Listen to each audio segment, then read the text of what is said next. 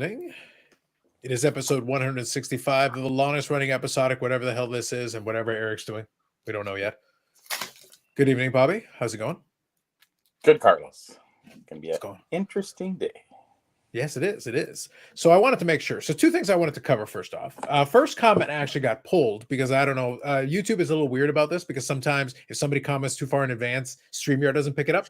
But I did screen capture. I wanted to make sure we at least acknowledge this first comment because this is the first one that came in earlier today from Hockey Cardboard. Anyone opened any of the new Winnie the Pooh cards yet? Oops. I mean the Bruins Centennial box sets. Facts. Make sure we acknowledge that one. Bob Jackson here said, going to be a little late tonight due to pyro commitment. I wish Eric well in his quest of wrenching. Facts. I'm still here. Eric, go wrench. Maybe you'll get one for Christmas. There you go. Thank you, Bob. Appreciate you. So if anybody noticed the thumbnail, I had actually modified it from the standard kind of garden variety one. I did throw in a little picture there of Harry S. Truman. By the way, the S stands for nothing. That was one of my favorite things. The S doesn't stand for anything. He added it. But it was him holding up the newspaper where it said Dewey defeats Truman. And that kind of plays into tonight's little story about Shohei Ohtani and the will he, won't he? Is he on the plane? Is he not on the plane? I literally sat there and watched the whole thing. And I'm like, for the love of all that is holy, guys, just let it play out. Like it's not that it's a big deal in the grand scheme of dominoes falling in baseball because a lot of teams are waiting for that decision to be made. And then they'll make moves based on that. So everybody's sitting there. Would you just make up your mind? Wherever, just do the thing. Sign wherever, and then we'll figure out the rest from there. But it's one of those things where all the Toronto folk got themselves all in a tizzy because one or two reporters decided to be very irresponsible, decided to throw it in there. Then people were stalking a plane, and I'm sitting there like, oh, for goodness sake. the jokes will never end. Although it was funny for me. One thing that I did get a kick out of that I hadn't thought of. I hadn't really realized it because the whole time I'm sitting there. Now it's not my money.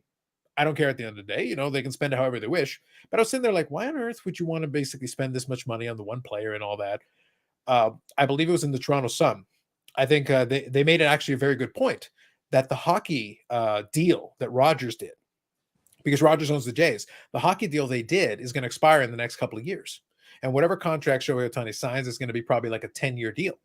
So it's one of those things where it's going to be probably upwards of $60 million a year, which is, you know, it's crazy. It's ridiculous. However, with that said, the Rogers deal this year is going to cost them $500 million is what this year of the deal is going to cost them.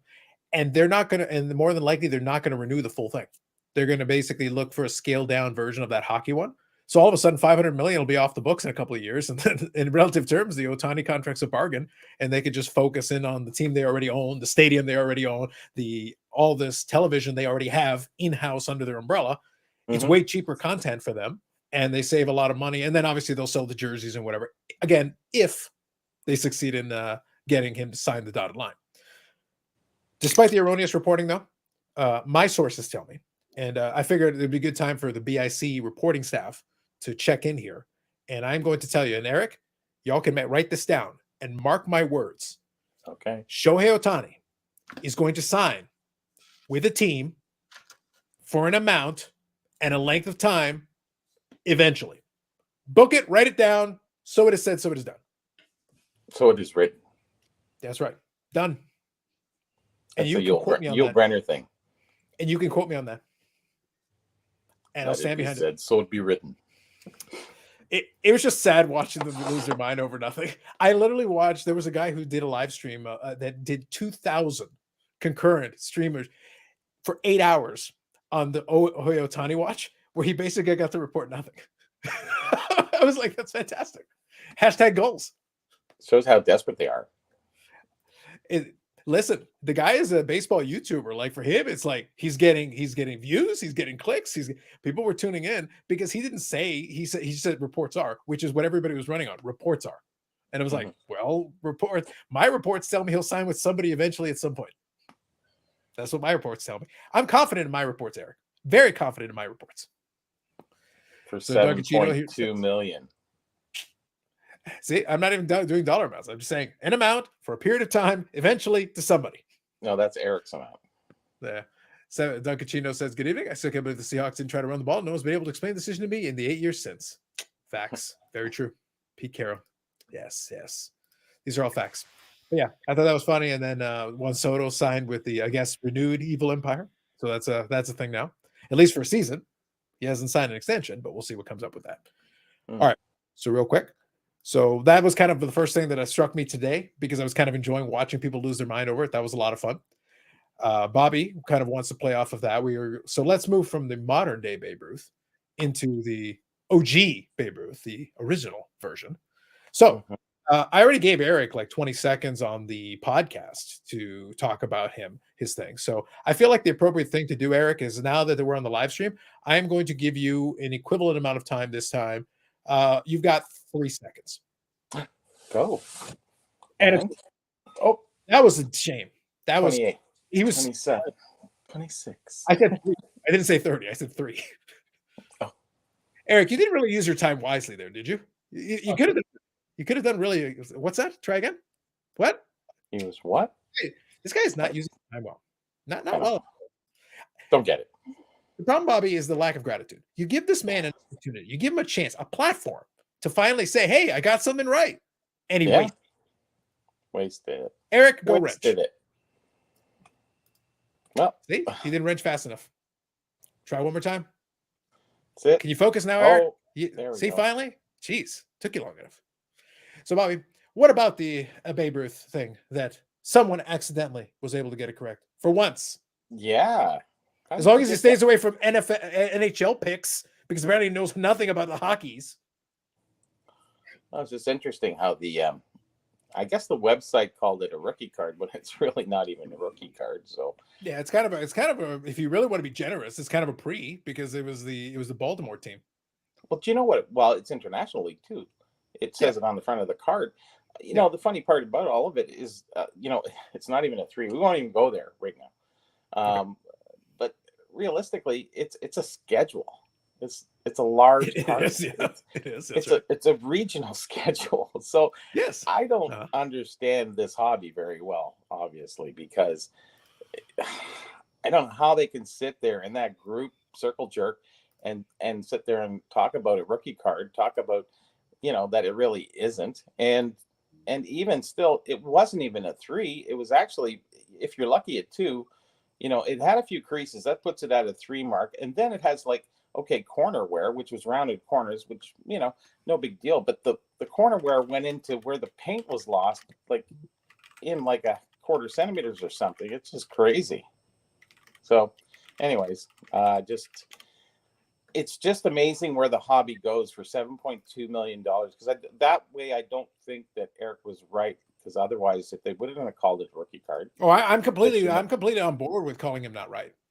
Yeah. I'm just saying, with everything that I'm saying, it's not a 3.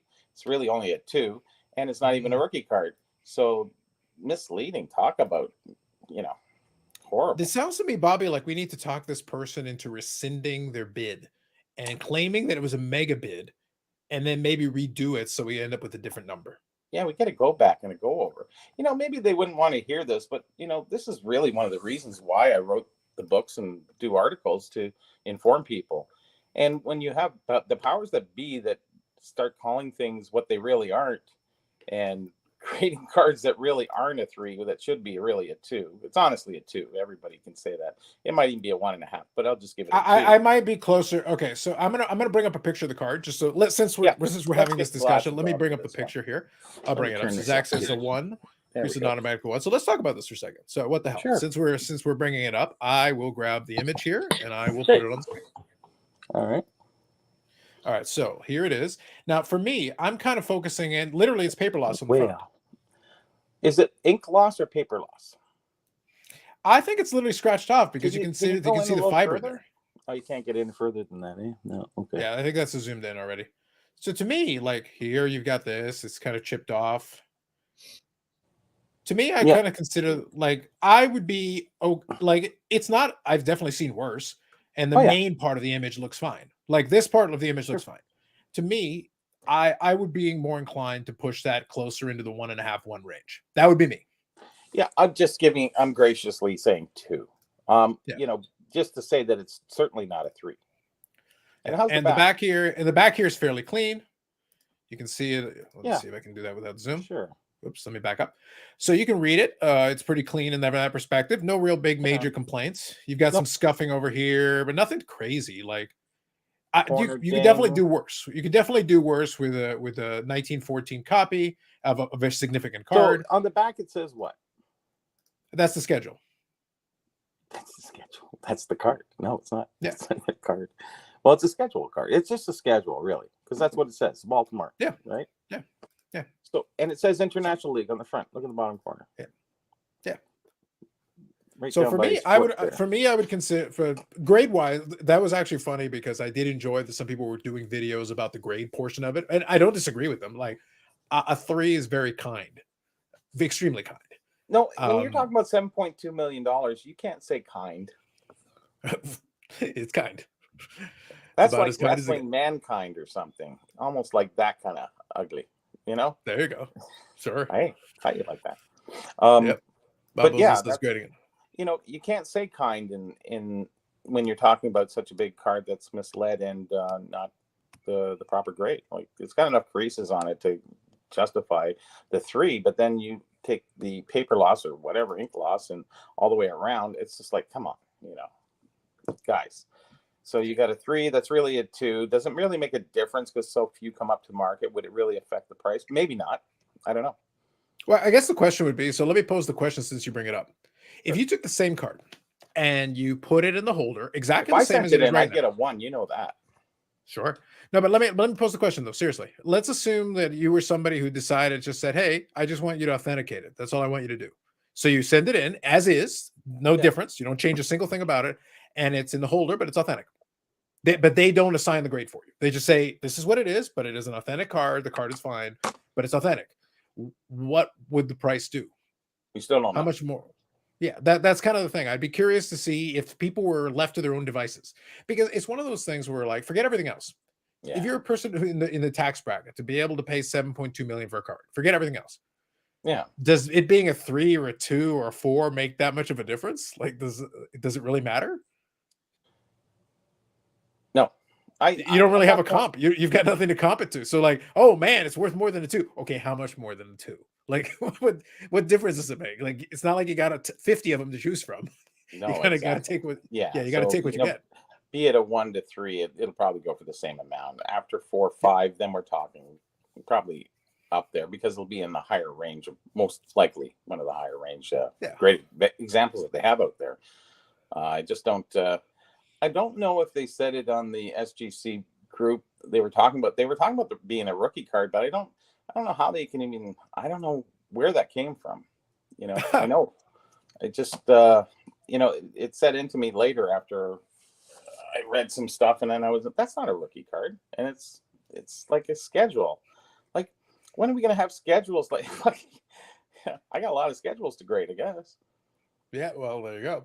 But I think it was funny. Look, here's how you have to take that piece there if you really think about it. That's why I had a little bit of fun with it when I did the video talking about the podcast. I said there is potential there for them to have it, and I'm glad that SGC Pete is having his moment there to be a host. I'm glad he's enjoying himself, and he's done very well to present himself in a way that a lot of people like him. And he'll say the right things, and he's very enthusiastic. He's energetic, which is actually really good. It's in stark contrast to a lot of the suits that we've got in the space who really don't give off. People don't enjoy them. Like they wouldn't have a very high Q rating. Let's put it that way. But the thing is that doesn't change the fact that you're still a young guy in your early 30s.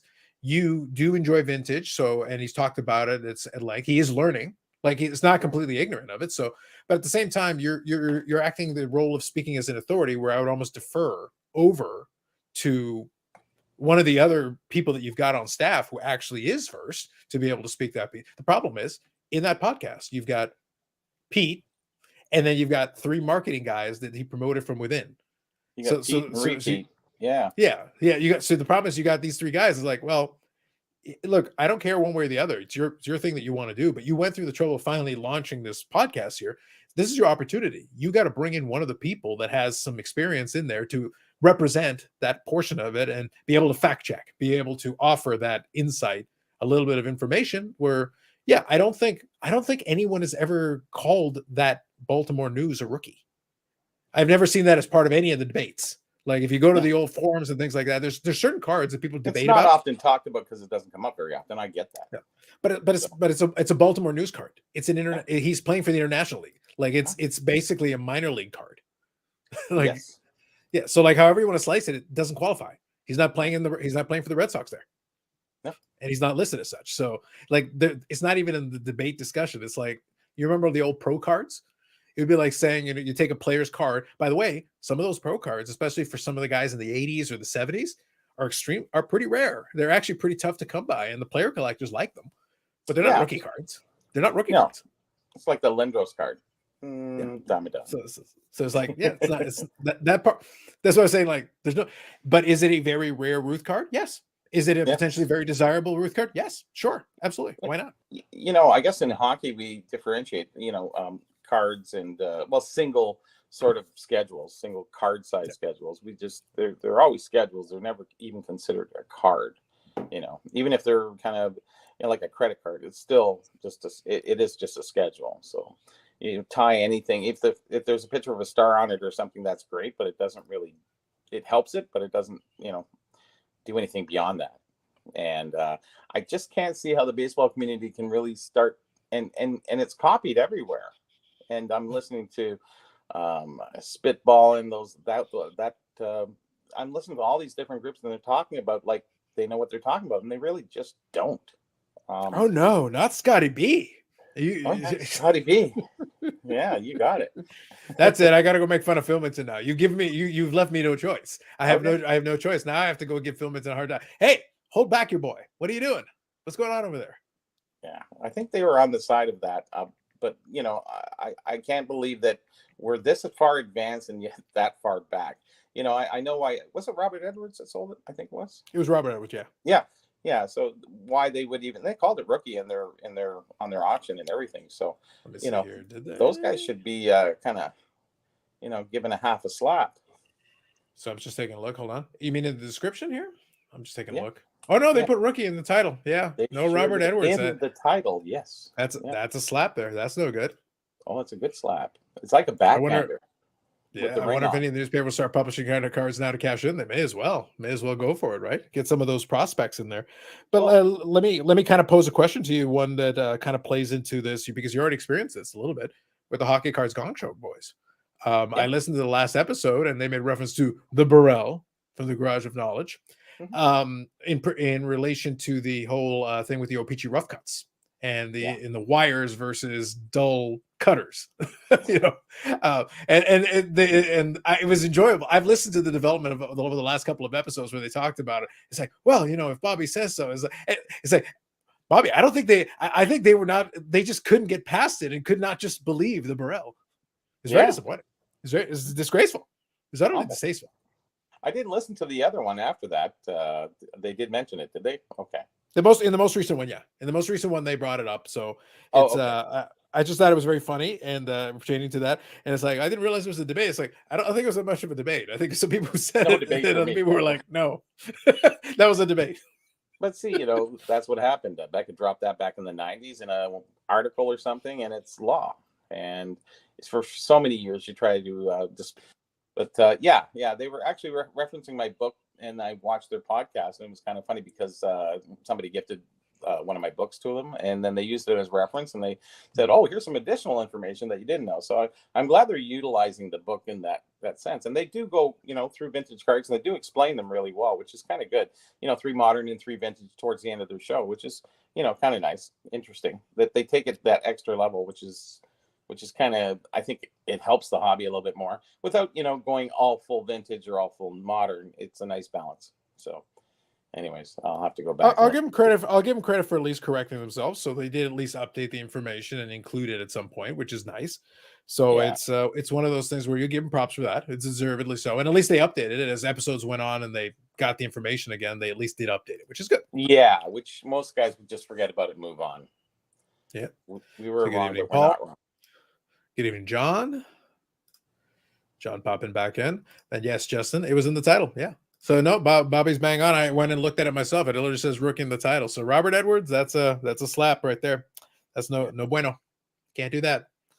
Eric, you can obviously. Oh, Yeah, clearly, yes. you Well, can. you can get 7.2 million for. Now, imagine Bobby if they had listed it correctly. I know it would have went for probably 2.7 million. Then Derek would still be right.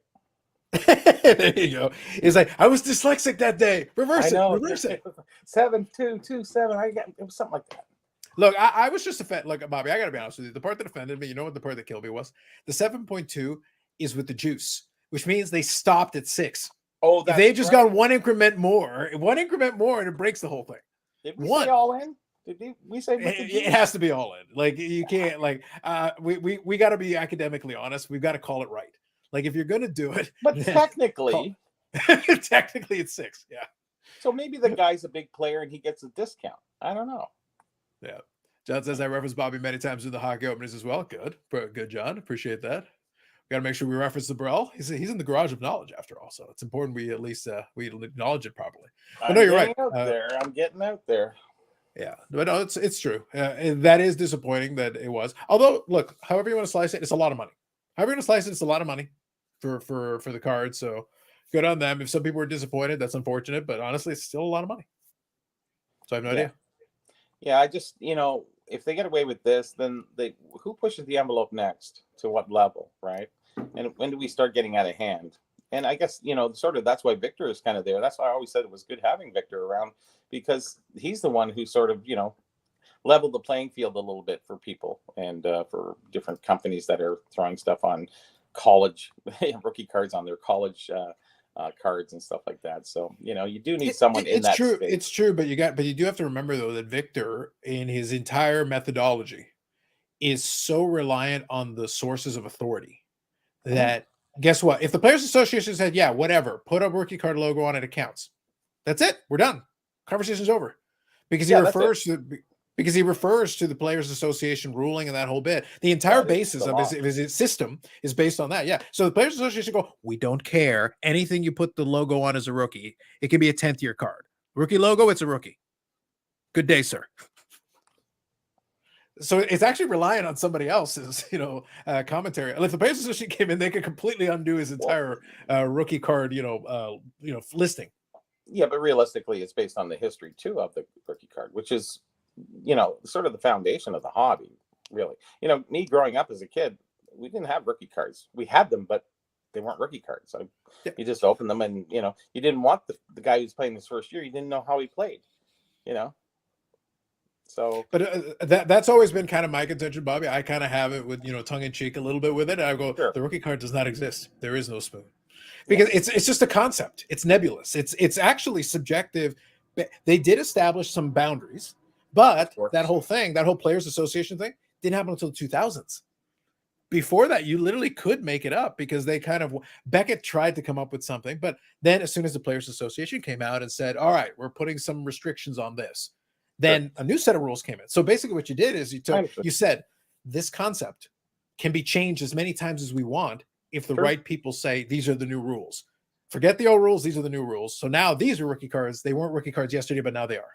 Well, things are different now too, and cards are made differently. Whereas the refractor, everything, and it's based on the value. Like I said, people who collect modern cards are collecting forward. We're collecting the past, which is for the vintage guys, and we go by the rules of the past, not by the rules going forward. If you want to change those rules, and I don't collect the cards, so that's fine. Go forward, change your rules. Good enough. Just let everybody know. That's all.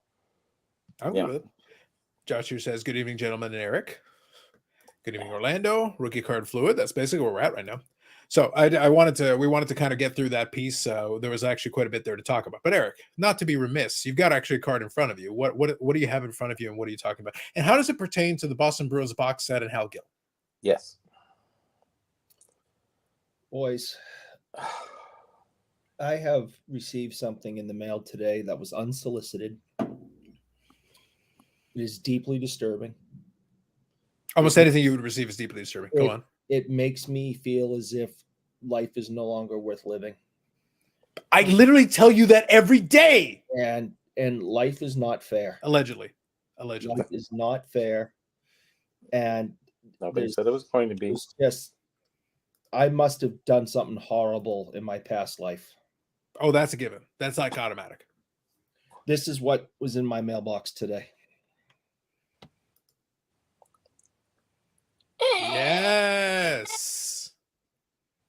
He couldn't even get SGCP to make it a 10. Come on. Hey, Where's the hashtag influencer privilege here, man? And he put it in what's formerly known as a slab strong. So we got Tim's SGC 95. Bobby, though, come on. You got to get a 10 on this. Hey, that survived though that fall. Thank God I know. he had one of Tim's strong. Well, they changed it now. Now it's under BCW, so now it's not called. If you bought it, like, it's going back to the rookie card. If you bought it when Tim owned the business, is it still slab strong or is it? Anyways. So now it is your new prized possession after the Hal Gill card. Yes, go on. Mm-hmm. I don't see how I can go on any longer. I think I want to leave the hobby. This is not a hobby I want to be a part of anymore. A hobby that does this, and the fact that it was sent to me unsolicited, I see as some type of threat somehow, kind of like a I probably was. Most people call them gifts. No, this can't possibly be that. This has to be like a horse head in the bed type situation. Whoa, going Godfather on us. Whew. Yeah, we could probably arrange for that. To be honest, we could probably have a horse head in a crumble cookie box, and that would be I don't like the direction this hobby has taken, and I think I need to step back a little bit because this just isn't right. Well, I seen that. It's a rookie card, Eric. Facts, Orlando. Facts. So now that we've established that, I want to make sure I cover this. If you are suffering the potential signs of hobby burnout, the key, I think, is to make sure that you are collecting something you enjoy. And a good place to do that is AMG Collectibles.ca. Yes. Friends of the channel, supporting the channel, supporting this live stream and the podcast that drops on Tuesdays. AMG Collectibles.ca and the AMG Collectibles YouTube channel, where you can hear the stylings of the collector of the people, Steve Potty, and rotating cast of characters, part of the store, discussing various matters related to the hobby and the store and what's going on that week. See, I wanted to smoothly transition into that. Eric, I didn't want to miss out on an opportunity. You know, your plight is like a perfect segue into making sure that we acknowledge AMG Collectibles. I'm sure AMG Collectibles would never, ever allow something so disturbing. The word you wanted was grotesque. It was like the perfect moment to say grotesque. Hideous. It would not allow something like that in their store. It's amazing the things we go through. Bob also said, when others experience hobby fatigue, they just appear on more YouTube videos. Facts, Bob. Facts.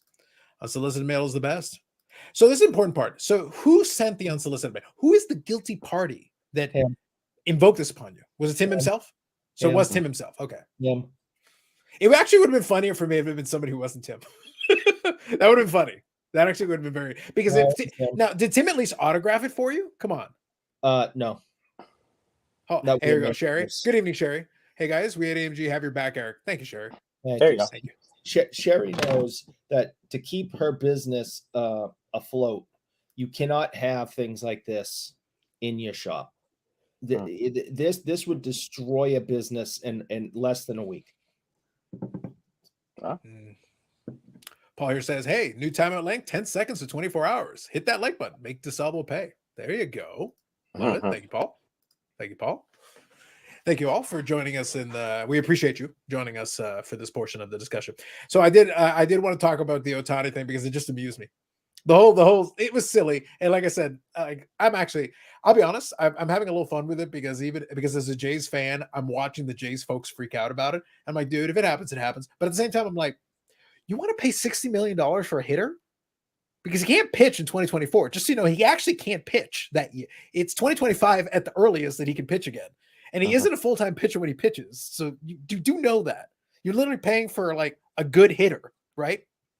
Yeah. Anyone? Bueller? Butts and seats. That's all they're thinking about is butts and seats. They don't really care about from the team standpoint. I totally get it. I 100% understand. And also, I made the point a second ago where that article enlightened me. I didn't realize, I didn't put two and two together and realize the end was coming as soon as it was. because Rogers, when they originally made that deal to get all the hockey under their umbrella, when they control so much of it, it was a 10-year deal. But I didn't realize we're on year 8 of the 10-year deal. So the end is coming. The end is nigh. Yeah. But the thing is, like, there's no way they ever made anywhere remotely close to the money on that deal. They paid so much for it. Billions and billions and billions. Let's be clear. Canada is a hockey hotbed, but you bought every single game. You control all the packages and everything. Here's the truth. In Southern Ontario, people will watch the Leafs. Mm-hmm. You try to sell them like a random game of like, Hockey Night in Canada worked because it was the Leafs game 99% of the time in the early game. And then they would throw Edmonton or Calgary or Vancouver in the later game. That's all it was. Hockey Night in Canada was the Leafs game generally and a late, Western hockey power, some kind of game happening. You try to throw them on like on City TV, you can watch the LA Kings and the Anaheim Ducks. Hello? Why didn't they draw? No one cares. Nope. They don't care. So it's like, wait, why aren't they watching? It's like, you paid $500 million for this shit? Yeah. Good luck. Yeah, you outbid everybody, but no, you mega bid. Now the good news is that Rogers mega bid and Don't did pay say for mega. It. They did but they did pay for it. They did follow through. They made the mega bid and did in fact have followed through. But what's going to happen is suddenly in 2 years, they're still going to have hockey on Sportsnet. Let's be clear about that. They're still going to have hockey, but they're going to scale it back. They're going to focus on the ones that'll actually make the money where they work. So all of a sudden, $500 million are off the books. All of a sudden, Ohtani, Eric, is a hashtag bargain. Yeah. Yeah, sure. You want 60 million, whatever. We were paying 500 million and we're bleeding money. Forget it. It'll be on their quarterly losses. It'll look better than the previous years, right? It will actually be an improvement. They would literally be yeah. a weight off their shoulders in a couple of years. So all of a sudden, that Ohtani contract's nothing to them. It's pennies. Yeah, actually, they can reverse it like the banks do. The banks lost, $4 million this quarter. Well, really, they're just down from $10 to $6 million from their last quarter. So they're still up, but down. Yeah. Bob Ozil here says it's almost like NBA free agency atmosphere waiting on Ohtani just to drop. It was for a moment there. Yeah. But tracking planes. That was the one that killed me. People were literally following a plane. They were like, we think Ohtani's on the plane. And they're literally, I'm sitting there like, people, stop it. He's getting the kosher lunch. Oh, no. He is not going to Canada. Now, listen.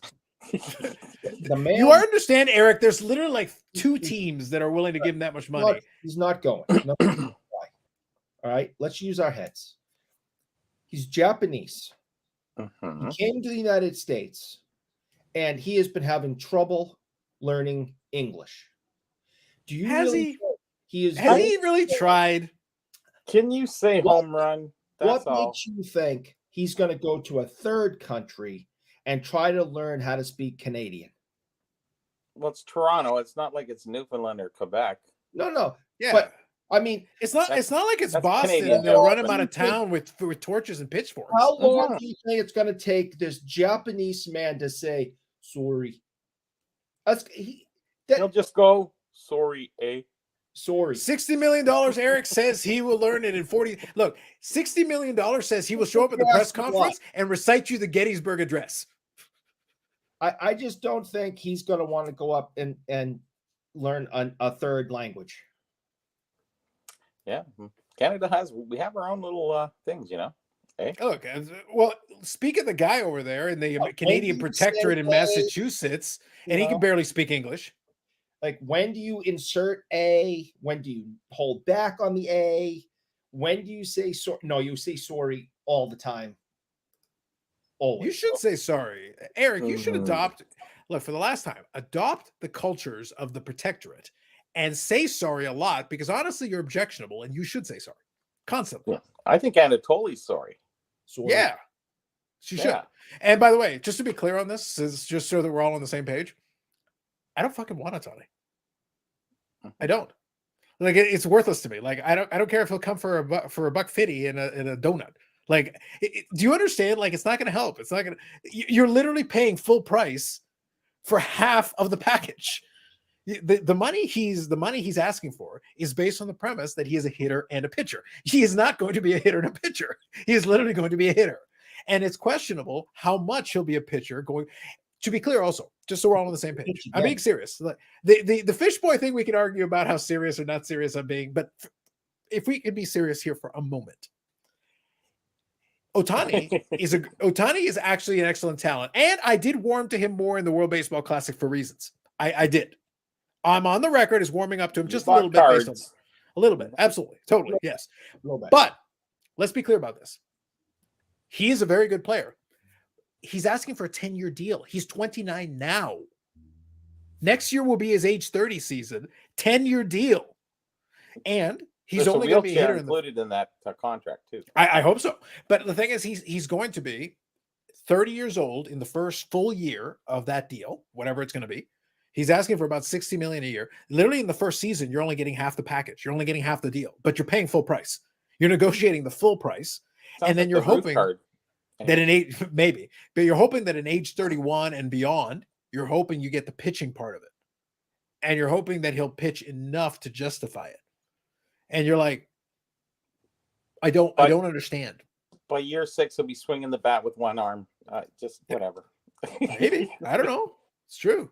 So I'm just posing the question. And here's the other angle of it. It's not my money. Rogers has plenty of money. They can spend, and I just gave you a good reason why, like, in all honesty, from their perspective, in a couple of years, they're not going to give a fuck about $60 million one way or the other. It's a drop in the bucket for them. They make money. They'll just raise rates like they always do anyway. They'll make the $60 million in 4 seconds. And by the way, if they did sign, they could sign it for $100 million a year. And guess what? They would still make it back on jersey sales. They would. Like they would make. They're spending $300 million on renovating the dome, just for the hell of it. Like they didn't really need to, but they decided they were going to do it anyway as part of whatever pitch.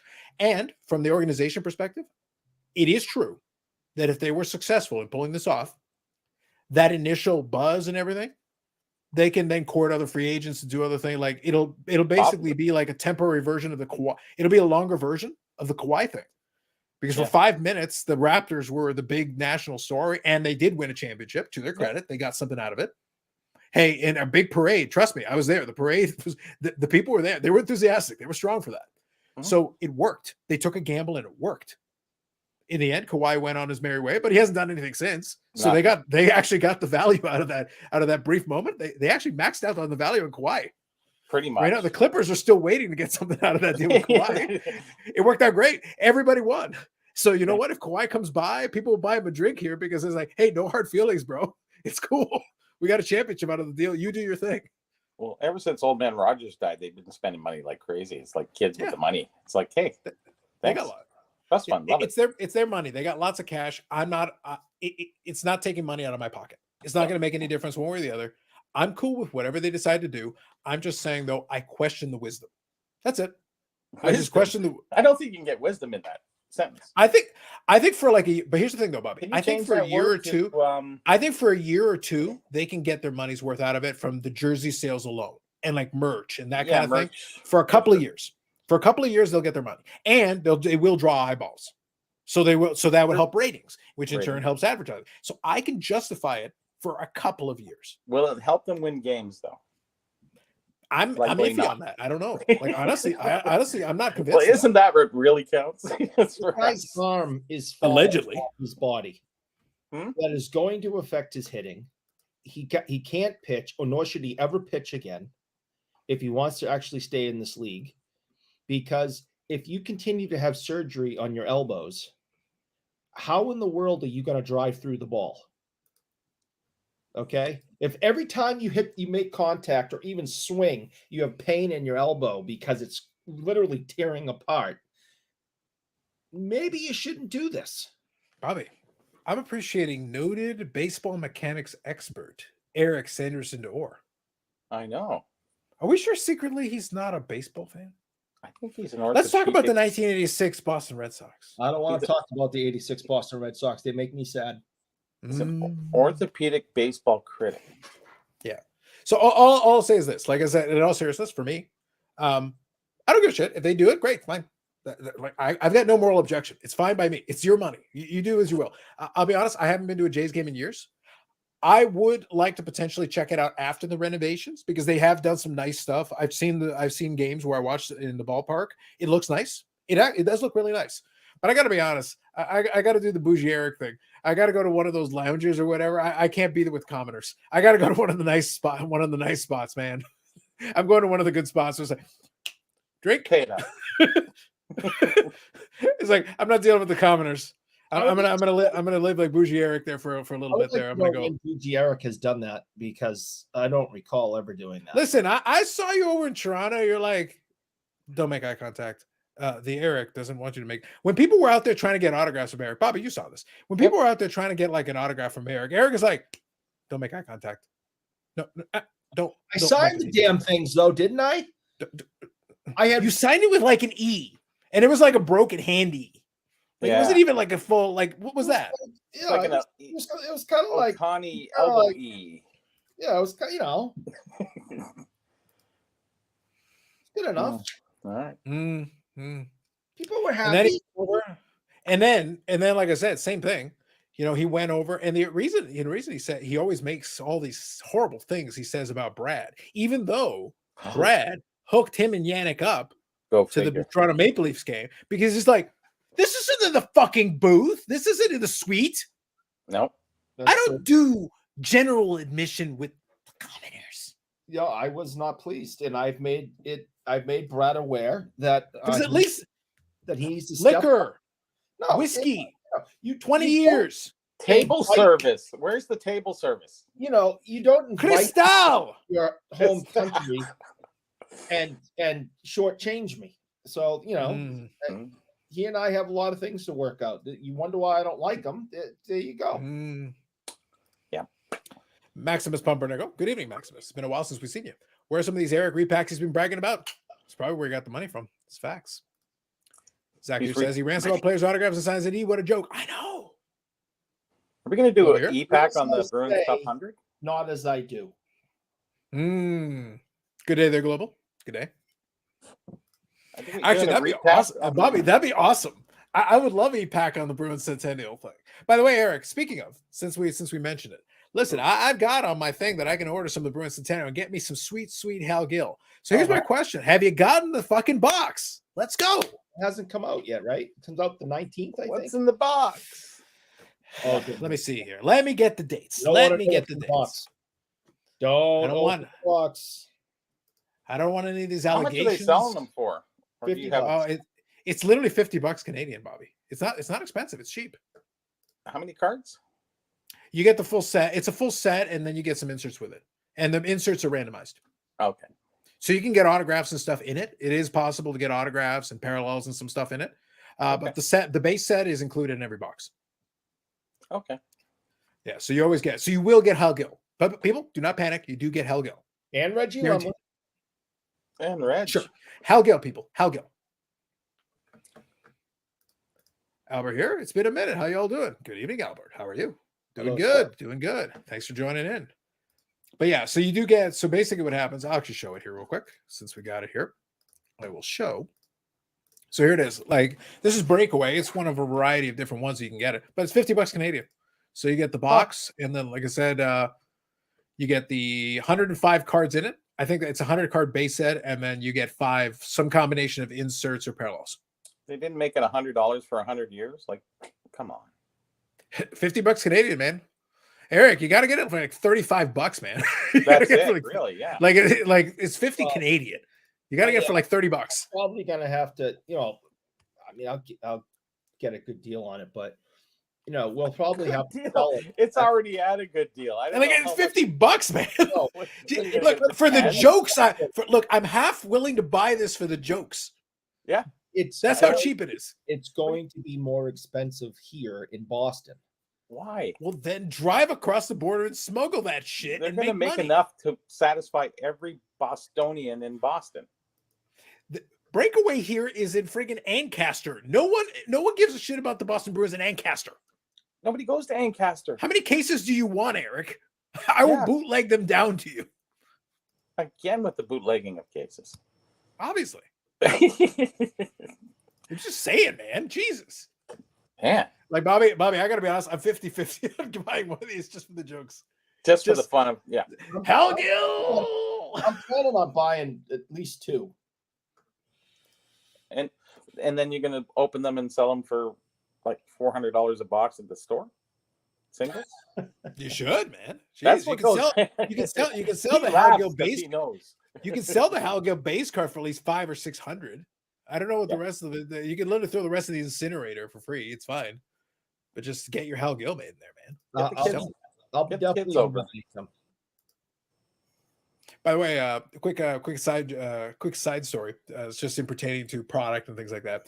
I was actually chatting with Brad briefly because we had talked about the whole AEW lure and everything, and I told him, yeah, I'll take a couple boxes and whatever. We were working that out, so I just shot him a quick message just to ask him, hey, because now we're in December, right? We're heading to the second week of December and everything, and I go, hey, holidays, let's make sure we beat the rush and everything. Turns out he sent it this week, and our friends at UPS delivered it. Didn't send me a notification, didn't leave me a slip, didn't leave me if I hadn't asked him and he didn't give me the tracking number, it's literally sitting at the UPS store down the street. Oh, I literally found that about it this afternoon. I was like, really? And it's there. It was there on the 5th. And I'm sitting there like, if I hadn't asked, it's basically until next week. And then like, I guess we'll return it. And I'm like, no one called, no one texted, and no one left a slip because the little, hey, go pick up your shit. Like I can literally walk down there and go get it. That's like my FedEx story. I said it could be at the convenience store again. At least it's at the UPS store. But the thing is, Eric, I didn't know it was at the UPS store at all. Like they're supposed to have like the contact info to like, or leave the slip on the door or something. Like I didn't see anything. There's nothing. So I was like, if I had not directly asked Brad and he hadn't given me the tracking number so that I could pull it up and see it, I was like, I would have no idea. Like he'd be like, so Brad, when are you sending? I was like, I said it. So now tomorrow I got to waltz over there and go, give me my shit. Give me this. Yeah, actually, I had the same problem with FedEx. I was waiting for a parcel coming up from St. Louis from my friend, and he put the wrong address on. He put number 9 instead of 95. So I said, okay, that's fine. So I called FedEx and I go, because they gave me notification, package was delivered. I said, okay, great. Went outside, no package. So I go back in. I call him. I go, okay, you say it's package is delivered, but it's not at my front door. Where is it? Yeah. Maybe it's at my old address, which is number 9, whatever. And they go, no, it's not that address. I said, so if it's not here, where is it? We can't tell you that. It's just like, well, you delivered it somewhere. So what happened? I drove around figuring, just kind of sitting there going, okay, I'm at 95. Maybe they delivered it to number 9. Let's just go have a look. So I drive around, and it's really a weird street. When you go to the other side of our street splits in two between a main street. And on the other side, it's half residential, half semi-commercial, like car repair shop, like little, kind of places like that. So I'm looking for number 9. There's no number 9. It does the skips. Bing, bing, bing, bing. Yeah. So I drove by, and then I would look for number 9, and I couldn't find it. So anyway, went into one of the shops. They go, no, it's not there. So I said, okay, fine. So I went back. I had to go to the post office. Went to the post office. I'm all flustered. Forgot my wallet. I had to come back. It was just one of those days. So on the way back, I came back, and I drove by that street again, and I went, okay, and it's at number 5. So not only did FedEx not deliver it to number 9, they delivered it to number 5, and it should have been 95 anyways. It's just like the weirdest thing, and she goes, well, I could have called them back and say, hey, listen, you could deliver it to number 5 instead of number 9. You guys wouldn't tell me, but I'm telling you. Yeah. Man. They've been weird. I'll be honest though, in thinking about it after I had a conversation, after I quickly went back and forth with them, I go, I bet this is like karmic balancing of the other delivery this week that actually worked out, that almost gave me a heart attack. Canada Post is notorious for not knocking, not doing anything. They'll like come ninja style and leave the slip and like, and it'll literally be like, and my desk is literally, there's a window in front here and my door is right there. I can literally, like, all you got to do is just knock on the door. I will come in and grab whatever. I actually recorded a mail day that will drop on the channel tomorrow morning. So it is already recorded and everything. It will drop on the channel tomorrow morning. I was not expecting another mail day this week. So I said, so I got to knock on the door. I was like, okay. I was at the desk, so I got to knock on the door. I go and open the door. It's the mail guy. So he goes, hey, one of these things needs duty. And I'm sitting there like, you guys have never actually asked me to pay the duty at the door. Ever. I was like, don't move. So I let it go get my credit card so I can pay for the damn thing. But they always leave the stupid slip, so I have to go to the post office and deal with all that bullshit. It's like, I'm like, don't move. I let it go get my card. I pay for it. And then he goes, oh, yeah, here, I got this other thing for you. Okay, great. And he goes, actually, I left one more in the mailbox. I'm like, you delivered all my shit and actually collected the duty in one visit? Oh, my. Wow. Oh, my God. It has never happened. You should have made a video about that. My mind was blown. I was like, it was done. It's over. I can't. Like, I don't even know what to do right now. So why did maybe you get duty through the post office? Because one of the packages was actually the vintage card dealer that I buy from. So they declared all their stuff and they charged me. Yeah, and they charged me duty on it. Really? Bobby, I told you we've already discussed this. You are in the nether realm. If you come over here, they'll charge you duty on just breathing. Probably you get charged duty because at some point it was in the air circulated somewhere in the United States, so you'll get charged 13% on that plus the handling fee. Seems fair. Oh, the duty officer fee, you mean? Oh yes, but literally it's on there. Like they've got the $9.95 handling fee plus taxes. They're nice enough to charge me the full thing, which is great. Nice. Yeah, I've never gotten charged duty from Canada Post ever. Every single time. But wow. Yeah. No exceptions. Zero exceptions. In fact, that thought you just had, we're going to get charged duty on that. I'll be getting the invoice Monday. Then again, I always get my stuff shipped to, who, for the most part. Yeah. I was like, I was so shocked. I was mortified. I was like, I can't believe you actually knocked the door. It's like, this guy must be new. He's going to get fired. They're not allowed to do that. You got to make him go to the post office so he can pay. You got to make him go to the post office so he can pay. First and last day. Good for him. Yeah. So he'll go back to the post office and I'll go, what are you doing making us look bad? Don't do that. Don't knock on people's doors. What are you kidding? You sneak in and you put the slip in and then you take off, even though you got the parcel. It never what's funny is there were only a handful of items left. But what's funny is that I titled it as such. I actually think that's going to be my last mail day for eBay type stuff this year, because the rest of the stuff that's going to pop. Well, because I could technically ask for ship my cards order if I wanted to, but I'm like, I'm going to let I already just did one, and I'm going to let it pile up into January. Yeah. I'll do it next month, and ComC would take over a month, so that's not happening. So it's one of those things where like, no, I think that's it for like new stuff this year. So that means that I'll actually be able to start recording the year end, like my favorite pickups of the year and stuff like that, because basically I'm done, because I went and checked. I was going, is there anything else being sent to my Canadian address? And I think that's it. So I think I'm done officially for mail this year, which makes it easy. Okay, great. Then I just record the videos and we're shooting good to go. Blue Jay Tonic card comes up on eBay or something. Whoo, man! let me go over there and hit the. They're already in the making. Let me go hit the mega bid. Let's go. Yeah, I'm not into that one. I'm sorry. Look. Even if the guy signs, I'm sorry. No, I'm not changing any of my plans for any of it. I do want to check out the renovations, but if I do, I'll probably just save up and get the nicer ticket. If I do end up going, it'll be for the nicer. I'm not doing the regular ticket. Zach Pierce says, worked at USPS for a short time. So many stories. Workers mess up daily. Managers don't care because no one wants the job. Yeah, it's fair. I get it. Willis says, good day, Global. Nice. Good evening, Will. I knew a mailman that would fill out the slip in the office and not even take the box. Yeah, that's what I'm actually used to. That's why when he knocked on the door and actually asked me to pay the duty, I'm like, don't move. I have no problem doing that, but it's like I wasn't expecting it. The last thing in the world I was actually expecting was a knock on the door to actually ask for the duty. I was like, dude, I'll pay it right now. No problem. Sure. It saves me a trip to the post office. Crazy. So let me shift over to this. We'll talk on this a little bit. By the way, Chad, if there's something specific you want to chat about, go for it. Just let me know. But I can talk on this for a little bit. Since the Juan Soto news dropped, and I'm actually wearing the San Diego jersey a little bit here, but I've got the Packers scarf on too. So I got a couple layers going. But the thing is that since the Soto news fell, I've been selling Soto cards, man. Really? They've been going. Oh yeah, it's been good. I've been getting some nice offers on a couple of them. It's actually been not really nice. I'm like, all right. I didn't want to necessarily move off this one, but now I'm getting, I pretty much got my money back on a couple of the ones that I'm like, yeah, these need to go. So I've been getting some offers. It's been The good. jersey cards, does that really affect it when they change teams? Not really, because I think, and this would be a fair point to ask.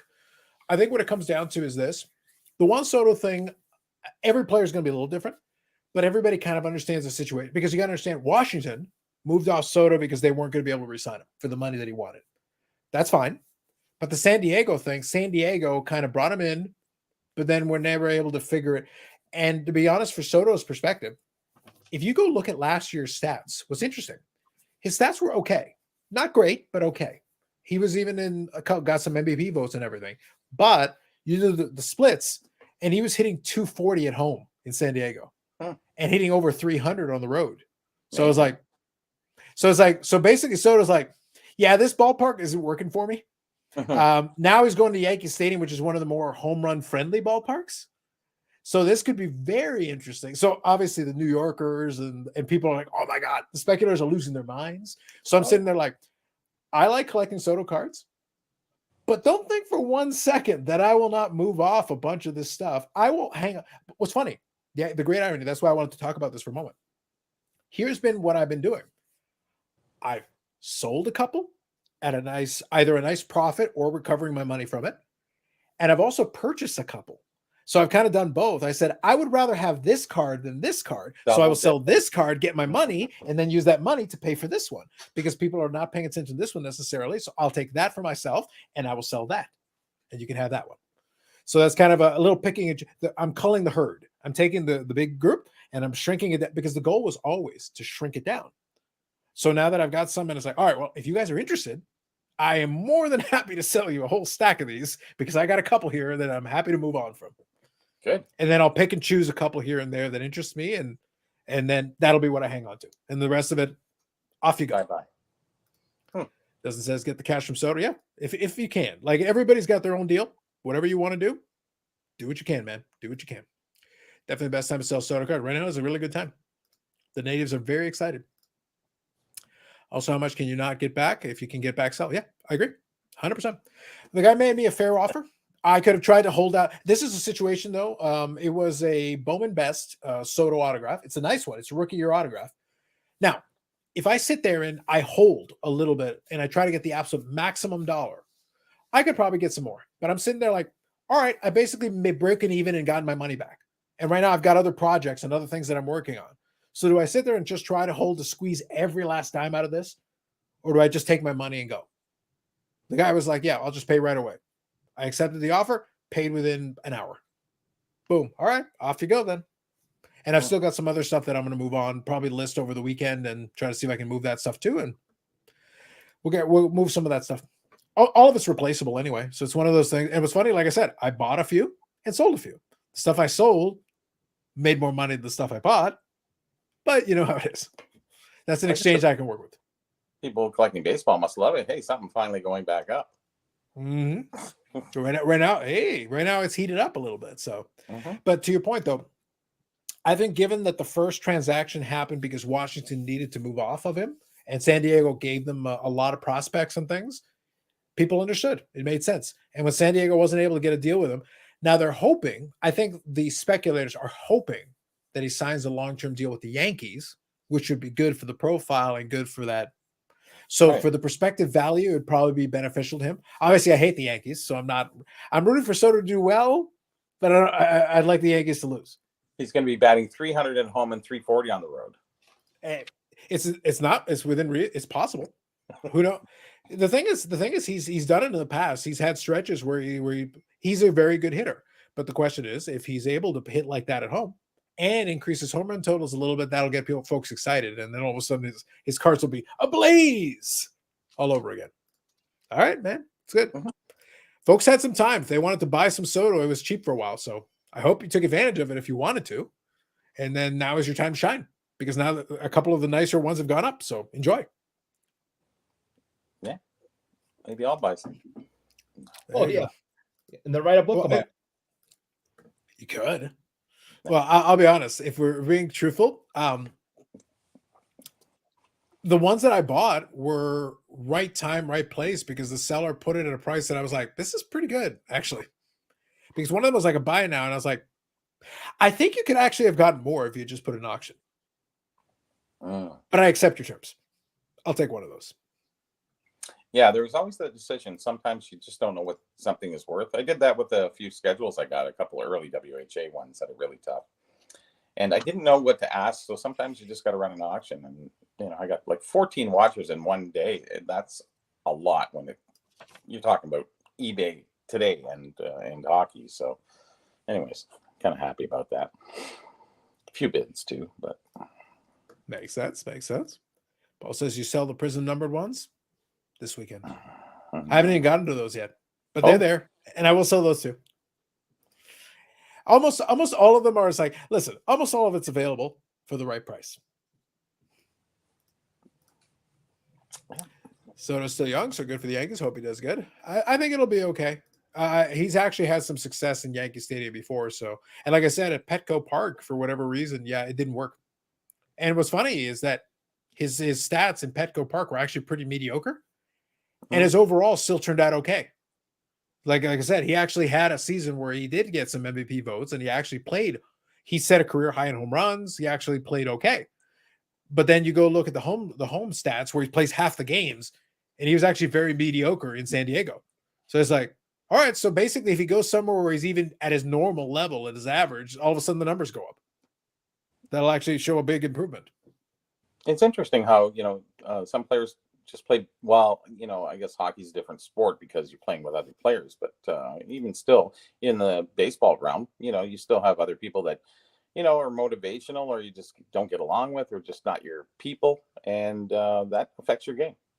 So, well, the other thing though, like one thing that baseball has that a lot of the other sports don't have is that you can have different dimensions in the stadiums. So like if you go to hockey and you go, the hockey arena is the hockey arena. This is the length, this is the width, maybe some of them have better ice than others, but for the most part, it's standardized. Yeah.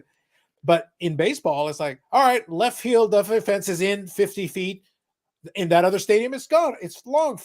That makes no sense when you're talking about baseball records. So if a guy's playing home games and he's batting 400, because it's another 100 feet in on the left side, so everyone's cranking over. It's like the Green Monster. It's hard getting it over there. You don't want to be that's your home arena, and you're hitting right through center field. Forget it, right? But on the other hand, Bobby, if you're a contact hitter, bouncing it off the wall is a great way to get a ton of hits too. Yeah. So it depends on your game. If your game is rife where it benefits from it, you can just keep bouncing stuff off the wall and get a ton of hits that way. If that's your game. Yeah, that's a single or double you might get off of that because it's going so far, right? You never get a triple out of hitting that Green Monster, I don't think. Well, unless you bounce it the right way in the field, doesn't know how to handle the bounce. One of those fumble, If it hits the scoreboard at the bottom, the ball could end up anywhere. Yeah, true. It's thrown a lot of people for a curve over the years. They don't know how to play off of it. Or you get one of those bloopers. Yeah. The point is there are some good players. So this would be the way that I would put it. Soto's game has been that he's a line drive hitter who can hit to all fields. So he can hit the ball the other way, which is to his benefit in a lot of places. Yeah. At Yankee Stadium, though, if he pulls it, it's actually very beneficial because he's got the short fence there. So it's a situation where if he pulls it, he can hit a lot of home runs very easily just because it's short. But at the same time, if he hits it the other way, there are things he can do with his game that could actually benefit the state. But since every stadium's got its own unique configuration, this one is facing in this way towards the wind, against the wind, whatever. Each one is its own unique challenge. So if you're the right kind of hitter for the right kind of ballpark, all of a sudden it plays in your favor. Sure. So we'll see if that works out. Paul says, right, it's the Yankees team curse the last 10 years. We'll see. I don't think it fixes the problems that the Yankees have, but the Yankees are competitive. If nothing else, they're generally a competitive team. And if they say, okay, we'll re-sign Soto for long term, we've got all these other players. And then for them, if they fix their pitching, basically, then they're a contender again. That's all it would take. The pitching is going to be the thing for them. But that's with a lot of teams. But look, if you can get a generational talent or somebody's really good, you kind of take them because then it's like, all right, we've got other deficiencies, but but we're also the Yankees. We have a lot of money, so we can throw money at that problem too. It's at the end of every sentence that they have, we're the Yankees. That's all they have to say at the end of every sentence, and it'll save them. But we're the Yankees. Yeah, but we're the Yankees. It is an option they have. I'll put it this way though, like talking about bringing the sports card thing though, for the speculators, this is the best thing that could happen because there are a few teams that could get the cachet that would give an instantaneous boost to that market. That helps. It needs it. It's pretty much the only section of that market that's gotten a boost.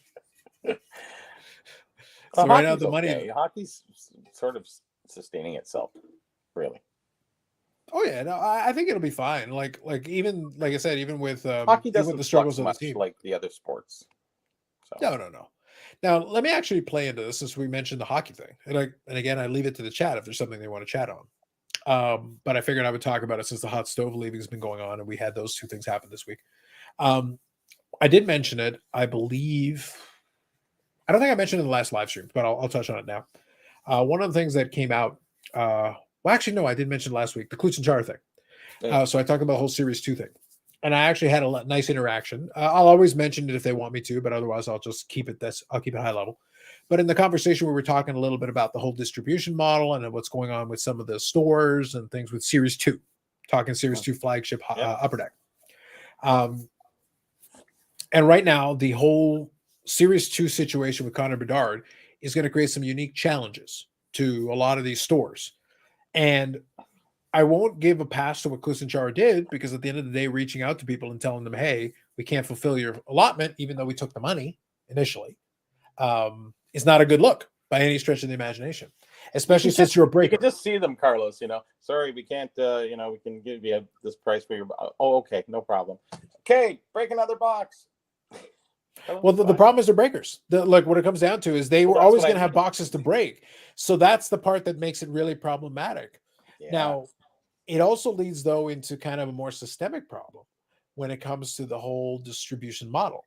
Fanatics is going to kind of do away with that from their perspective. We're talking baseball with them. And then any other sports they take on, football and basketball eventually. So that's coming. But for now, the hockey thing with Upper Deck, it's Upper Deck to distributors to whoever. Because I don't think Upper Deck has too many direct connections. They might have a couple. I forget. But I think they do. In Canada, they do a lot of business through Grosvenor, and they do business through Universal. Those are kind of our two big distribution hubs. US, they had GTS, and obviously Fanatics has started to cut them off. So that's been its own thing. But Universal and Grosvenor, and we've talked about it, we've alluded to it in the past a little bit, but we know that we exist in the world where the distribution model is flawed. Because if you think about it, it's this weird game. Because the manufacturer says, distributors, you want the stuff, you have to buy X. As a result, Upper Deck has sold their product. So what happens after that is really Upper Deck's problem, technically. Just using them as an example, but it's the same principle. So technically, they've sold the product. They didn't maximize every penny, but they still got their money sold out effectively. Okay, great. Plus, they've got e-pack stuff down the road and other revenue streams that are going to come from that. Isn't it funny looking back that O-Pee-Chee and Topps used to take the product back? The big black X mark slashes. Yeah, those are returned back to the manufacturer, and then they would do a big wholesale deal up to somebody, but then they would slash them so they couldn't do any returns or anything again with them. There should be no takey backsies. There should be no takey backsies now. That's right. And O-Pee-Chee is the same thing. They used to take product back. If they couldn't sell it out the back door, they would just throw it in the garbage. But they could get away with it then. Now it's a total different marketplace for that. It's hey, you got to take our product or you're getting nothing. It's like, shoes on the other foot now, right? Now, the next piece is going to be this, though. So we've got the other side of it. So Upper Deck has sold the product to the distributor. I understand why it's useful to them, because realistically, it's a hell of a lot less work to send some truckloads worth to one or two distributors, have them handle their business, and then it's up to you to figure out how to deal with it from there. But then another step down the chain. So now the distributor's got this product, and they're like, okay, so we know this product sells really well. This product sells really well. This product doesn't sell so well. They go down to the card shops and they say, yeah, okay, so we got, Series 1, Series 2. We know you can sell this. This is a really easy product to sell. However, if you want this, you got to take AW Allure. You got to take CFL. And they're like, no, Upper Deck. Sorry, Universal or Grousner. No. And they're like, no, I can't move that. I can't even give it away to Eric. He can't even use it to hold up. He can't even use it to hold down his chocolate sticks. There's nothing. And it just sits there. But you have to take it, because if you don't, then you get your allocation of Series 1 and Series 2 cut. You get your allocation of the cup gets cut. And those ones you can make money on. So you have to take these other ones in order to make it work. Yes. That's a lot of power in the third party there. I don't think I'd like that. It's one of those things where, like, I do know some folks on the distribution side of things, but I'm not going to be nice about this. It's basically extortion. It's basically it would be a shame. It's not basically. Eric, it would be a real shame if suddenly we didn't have Series 2 cases for you. It's not basically. It's extortion. Look, Eric, I'm trying to be. I'm playing the alleged game here. I'm trying to be nice. Trying to play the alleged game. That's you, and you should play that because your name's on the show, and you should be that. My name is nowhere on the show, and I say it's highway robbery. Yeah. So it's one of those things where, like, if the distributors get to literally play that conversation, like, obviously they'll never phrase it like that, but what it really comes down to is, if you read between the lines, the subtext is, it would be a real shame if we didn't have our full allocation of Series 2 for you. But I bet we could find some in the back if you take the CFL from us. But if you're a large player, they still have to get rid of that other product too. So you don't want to then what are they going to do, right? The card shops don't, out of the totem pole, the card shops have the least amount of power. The card shops have the least amount of power. Can they not play themselves between Grousner and Universal? I don't think at this point, between the two of them, like, I won't say they're colluding, but they're, and again, I'm literally not saying this, so we're all clear. I'm not saying this. Okay. But have you ever wondered why gas stations are competing, but they're not competing? Yes.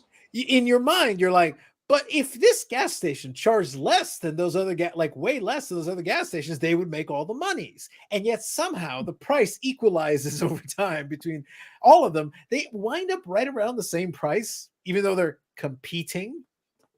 Isn't that weird? Isn't that strange? Well, I remember a guy asked me, I think it was at Petro Canada. He goes, how much is the Shell down the street? And I said, what do you want to know for? He goes, I'm just trying to, gotta adjust my price. I'm going, really? That's what you guys do? They just play that game. The only people who really win are the independents. They usually are a few cents cheaper always. Yeah. But then you don't know if you're going to get gas tank through the water, and but Bobby, but that in a nutshell is the point. That like I said, at the end of the day, I always balance it out. I try my best, but I'll also kind of say, if you read between the lines of what I'm saying, you'll get the point. Like, I've always found it to be very interesting the way that the distribution model is. It kind of makes me laugh because at the same time, it's like, y'all know that the entire game is being, and I have the good fortune that now I have friends and associations who are able to show me what they see from the perspective of what the distributor gives them in terms of pricing. And then people are like, oh, why is it this price? It's like, well, you got to understand, by the time you, the consumer, are buying it from the card shop, Upper Deck or Fanatics or whoever had a price. If they went through a distributor, now this is hand number 2. They're going to tack on something. And then by the time you get to the card shop, this is hand number 3. Yeah, exactly. If they want to have any margin at all, even a small margin, they've got to go above.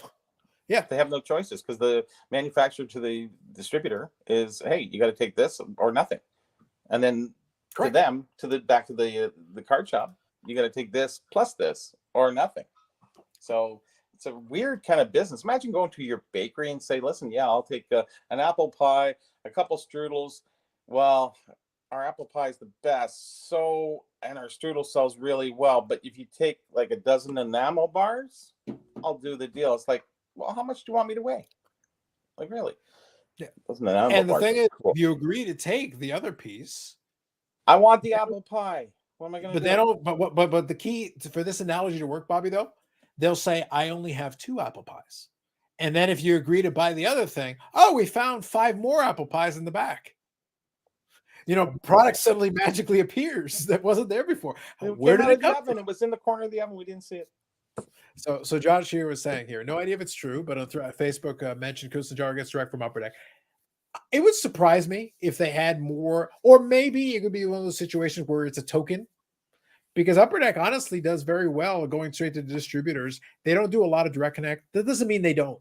Like they definitely can, but Yeah, sure. the allocation on that wouldn't be as much as what the distributor has available to them. And don't forget, Klutz and Chara does box breaks and sells it to you. So it could be a situation where They're maybe getting for the the box skid breaks, themselves, right? yeah, maybe for the box breaks, they buy direct and then they get the best price for the box breaks, maximum margin. Yes. And then from the distributor, they get the rest of their stuff that they sell to you. So it could be a combo of the two. Yeah. Or they could, actually charge you the mid difference between the two. Yeah. And that's how they end up with the cheapest prices. And because I heard about that, like, how are they selling it that cheap? It's like, oh, well, that's probably a good reason why, what you just said. Yeah. But just imagine, like I said, I'm not sitting here. That's why I was joking. It's like, I'm not reporting because I don't have the numbers. I can't pull up the numbers for you. There are certain things that I get a little bit of insight. I get a little visibility into, so I can speak to certain things and be specific on that. But the rest of it is like, it's an educated guess. It's an educated guess based on like information that I do see that is in front of me. And I'm like, the margins on certain products are so low, they're laughable. If you're the car shop, you're outlaying all this cash. And what happens?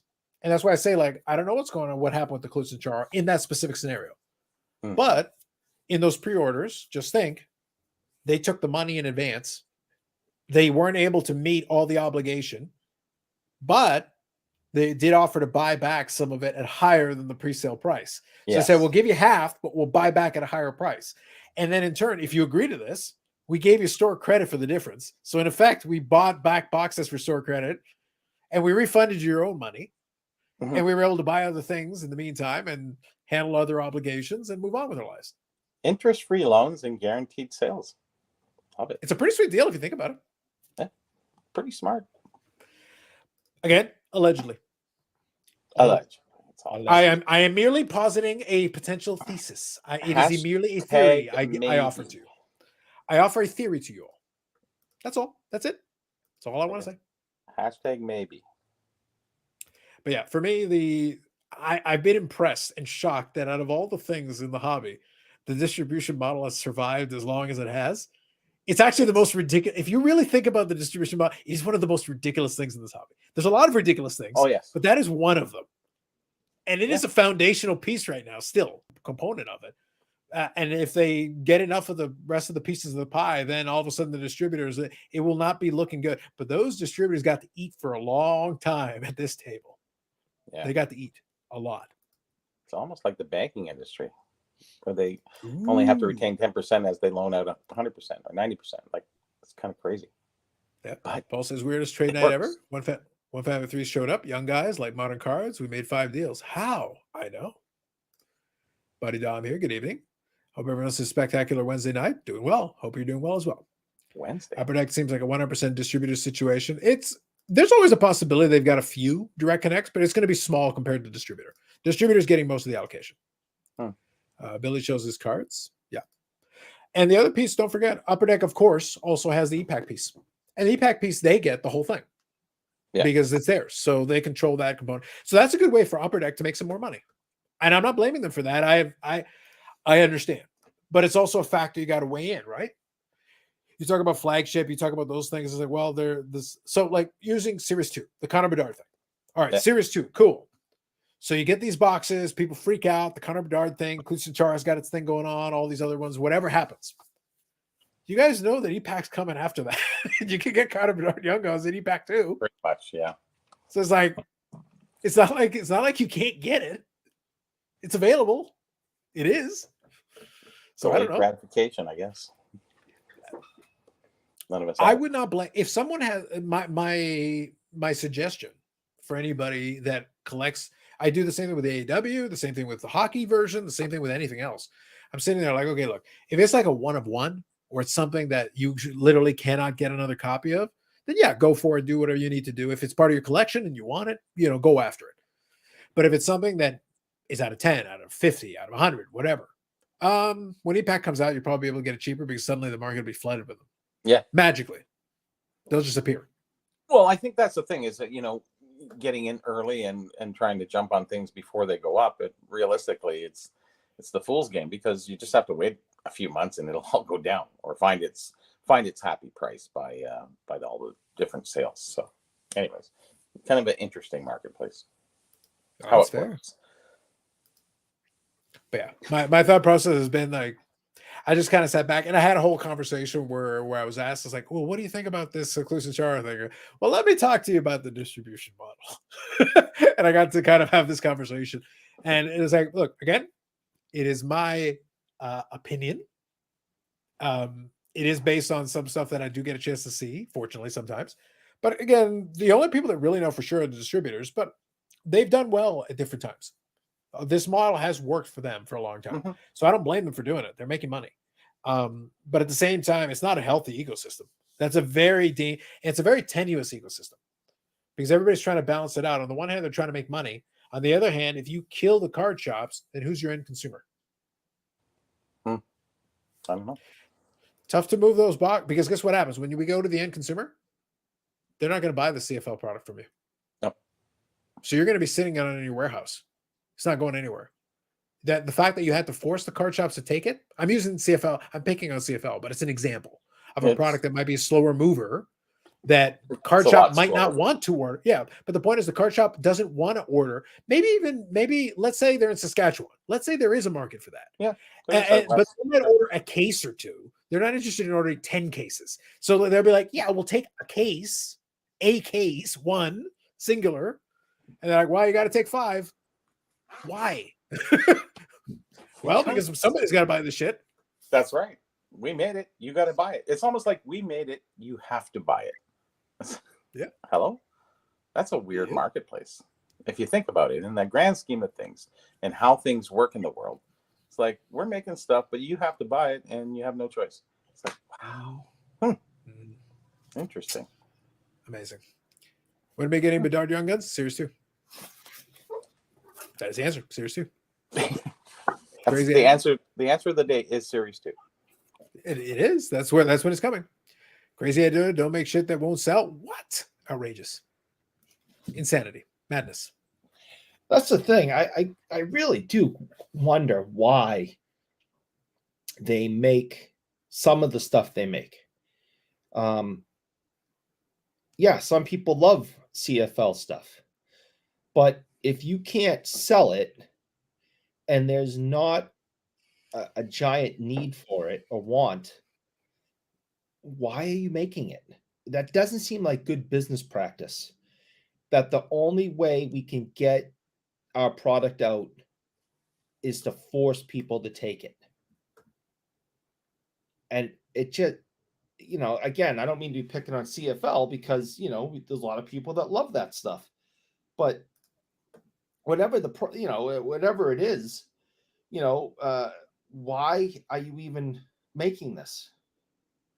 Why are you making, water buffalo cards? If just because there's 20 people in, the Midwest that like water buffalo cards, why are you making thousands and thousands and thousands of boxes and forcing everyone else to buy them? So they get dusty, and they go in the the $5 bin at the end of the year, and you still can't get rid of them. It just doesn't seem like good business to make things that aren't desirable. So I could say this as a joke to be mean, but I'm not going to. You can do it if you want. Boston Bruins card, Bruins Centennial boxes, blah, blah, blah, blah. But the thing is, the Bruins Centennial box is a perfect example of what you're talking about. Yeah. I just showed you a picture of breakaway sports cards. If I sold it in Boston or in Massachusetts, it makes a lot of sense. Tell me where in Ancaster, Ontario, the people are clamoring for a Boston Bruins Centennial box. I think that if you make this in small numbers, Bruins fans are going to want it. If you are just making an crazy amount of this stuff, Not But everybody. the question is, what's a crazy amount, Eric? What is a crazy amount is dependent on demand. Well, See, exactly. I'm saying it. I said it partially in jest, but I'm also serious. Here's the question: is there people that are interested in buying a Boston Bruins Centennial box set? The answer is yes. How many are there? How Right. many would they buy? I don't know the answer to that question.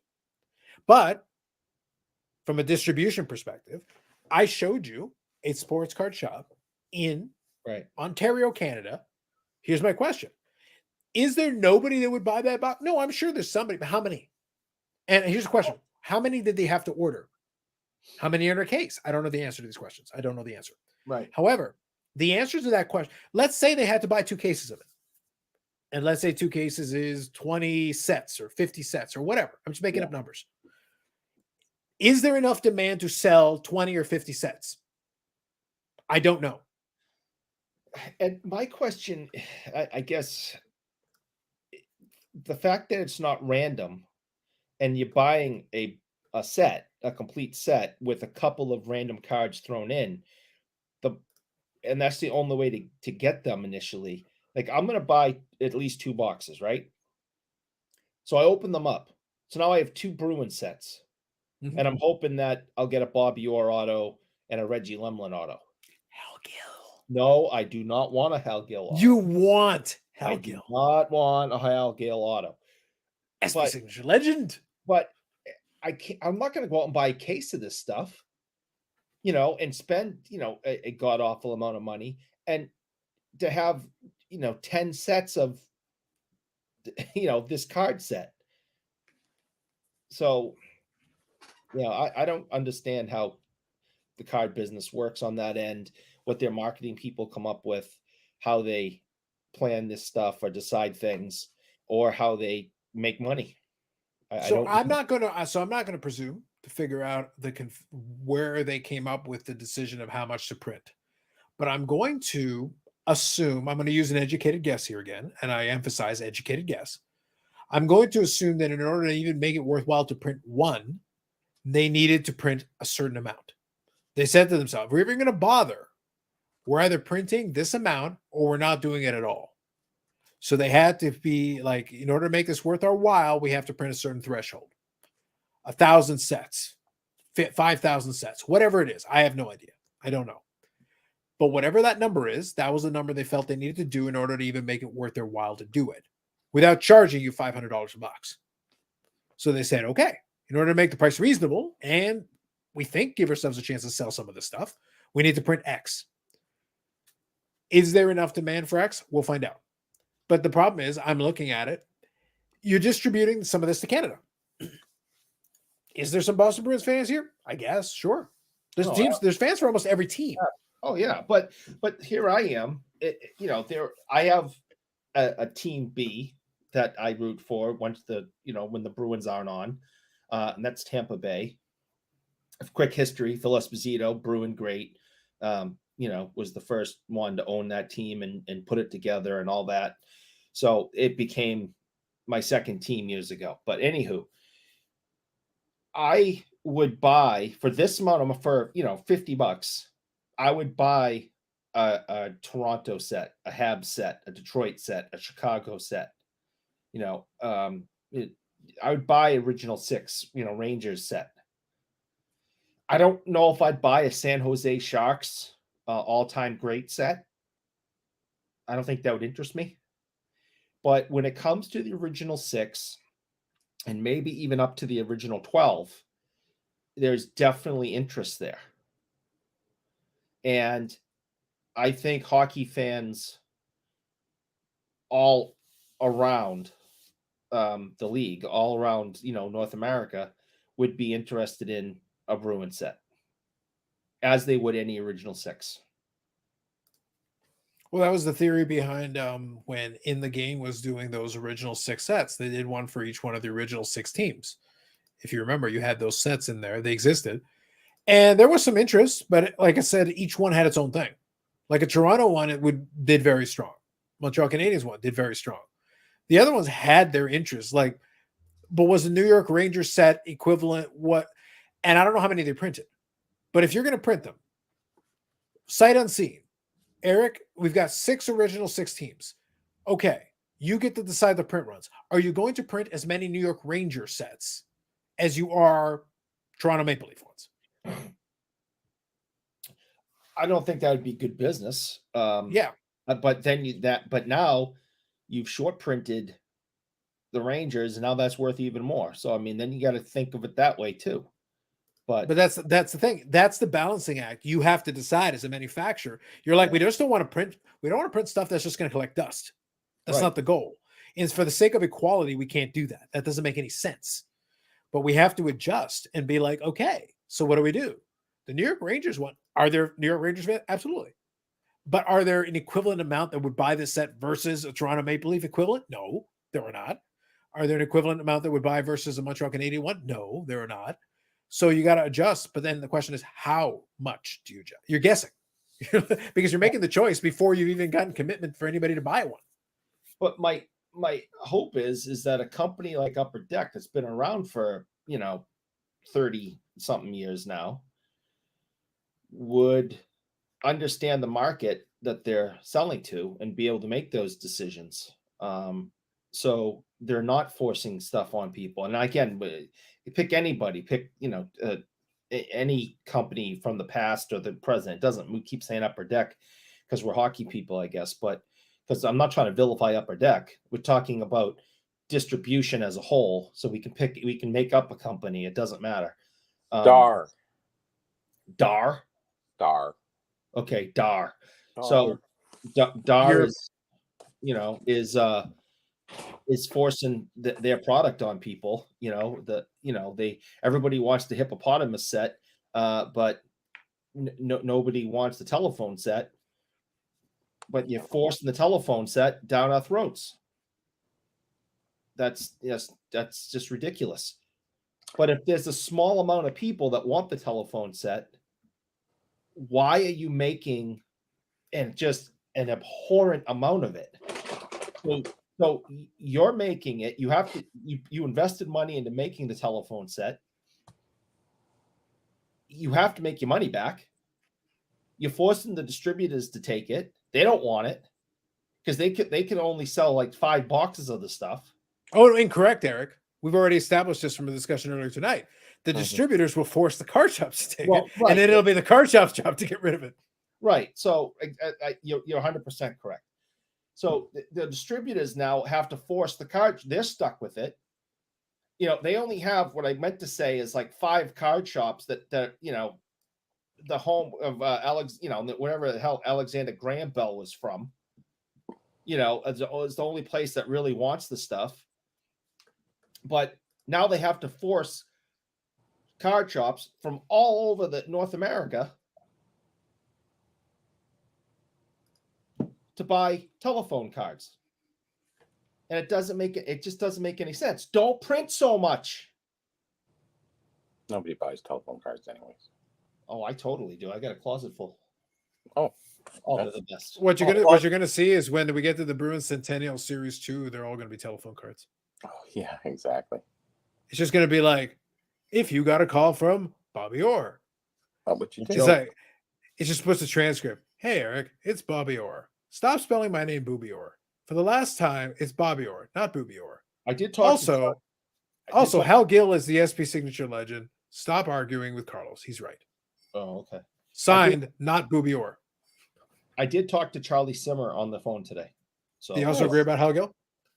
No, we did not talk about Hal Gill. I said hello to him. Talk about Hal Gill. You should always talk about Hal Gill. No, we did. He's an SP signature legend. Yes. These are facts. Well, back in the all through the years, with the O-Pee-Chee production, every year it was like up and down, up and down. It would, sometimes go up and drop, and sometimes it would just, level off. But they would always go by what the previous year's sales were. So if you had like 84, amazing, unbelievable. They made 25% more cards than they normally would on a production run. 85, low production. That's why the packs are so hard, and the boxes are worth like 25, 30 grand US. It's just ridiculous. But that it worked out great for the rookie class though, with the Lemieux and everything. That worked out great. in that way, yes. In hindsight, Yeah. I guess, yeah. It was by accident, but it worked out well for him in that set. And it's one of the sets where they went down to 7 cards per pack, which was because there was 14 in the 84s. Plus the instant winner card you could possibly get. So, and then they go down to 7 cards, and same thing with the next year, 86. So 86 goes up a little bit where you have Patrick Waugh, and then 87, then it just goes sky high. But you can go back and go through the year production and see the ups and downs of production just by the results of knowing what wax is out there, what's been found, card sets that are available. Actually, in the app, I put in 60 and 61. There was writing on the Topps vault on the inside of the lip. So these boxes were bought from the Topps vault on eBay back in 2004, 5, something like that. Mm-hmm. And they had those writings. So we bought those boxes. So it told me it was 6,150 pounds of paper. And it said a few other, or displays, sorry, 6,150 displays. So those are display box. So display box times 24 times 6,000, and you get your production. Then you divide the set into it and you go, that's how much they did. Interesting. I'd like to, I don't know those numbers off by hand, but I think it's like 60,000 sets, something like that. But then I think you should send Eric to go do the maths. But then you had Parkhurst and Topps both issuing, right? So this is the Topps reduction, which would be lower than the Parkhurst at the time, because remember, Parkhurst just had the Toronto, Montreal. Sometimes Detroit as it got later. But so that was they were making as much with the 2 teams, George Kennedy was saying, as they did with 6 teams. So there you go. I got to throw in some vintage garage knowledge, every once in a while. Hashtag scholarship. It's true. All right, I'll say it. I'm getting sick and tired yet again with Bobby and the whole app thing. And if I don't get access to this thing soon, I am going to throw a major temper tantrum. Well, Bobby agreed. Look, Bobby and I had a conversation about this before he came on. No. This Eric, this is legit. Bobby and I had a conversation, and Bobby has agreed to give you access to the app, but you have to buy 5 cases of Upper Deck CFL. Yes. That shall be your down payment. That shall get you access. How much is that? 2 boxes. Considering the telephone box. Considering the entire economy of several card shops relies on it, a lot more money than you think. Have you considered a second mortgage? Is what I'm asking. I think. Yeah. God. Listen, I've played your stupid little game. I've worn the hat. I've shown off the mug. When did you show the mug? Earlier tonight. I had the this card fell down. The card fell, and I don't know if that counts. To me, and that doesn't count. Exposed the mug, and then he disregarded it. I did that on purpose. I think Paul's making a valid point here. I'm going to come right back. Those hidden messages. What does Paul say there? I can't read it. What's what? What's Paul say there? What does Paul say? Paul says, make him buy a few Hal Gill autos. Oh, okay. I don't want Hal Gill autos. I can't read them because they're so small on the screen on the phone, so I can't see it. So. Oh, and then there's stupid Josh with his, you have a mug. What more do you want? Shut up, Josh. Mind your own business. Yeah. How many other people got mugs? I don't know. You only sent me the mug to rub it in my nose. That I don't have access to the app because you got a mug where nobody got a mug. How's that? I'll sell the mug for the app. You'll still be behind a little bit. This is bullshit. Remember the 7.2 million that anyways. Yeah. Now you want it to be 2.7 million. Let's not go back there and revisit that. 7.2. Nailed it. I think you're gonna need to sell the mug and get the 20% juice, and that'll be the beginning of the beginning. That's right. That's a limited edition, So I'll read a couple of comments here. I wanted to make sure I showed them on the screen, but I'm going to read them real quick. So first, average Joe card collector. Can we not let Eric use analogies anymore? The struggle was real. I enjoyed it though. Bob Bozel says, "Love the commitment to maintaining the telephone analogy." So we got both sides of that equation. Now says, you have a mug. What more do you want? Paul said, make him buy some Hal Gill autos. Facts. Zach Pierce says, discount on the like button if he buys 5 cases. Well, if he buys 5 cases, I might give him a little discount on the like button. But otherwise, like button is full price, my friends. Full price. Yes, Really no lying. discounts. No, you won't. So he needs to pay full price for the like button. He needs to get himself some CFL, some cases of CFL. We gotta start moving some of that shit. He might need to buy a couple more of those Boston Centennials. I know some dealers who might need to move some of it. You might need to keep buying Boston Centennials until you pull a Hellgate Lotto. Hey, if there's certain dealers in Nova Scotia that were forced to take in Boston Bruins Centennial sets and they don't want them, they should contact me and we would probably be able to work a couple of things out. I would actually love to know. I will have to ask the AMG folks. It's like, did you guys get stiff with this? Did you guys get stuck with this? It's like, I'm trying to figure out, like, from a distributor perspective, it'd be like, hey guys, we've got some Boston Bruins box sets here. And they're like, so you want to sell them to Canada? Right. I still think I think the original 6 stuff will sell. Plus, as the crow flies, you realize how close. You realize how close, like, Halifax is to New England, right? As the crow flies. Yes, it's like stupid close. Unfortunately, to get there, it's like a 10-hour drive. Mm-hmm.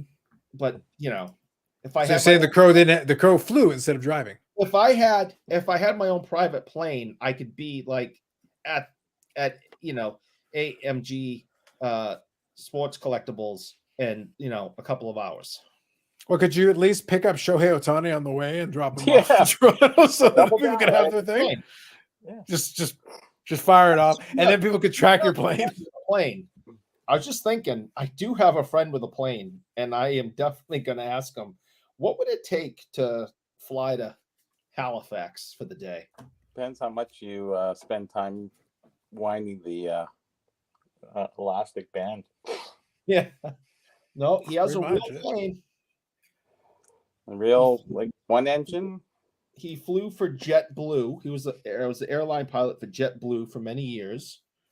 This is going to be funny. I know it. And I'm kind of hoping he's got like the Red Baron. That's kind of what I'm envisioning. He's got a plane. No, he does 2 have open seats on top. You know, Eric, do I have to invoke Wings 2 Aces High again? Because we can bring that back. We already covered it in the podcast. Yep. I'm just saying.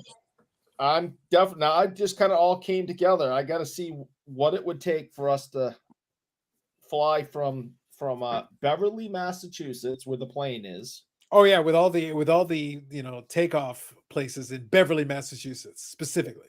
There's an airport in my hometown. Yeah, we just call it Bev. What on earth could you possibly need an airport in your so-called hometown? Because we know there's only 3 cities in Massachusetts, and the rest of them are territories. I didn't put it there. It's just always been there. So we definitely have to investigate what it would take to fly from Beverly, Mass to Halifax. And I got to look into this because I may just show up. I just may show up on their doorstep someday unannounced. And be like, how'd you get here? They're in a mall. It's not private really a doorstep, but yeah. I was gonna say you're gonna strut right up to the mall, and then one of the mall cops will take you down. It's like, we heard about you. Lark's coming in on his Segway, and we heard about. Well, the problem is he won't stop on his Segway. He'll run him over with the Segway and just back up slowly. Just saying, I can get there. I don't know how much. You know what my main thought here, Bobby, is that this whole time I'm thinking this is what happens when Shohei doesn't actually complete the sighting. This is where we end up. Yeah. So Tom here. Good evening. He said hang glider, and he said or the go-kart hang glider deals like in the Those Goose are good. There you go. Yeah. Like paraglider? Question mark. There you go. No, I'm telling you, I'm going to look into this now. This excites me. Go Gadget Copter. Ooh. He says gyrocopter, but it's the Go Gadget Copter. I don't know how much it would cost because I'd have to pay for the gas, and it's probably extremely aviation fuel is probably very expensive. But I think we could get there in a couple of hours. They probably give you a discount if you bought some CFL cases. Just saying. Throwing it out there. You can give them out like Santa. Throw them off, in the back of that plane with the glasses and the leather helmet. So for the record though, part of the reason I wanted to have that distributor conversation earlier was because I do from time to time I enjoy kind of reminding people how ridiculous this business is, and how much of it relies on some really bad business design. Like it really is. It's this pun intended. It's a house of cards, and it's actually been for decades. It's this weird balance that these businesses are trying to keep. Like, we're trying to squeeze you out of every dime, but we don't want to completely kill you, because if we kill you, then we have no place to dump this crap we don't want. It's so true, isn't it? If you think about it, and you wonder why LCSs aren't around so much anymore. They probably got squeezed out in the 2000s plus, right? Bobby, like I said, from time to time, I enjoy, in the midst of our silliness, I do enjoy making a salient point. It's like, no, actually, just so we're clear, I'm actually being completely serious. This is a farcical. It sounds like I'm making it as a joke. No, that is actually the business model that this business has operated under decades. It's bizarre. Yeah. It makes no sense. It's like a lucid moot point, if you could put those words together. Really, because it's so stupid, but it works. But it happens to be the most true thing in this series of things we're saying. It's like, I could not be any more serious. I am 100% dead serious. I know. I understand that is what it is.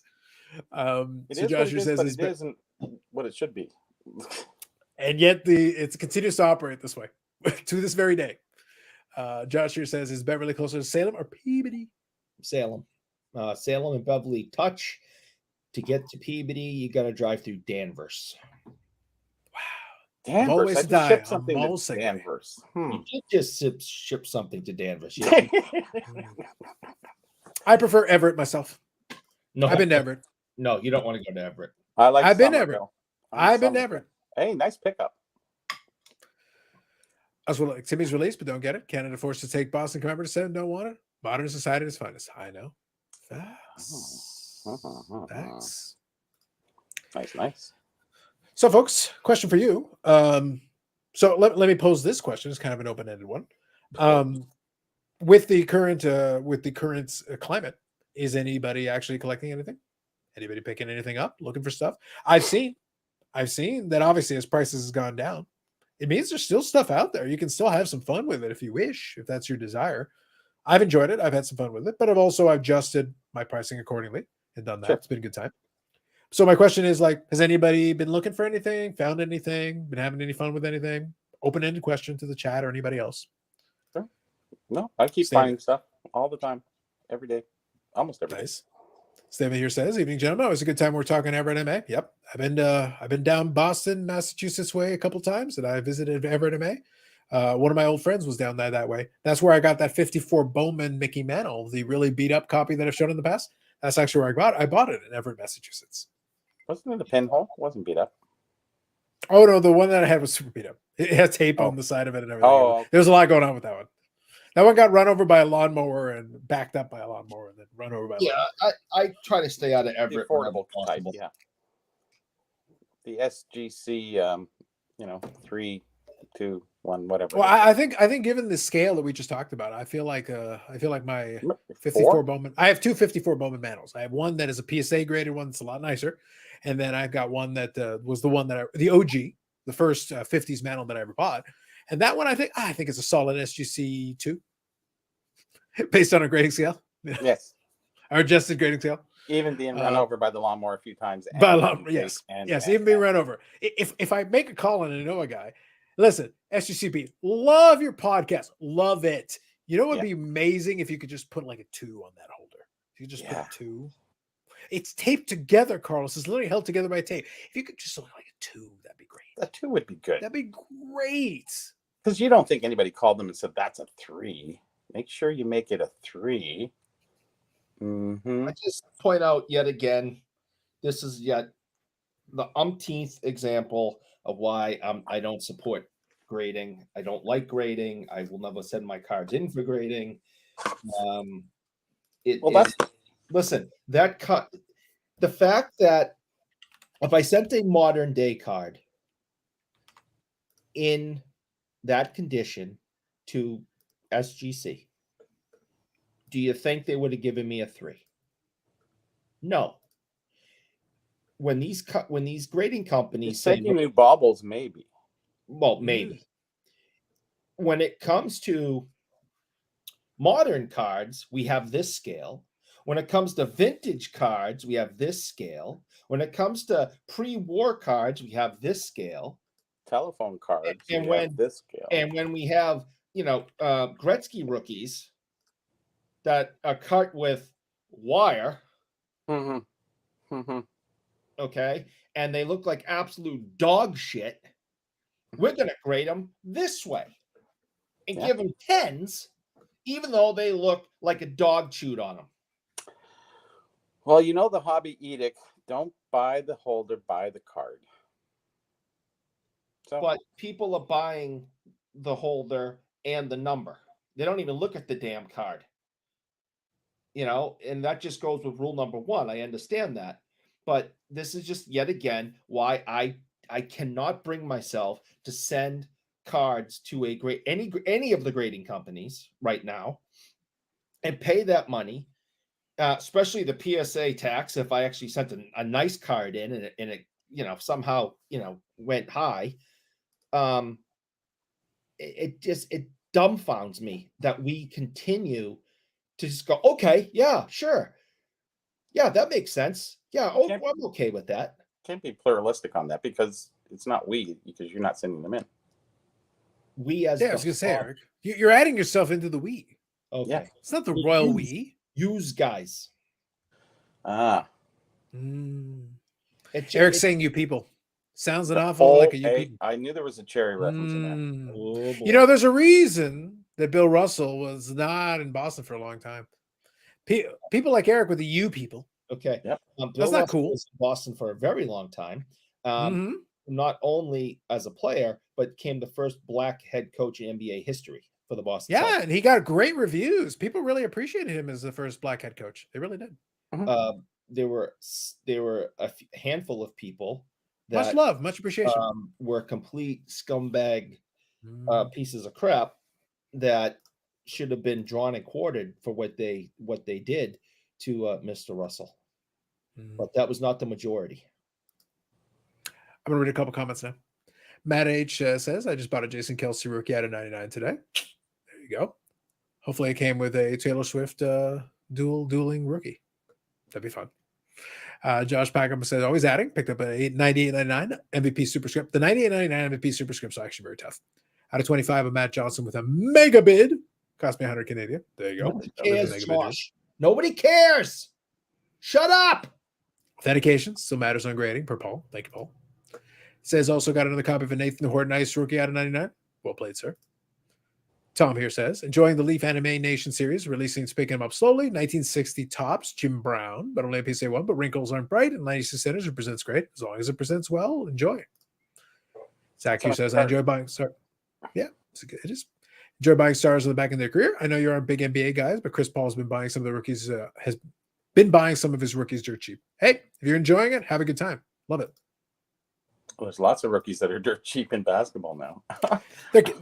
Considering. How about Bol? That's still thousands of dollars.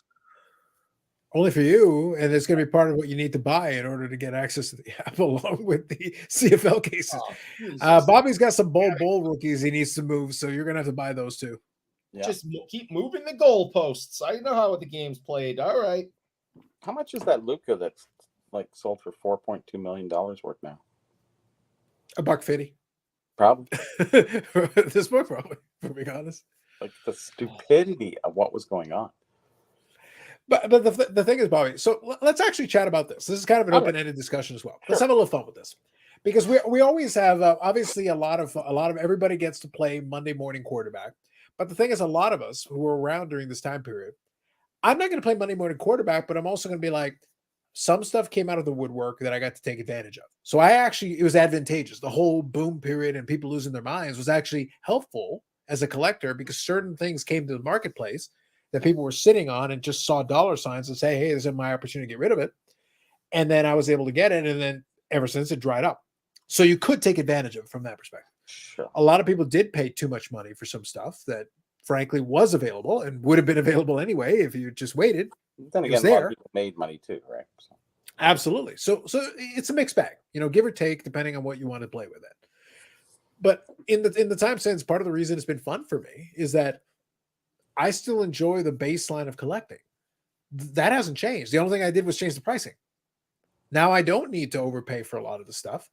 Um, I'm still looking for some of the tougher pieces.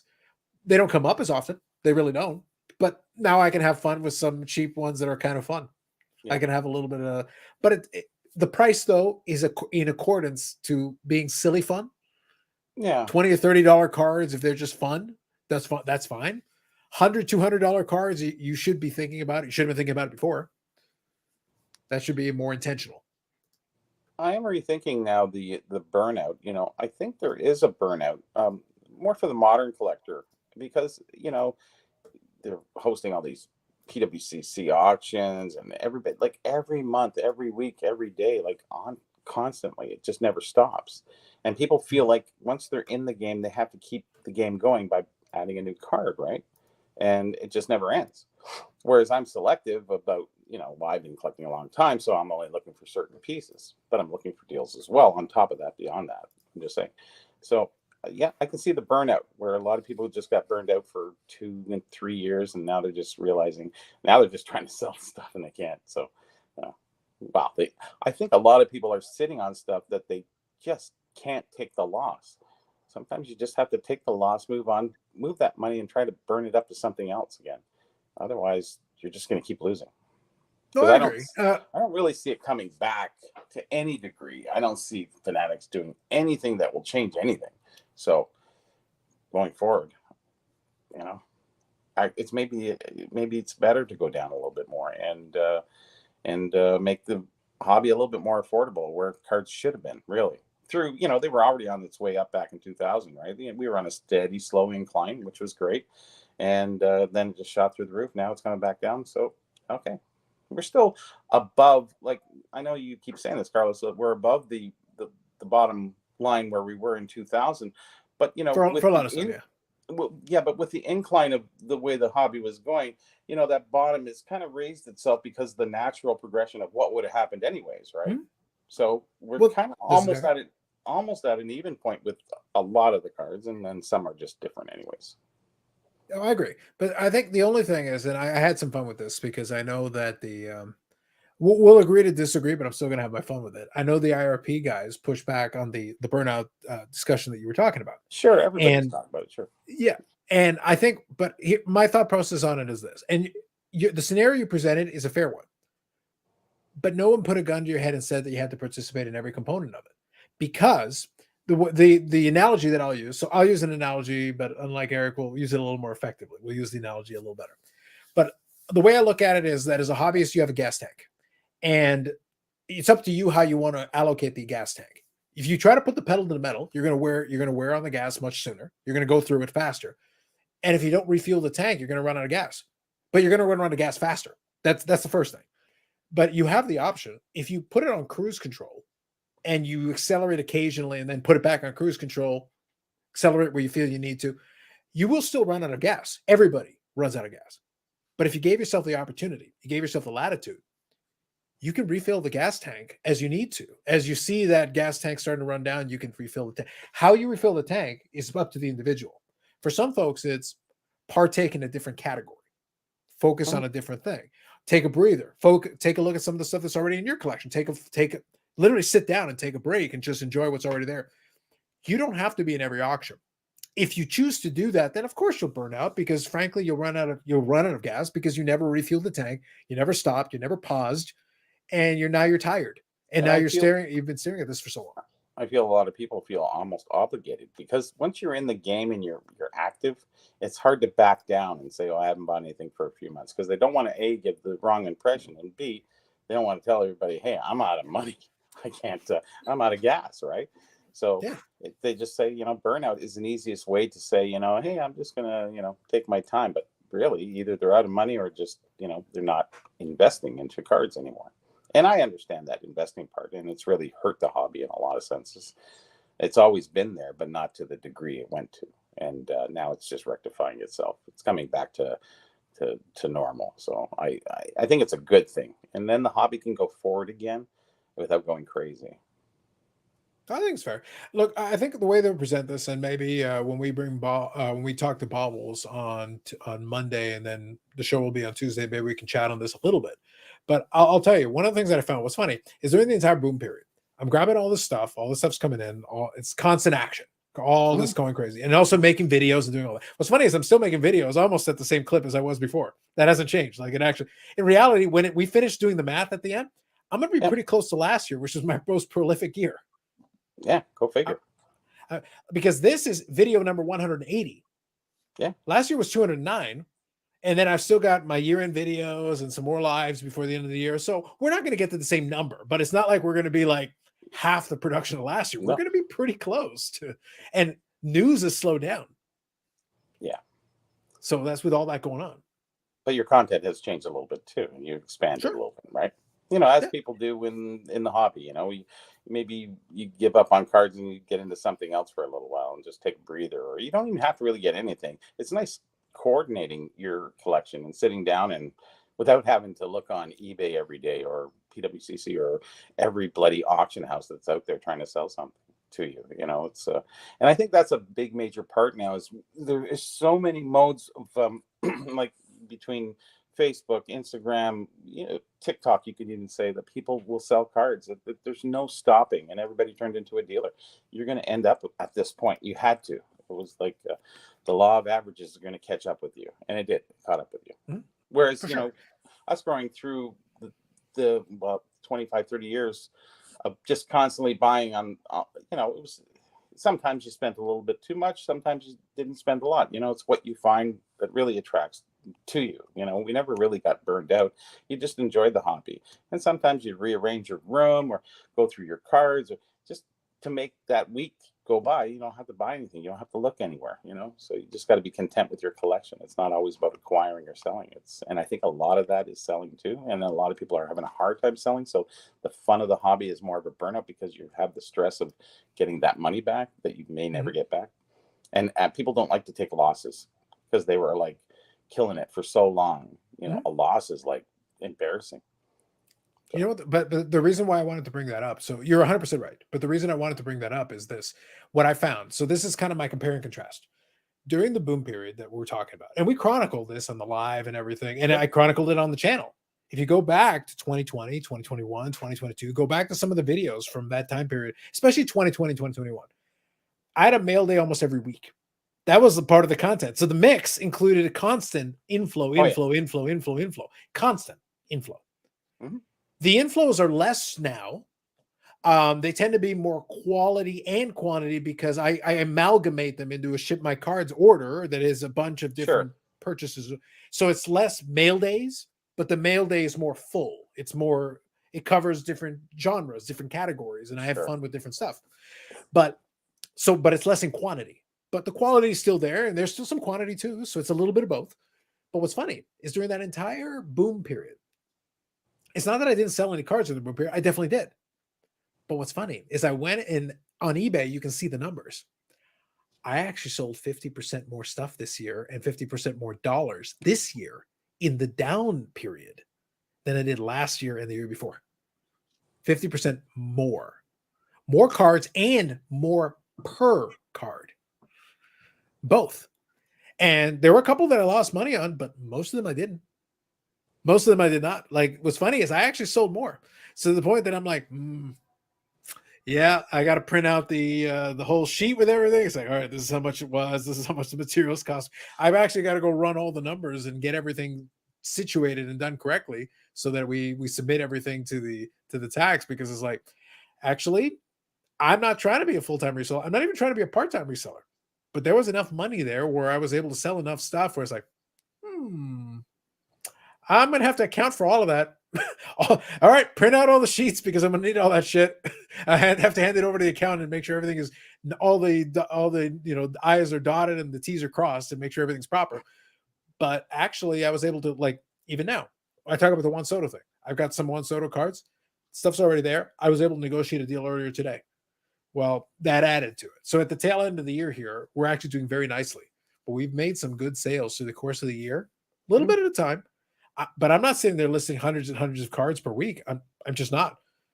but stuff is sold throughout the course of the year. I went to some shows. You and I were there. I grabbed some Yep. cards and I was able to sell some of those cards and make a little money on those. I wasn't trying to go out of my way to make it a whole production, but I made money on some of those cards, even during this down period. So my point that I'm making here is this. So roundabout way, here's my point. During the boom period, I sold some stuff, but I was predominantly a buyer because I was looking for the stuff that was coming out of the woodwork. So I was buying, I was picking up. Now we're in the downside of that, the down period. Now I'm more of a seller than I am a buyer. and I'm still making my money that way. So now it's the reverse. Now things have quieted down. When I pick up something, it tends to be a little bit more affordable. It tends to be a little more inexpensive. But then the stuff that I'm selling, I'm making my money on. But I think, when people came into the hobby, I don't think they got no experience as a collector. It was sort of an investor. It was buy, sell, like a stock almost. So unfortunately, it just went that way. And I think a lot of people don't understand the concept of the hobby, so to speak. I think they understand the concept of investing, and that's where a lot of things are falling for them, and they don't understand it. And they weren't taught the proper way. They just like jumped in. And then, we had a lot of people jump in, and a lot of people jumped out now. You can tell by how many videos are being published now, as there was so many things we could watch. It was just unbelievable. The algorithms were coming up with, I don't know, there's shows galore everywhere. Yeah. And you were doing 2 a week too, remember? Yeah. But the point that I'm making, though, is that every aspect of my hobby, if I take my hobby time, put a pie chart of all the hobby time, I was making a lot of content, but I was also scouring for the deals. I was doing all my save searches. I was doing all this because it was acquisition mode, because there was so much stuff becoming available. I really did. I say this sincerely. I really was crossing off of a lot of, I've been searching for this for years, and here it is, because people saw the money and they saw an opportunity to divest themselves of items. I don't blame them. I do not blame them. And I paid strong. But now it's kind of reversed, because what happens is a lot of the stuff that I have taken a loss on some items, but the stuff I've taken a loss on is dwarfed by the amount of stuff that I basically got for free. But Carlos, that was like a $10 transaction. Yeah, but I that was actually a free card. Mm-hmm. That was a toss-in. That was I've literally, I say this without exaggeration, I have literally sold cards that were included in an eBay lot as a toss-in, and I have made $10 on the toss-in. Sure. So I bought a different eBay lot. The item that I purchased was this, but this was thrown into the card as just a filler. I sold the filler for $10. Yeah, well, so that's great. The benefit. It's the benefit of buying properly. Is it's like, I usually, if I buy a group of things, I sell the one thing. I bought a lot. When I buy a lot, it was like $19.95 US.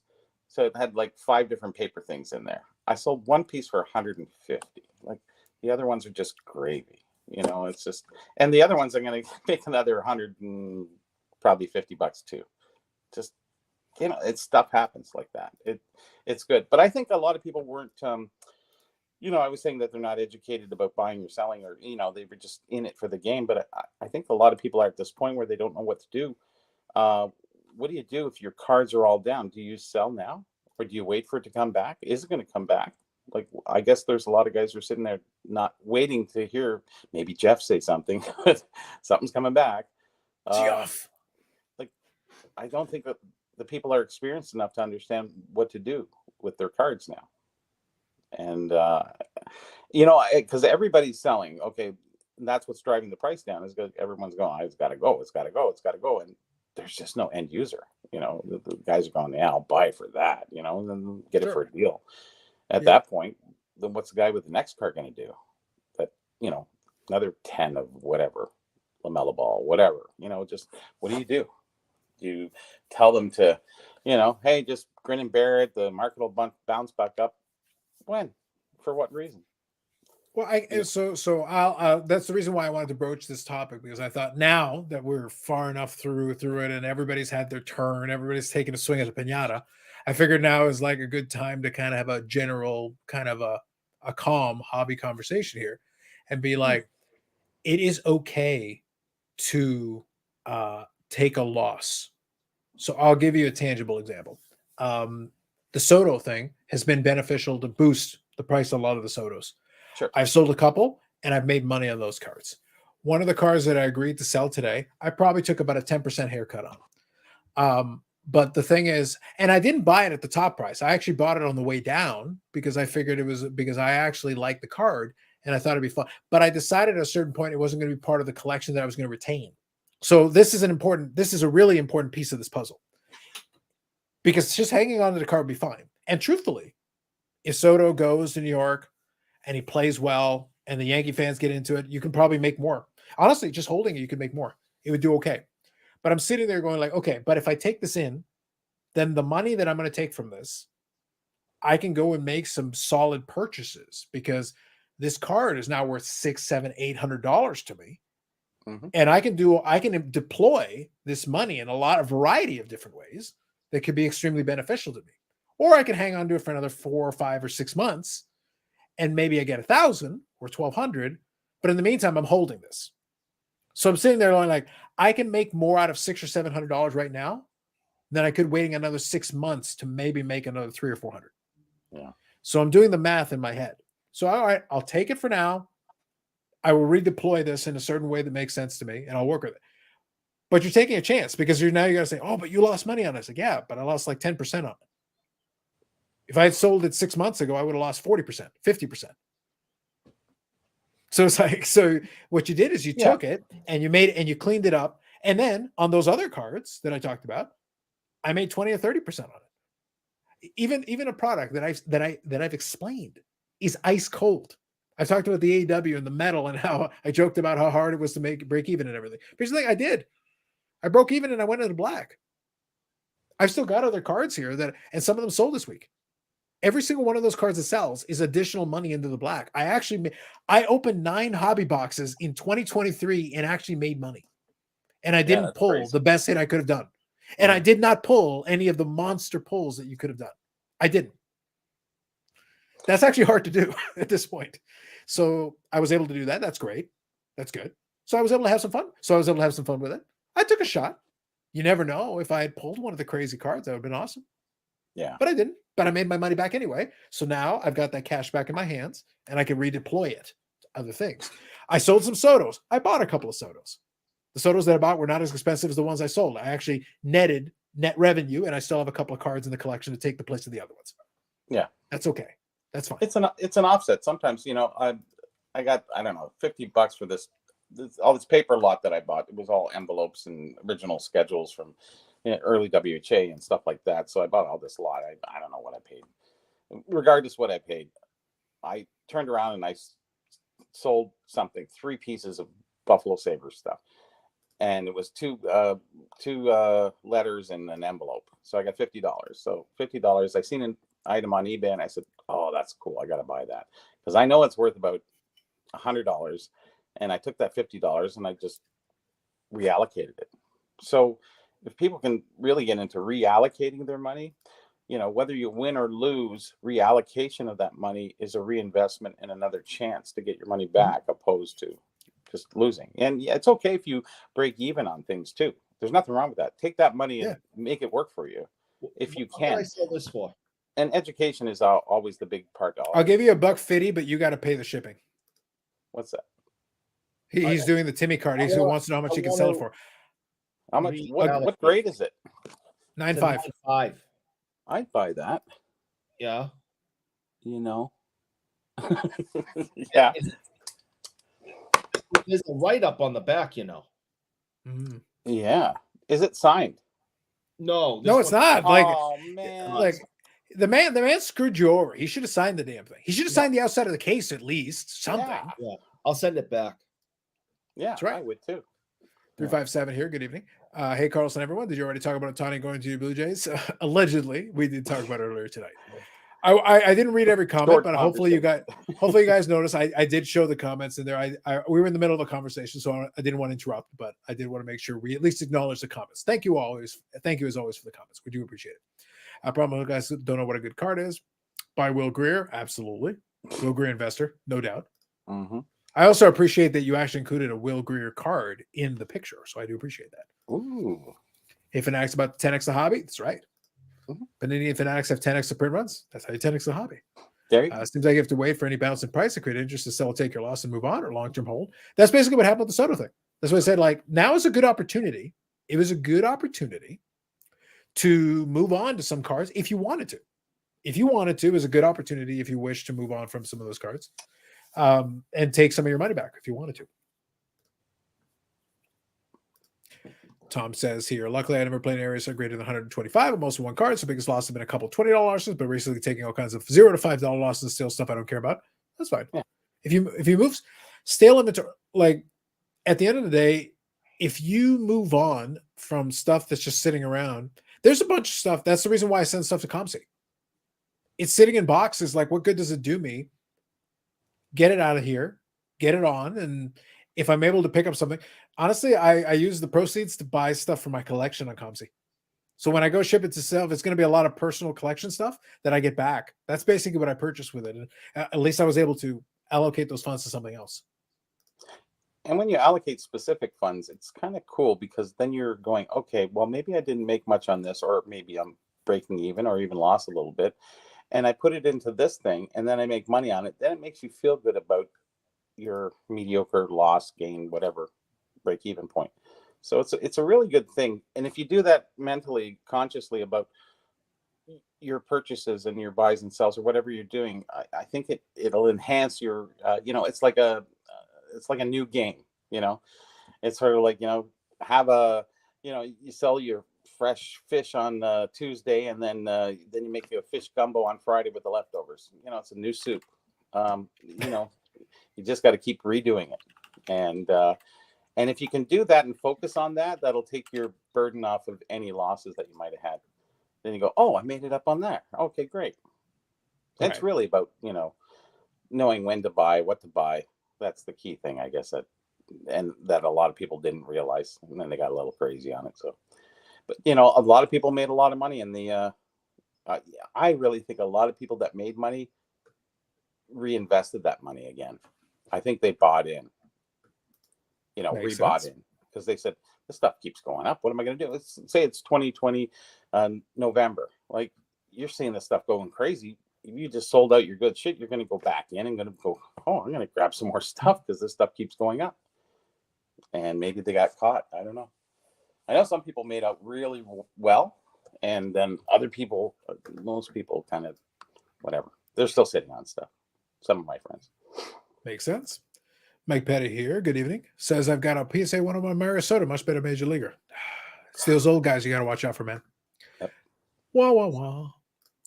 Brent here says, doesn't ComC charge you a storage fee? They can. So I actually pulled it up here so that I could give you the exact numbers to give you the right one. So this is an important thing when you do the math. I'm not sending every card to ComC. There are some cards that make sense more than others. There's a So I'll show you. storage fee? Oh. There is under certain circumstances. I'll show you. Oh. So here's the way it works. So you've got your fees if you sell whatever, but the storage fees. These are the storage fees I'm focusing on specifically.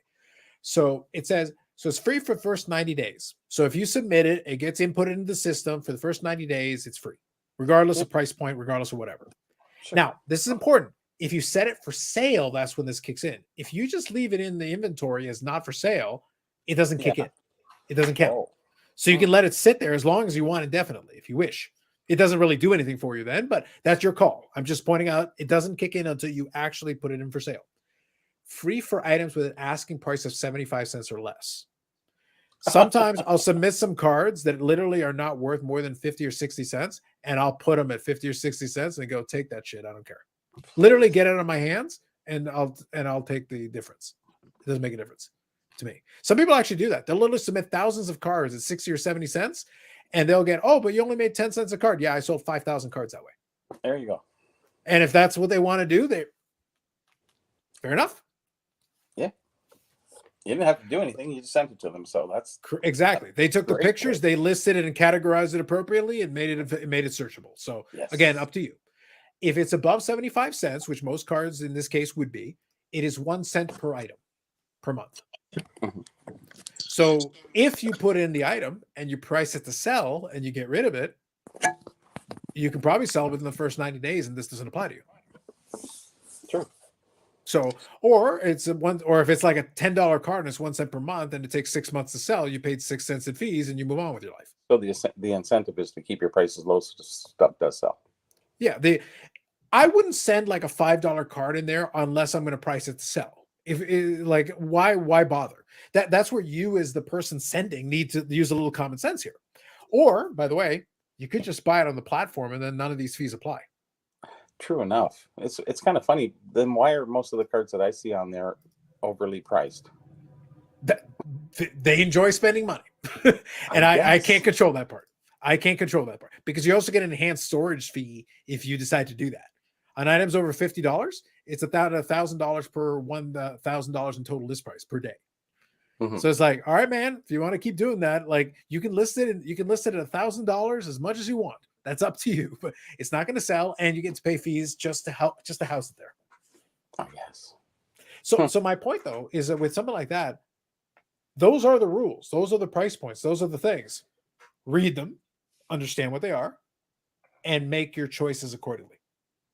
Don't submit something that you have no intention of selling. Don't submit something that doesn't make sense to sell, that you're going to price at a price that isn't going to move. Why would Are you you do sure that? that's in the rules? Because I see a lot of shit that shouldn't. Like honestly, cards that are just like, what are you doing? Like $30? No one's gonna pay that. No, it's like $5, $10. That's it. Look, I'm not going to tell other people what to do with their money or their situation, but I'm sitting there like, when I'm sending stuff that my intention, my goal is to move it. And people would be surprised. Like literally today, I sold a $2 gold Be a Player autograph that I had submitted a couple of months back. I've paid a couple of cents worth of fees for it. Not a lot. Like it's literally been cents. Like it's not a joke, cents. The poor guy got $2 for his autograph on card. It's on card. But you know what the thing is, Bobby? That card was part of a lot that I purchased where I've already made my money back on the lot. So you're like, Carlos, $2, who gives you? It's literally zero at this point for me. Yeah. So like I make $2, Comsi takes his 5%, and I'm like, all right, so I made like $1.80. All right, now I got $1.80 to deploy towards a card I actually want for a card that at this point my cost basis is free. Yeah. So I'm like, okay, great. You make these small transactions, you add it up, 40, 50, 60, $100 over time, then you can go buy an item you wish. That's it. A couple of those sales paid for a Hal Gill autograph. It's SB Signature Legend. Is that the $2 That's what I'm saying. Basically paid for Hal Gill. Wow. Chef's kiss. Double D Sports Cards. Good evening, dudes. It's been fun listening to you guys. Appreciate you. Thank you. Don't forget to hit the like button. I tried Derek. Justin says about buying the right thing in the first place. Yes. Michael Ham. Good evening, sir. I love fish stew. Had my first crumble cookie thanks to Eric's advertising. Thanks. Thank you, Ham. Did you use the discount code of I need them? Mm-hmm. I hope he spelled it right. Tom says, should I take $15 for a PSA 9, 22 tops transcendent VIP party? Key Brian Hayes, one of one design. I only paid $5. Just profit on the Key Brian Hayes, let alone non-rookie. Got it a week ago. Be a big greedier. That's up to you, man. I'm a big fan of taking profit. If the profit is there and it's quick, I like taking the quick profit a lot of times. There's some stuff where I'll just be like, yeah, I'll just hang on to it. I don't care. It's your models may vary. There are some items where I'm like, I don't need to sell this. I can hang on to it for a while and just sit and try to maximize the dollars. Other times I'll be like, oh, Carlos, you're going to make like $5 or $10. Yeah, good enough. Sold, gone. Move on. Then I don't have to deal with it. I don't have to worry about it. It's already sold. I already made my money, and I'm on to the next thing. The most amount of money is usually made on the lower end cards or items. You know, on a $10 item, you got it for free. You got free $10, or you paid $2 for it, or whatever it was. You know, a lot of profit. Like that's an 80% profit. That's great. If you do that with a lot of small stuff, which a lot of guys do, they buy group lots and then they just distribute the cards that way, and they make a ton of money. But it's a lot more work. That's the only problem behind it. But if your time is your own, then why would it matter? No, for sure. So whenever I look at one of those things, like Tom's scenario, anytime I'm not somebody. I know a few folks who have tens of thousands of eBay listings. So they're taking the time to literally make tens of thousands of eBay listings. I might have 100 at a time, give or take, about 100 at a time. So it's one of those things where I'm not putting a ton of time into it. But as I sell some items, then I'll go list some other things. In this case, I've got a very specific scenario with the Soto thing. I've got a stack of Soto stuff that would warrant listing. Now, I may or may not get the offer that I want, but once I've listed it, it's basically just a free relist for basically a long time. If somebody makes me an offer that works, hey, that's fantastic. That's great. Otherwise, no. Or I could put it in an auction or do whatever. And again, redeploy the funds to some. Right now, it's just a card sitting in a box collecting dust, so to speak. As soon as I move it and then I've actually got some funds to deploy, I can do some other stuff with it. So that's an opportunity. But sometimes it's not worth the energy or the time. And you've got to figure out what the answer to that is. What's worth your time is really the question you're asking. Well, those kind of things are worth your time is, you take them to a show and you say, hey, listen, I'll give you all these. I just want that one card, Then you don't know shipping, no nothing. It's just a group lot. And you throw in a couple nice cards in there with them, and it's a big group lot. It's a way to get rid of stuff. Well, that's what happened with that Bobby Orr card. We talked about the one that was at the show there. Mm-hmm. So what did I do with the Bobby Orr? I bought it. The price I thought was very good. What did I do? I traded it for more value. I traded for 2.5 times value. I got those boxes. Steve from AMG was able to then sell it for cash because he had the buyer that came to his booth and bought it for him for cash. So he made money on it. Good. I took the boxes and I made money on the boxes. Win, win, win. Everybody got what they wanted. Everybody got what they wanted. But in turn, I was actually able to get more value. I took $200 and I turned it into $500. Yeah. So and then I turned that $500 into more than $500. So in the end, it worked out. I know. And I think a lot of people don't understand that part. If you've been in the hobby a while, you kind of figure all that out. But I think a lot of people who came into the hobby didn't really understand it too well and don't know how to pay for their collection for free. If you're collecting high-end stuff, you can't pay for it for free. But actually, sometimes you can if you're a big dealer, and maybe Steve Angel, but with the cards he flips and stuff. Over the years, at this point, I think he's well into the black for that. Yeah, now. Sure. But for the most part, pay for everything was paid for my collection by selling stuff. It's just, and you can have a pretty nice collection. Oh, for sure. If you do it right, like Eric does. Where's Eric? There he is. He's trying to find the Nina map, I think, right now. He's so quiet tonight. We've actually had some extended. What's been funny is the chat was commenting on it. The thing is, you and I have had like a little back and forth ping pong conversations for a couple of these ones. So it's been it's worked out. So Eric is doing his best Vinny impression. I think so. Just being respectful. I have. Do you want to chime in? Do you want to chime in on this though, Eric? You get basically the point we're making. The point we've been making in this conversation. You get the point that we're trying to get at. Yeah, I got to get a water.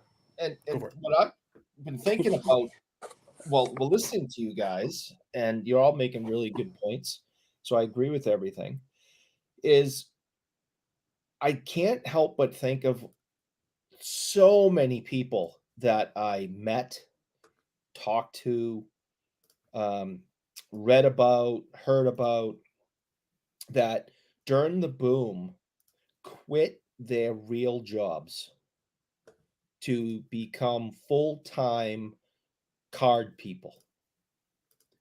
And obviously, if you've watched this show for any length of time, you remember that, 2 years ago, I said, everything's going to fall. The sky is going to fall. This cannot maintain. And I wonder what has happened to those people. Did they go back to their bosses with their hat in hand and say, I'm sorry, I quit my job so I could go chase cardboard and get rich quick? Can I have my job back now? And I can think of a couple of people off the top of my head that I'd be curious in trying to find out like what they're doing now, because they left real jobs to get involved in this because they thought, having never been in it before, they thought this is just how it is and that this was going to go on forever. And it didn't matter that, people that have been in it as long as I have and you have and Bobby has said, no, this is an anomaly. This isn't going to maintain. These people, I just can't believe they remortgaged their homes. They got into just credit card debt. They quit their jobs. thinking that this was all going to pan out for them.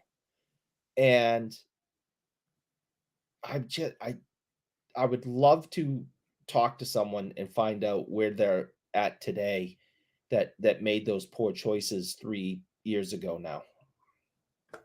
It's just, it dumbfounds me that anyone thought that quitting their job to be a cardboard wrangler was a good idea. Paul here says Eric could also pay for his collection because the entire net worth of all the Boston Brewery cars is $329. Seems high. Booby rookies are worth like a tenth of a penny each, if that. Take it easy on the quote unquote card people, Eric. Will Greer investor. I'm living in a house of shoebox storage bins, waiting for Will Greer to win a Super Bowl. Hold on the dream. Fight the power. I believe in you. We got the power. Listen, I'm just saying. I don't want to ruin the man's dream. He's got a dream.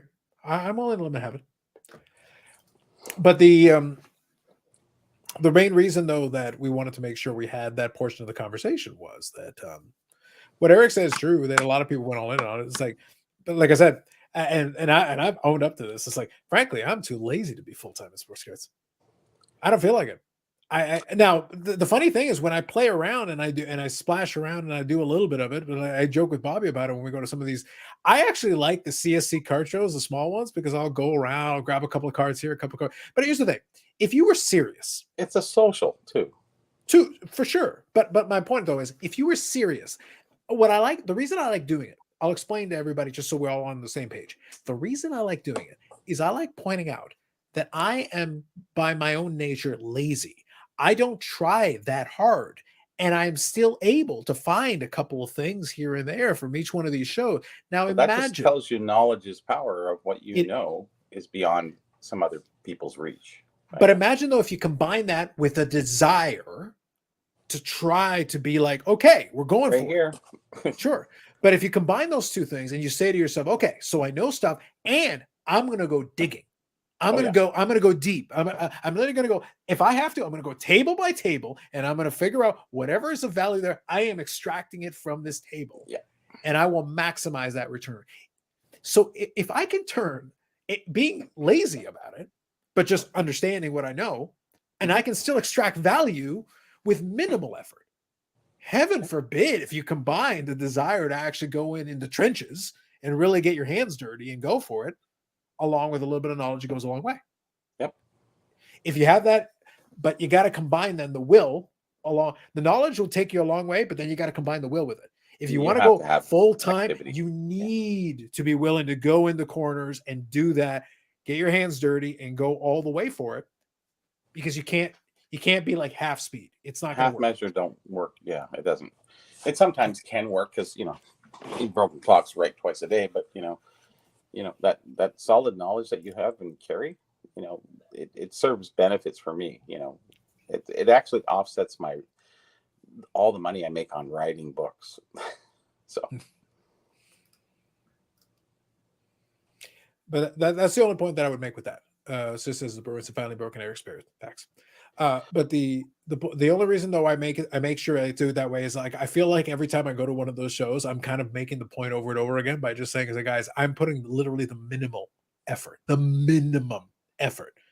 and all I'm trying to do, honestly, is just break even or make a couple bucks. I'm not trying to like extract tons. I'm not maximizing my value with that, but I'm still able to break even or make a couple of bucks. So to me, it's worthwhile to go over. They got another show in January. I'll be there. Yeah. Like, why not?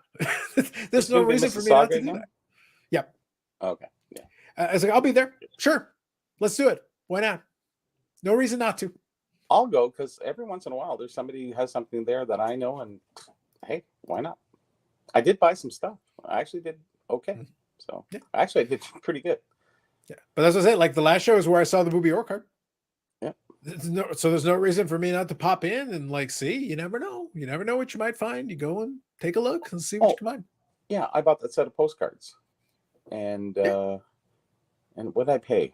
$100, I think.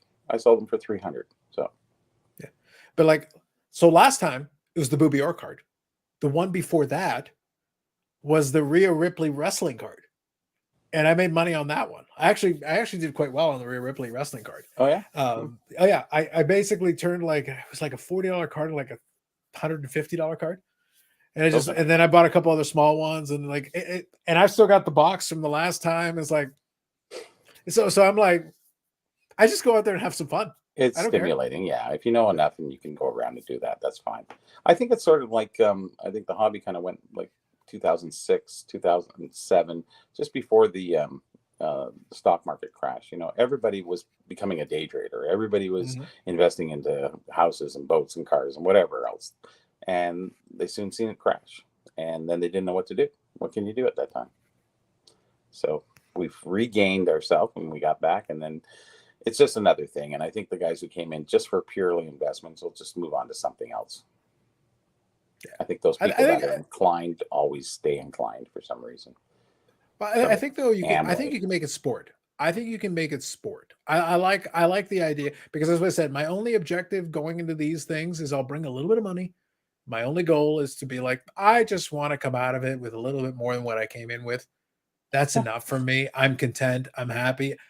If I tried to make it a business, it would become a pain in the ass after a while. Like, it's one of those things where like, it could be done, but I got to put in a lot more effort into it for that to make it worth that. But you could. So the point of this exercise is that you could. If that's what you want to do, then all right, then you better learn what you need to know. And then be prepared to bust your ass because you're going to be grinding for small margins. If you're really doing it over a period of time, you're going to have to grind for some small margins. Unless you know more than the next guy. Yeah. If you find the right stuff, you carefully can. It's the key. Yeah. That's where the market is kind of exclusive to me in a lot of senses because I know what to look for. Tommy says, that's why I'm able to give it a shot now. It took 3 years to learn the lessons needed. Still going to lose and make some mistakes, but loving it going into it is important. That's fair. No half measures, Walter. There you go, Paul. Yeah. Just turn the $3 Zion into $30. There you go. Zion. Turn and burn. People still collect and spend money on Zion. He's still alive. So yes, he's still got a pulse. So they'll keep doing it. That's crazy. I was saying sports car therapist, but I can't find him now. Tragic. That's the funniest line of the night right there. You win. Don't make it personal. He went for cigarettes. I know. Just got to buy low and sell for profit. But here's the thing. The first part of that sentence is the part people freaking forgetting. You could make money on almost anything if you buy low enough. Yeah. Almost anything. You really could. Like, what was it? I'll see if I can pull it up here. I'd say when it comes to something like this, I'd rather give you like actual numbers because then it's more accurate. So paid, I want to make sure I include paid. Okay. So I'll give you a good example here from the other day. Okay. So one of the cards I told you guys about the cards that came. So I got those AEW boxes. I went to Upper Deck, got the redemption packs and everything. The redemption packs came with the autographs. The autographs are sold, so that's been good. But then also they've got Victory rookies. Victory is a baseline cheapo brand. One of the Luke Hughes, I pulled 3 Luke Hughes as part of those packs. I've sold 2 out of those 3 Luke Hughes. One of them I sold for $10. That was a free card. I made $10 plus shipping. That's how you get in the black with your boxes. If you literally have free cards that we're tossing cards and you make $10 plus shipping. It adds up. Make $10 here, make $7 there, make it $12 there. You keep chipping away at it, and all of a sudden, before you know it, you wake up and you made your money. That's it. And you can afford to eat at McDonald's and have a nice day. Woo! Man, amazing. Give me a name. Happy Friday. Like I didn't think my day could get any worse. Wonderful. Oh, we can do worse. I can never afford professional help. Sorry for your loss. True. Making the biz would kill the fun for me. Fair. Good evening, Stu. But there's always a biz. The hobby, the collecting is a biz in a way. Because you're always going to have something and maybe sell it or trade it. So it is a business in a sense. You're transactional. It's commerce. Oh, for sure. Whatever you do. So whichever way you're directing your commerce, it's either one person you're helping them make money or you can help yourself too. But if you're still just a collector and collect everything and don't sell anything, then you're on the one side of the commerce. I get it. Yeah, I know you're a sucker. I get it. Bob Ozel says, I'm literally taking free magazines at grocery stores and sold the money back. No reason not to. Why not? I withdrew my 401k, paid for advice from sports card investor, sports card therapist, put mega biz and Will Green, and now I'll wait and wait And wait. and wait. Fair. So Tony's like a tag 10. Psh, he wishes. Oh, How did you- somebody really. Oh, Sports Card Radio. Did you hear? Oh, okay. Did you hear their last one? Wait, specific, I did skim through the last one. What specifically are you asking about? Oh, they slam tag. Oh, of course. Yeah, tag sucks. Anyway, so name here says, I'm just here to make it worse, Eric. Facts. You are full-time. succeeding. Hmm? Name is succeeding and making my day worse. He is accomplishing his goal. He should be very happy. I think we're all Name. happy. Name's cool, man. Yeah, No, I he know, isn't. man. He's a big stupid. All right, Eric, stop. All right, look. Once again, I'm giving you the platform.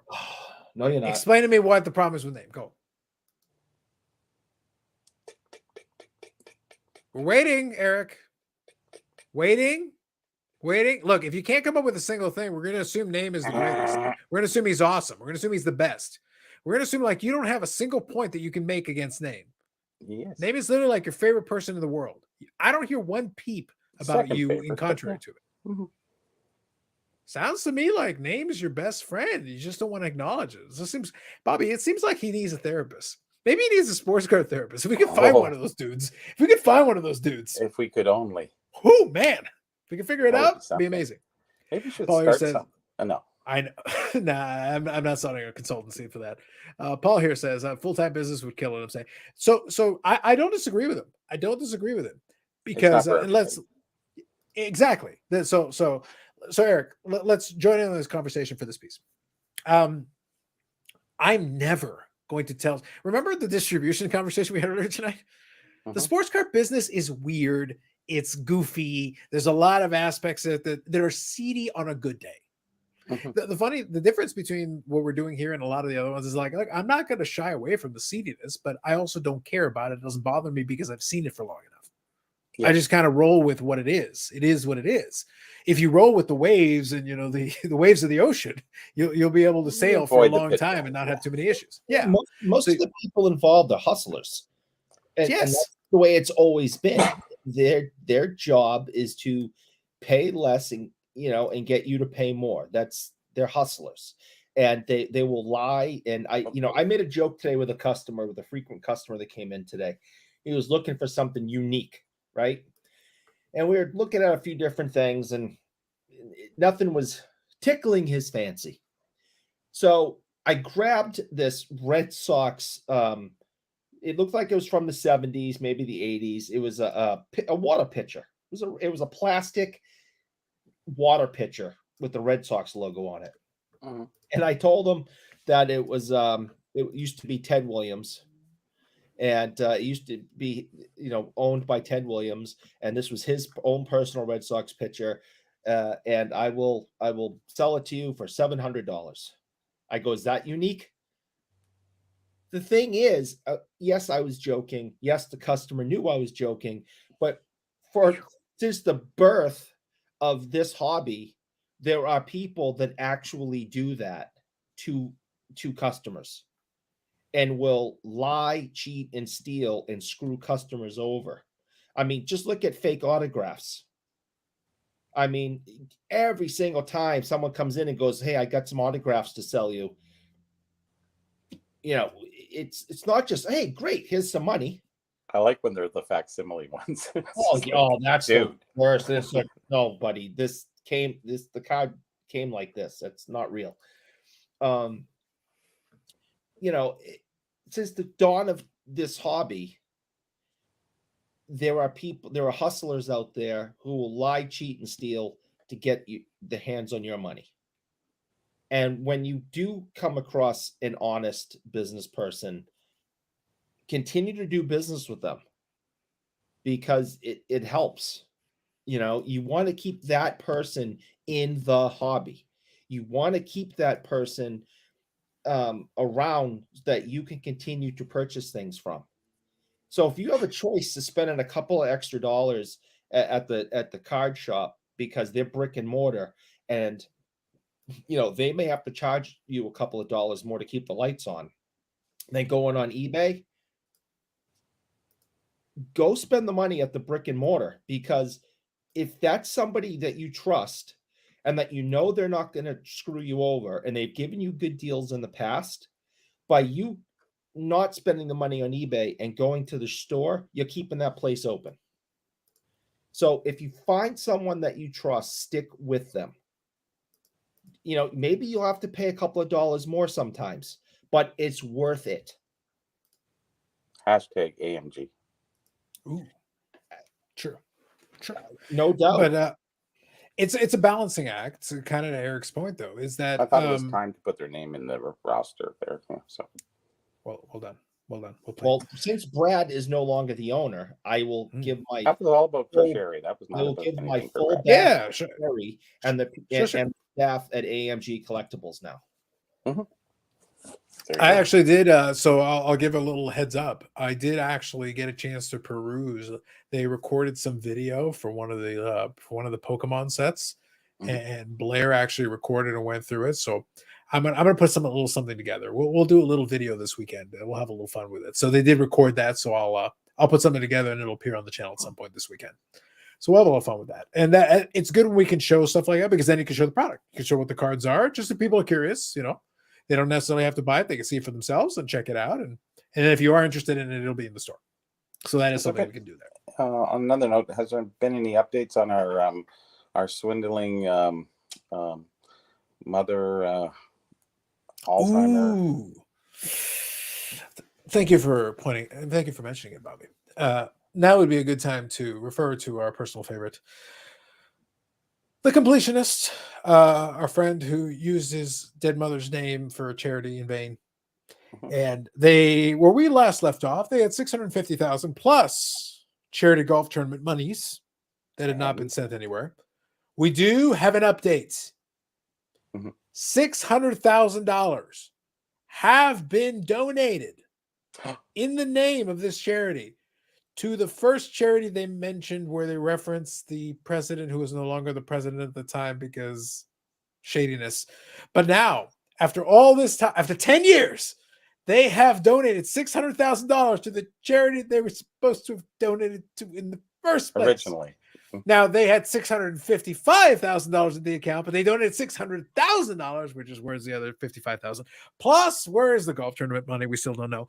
But $600,000 has in fact been donated and acknowledged by the charity themselves. They have in fact acknowledged that they received the $600,000. So some of the money has actually made it, even though we don't know where the other $55,000 is. Some was and a good and the golf money. Yeah, because some is just some. Because there's a lot more some. 600,000 is a lot of money.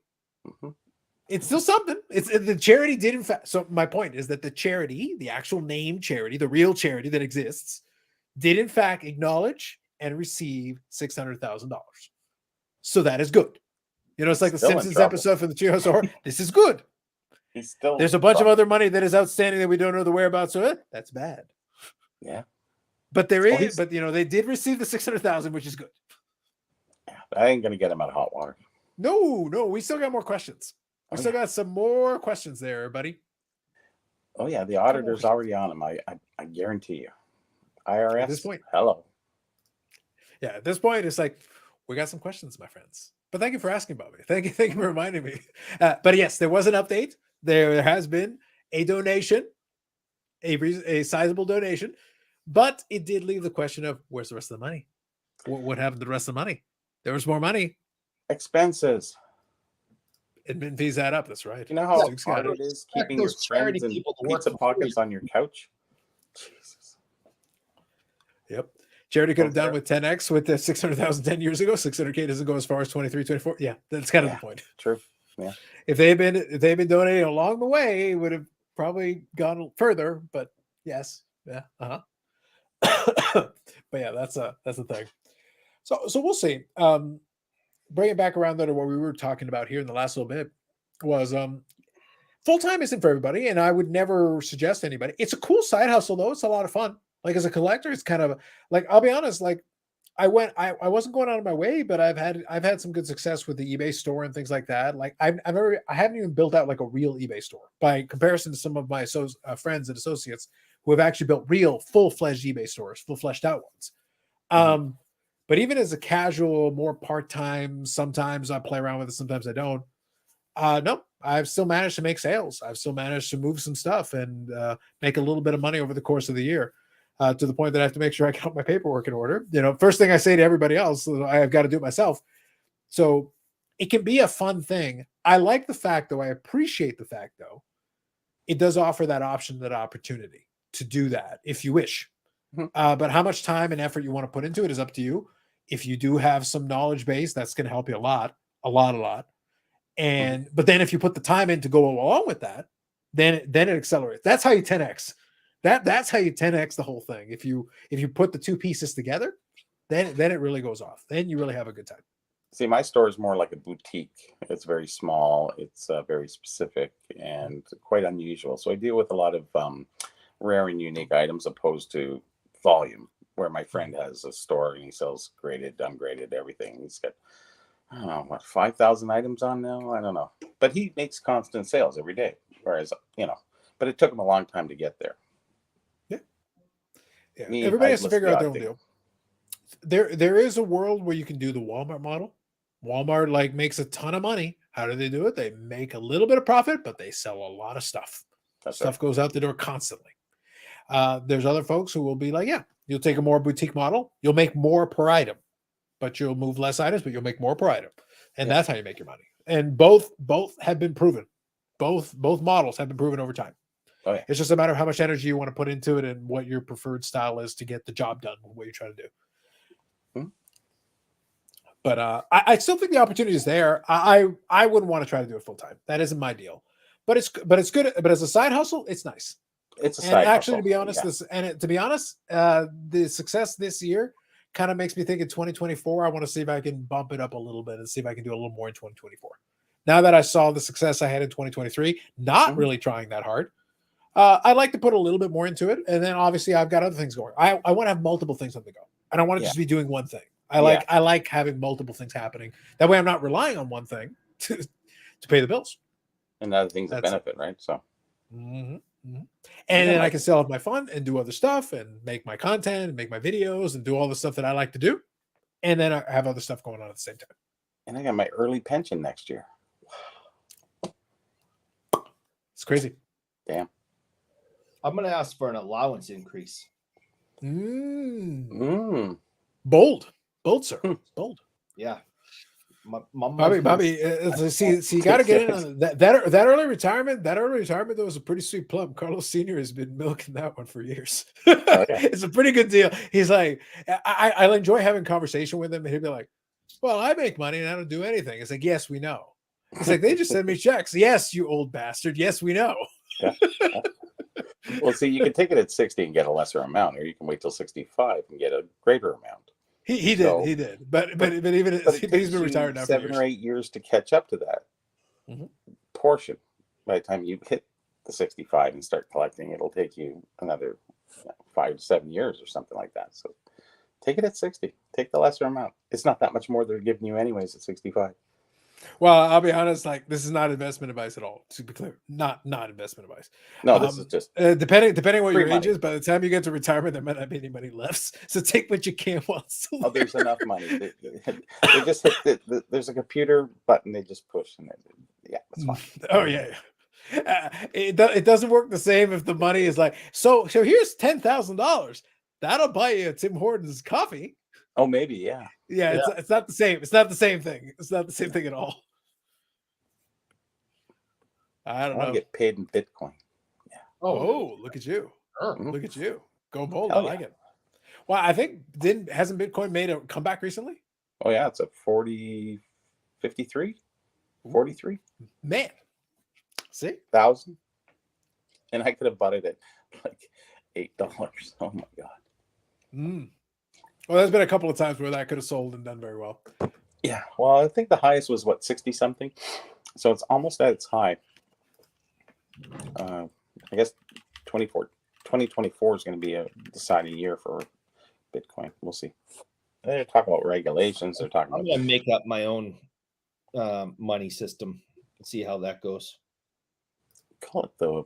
I'm just going to make it up. That's all that did. I mean, that's all that is. It's just made up. Some Ethereum. Oh, they're all the same. Yeah, it's made it up.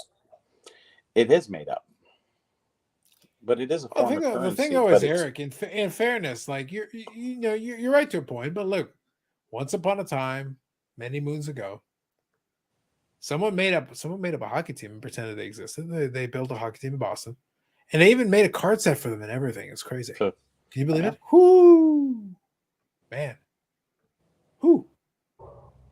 I can't believe almost 50 people are watching this crap. Really? Oh, that's great. Despite you, yeah, it's pretty crazy. Yeah. Here you go, Hobby Champs. Valid question. Can you put mayonnaise on a blockchain? Valid question. Oh, I don't. Yeah, I guess. Valid question. But it expires. Hobby Champs, UD MVP. You get it. You get it. It's a valid point. Valid point. So I'm looking at it right now, and I'm seeing like looks like 65,000. Looks like 67, 68,000, Bobby, like for Bitcoin. Somewhere in that range. Almost 70,000 was the peak. Oh, okay, yeah. I'll double check, but I think that's somewhere in that range. So it's at what rate now, though? Why does it keep going up? Like 44? 44 and yeah, change? Okay, yeah. 52 people. It's 42, so now it's up to 44. They appreciate your appreciation of mayonnaise. Oh my God. Backed by Shaven Bruins card, #invest. It's because people are scared of what's going to be happening in 2024. So what they're doing is diversifying their portfolio, and Bitcoin seems to be one of the chosen few investments, I guess. Well, what's funny is that so I'll tell you what my problem is with the whole cryptocurrency thing, and it's not Eric's problem with it because Eric's got a problem with a lot of things.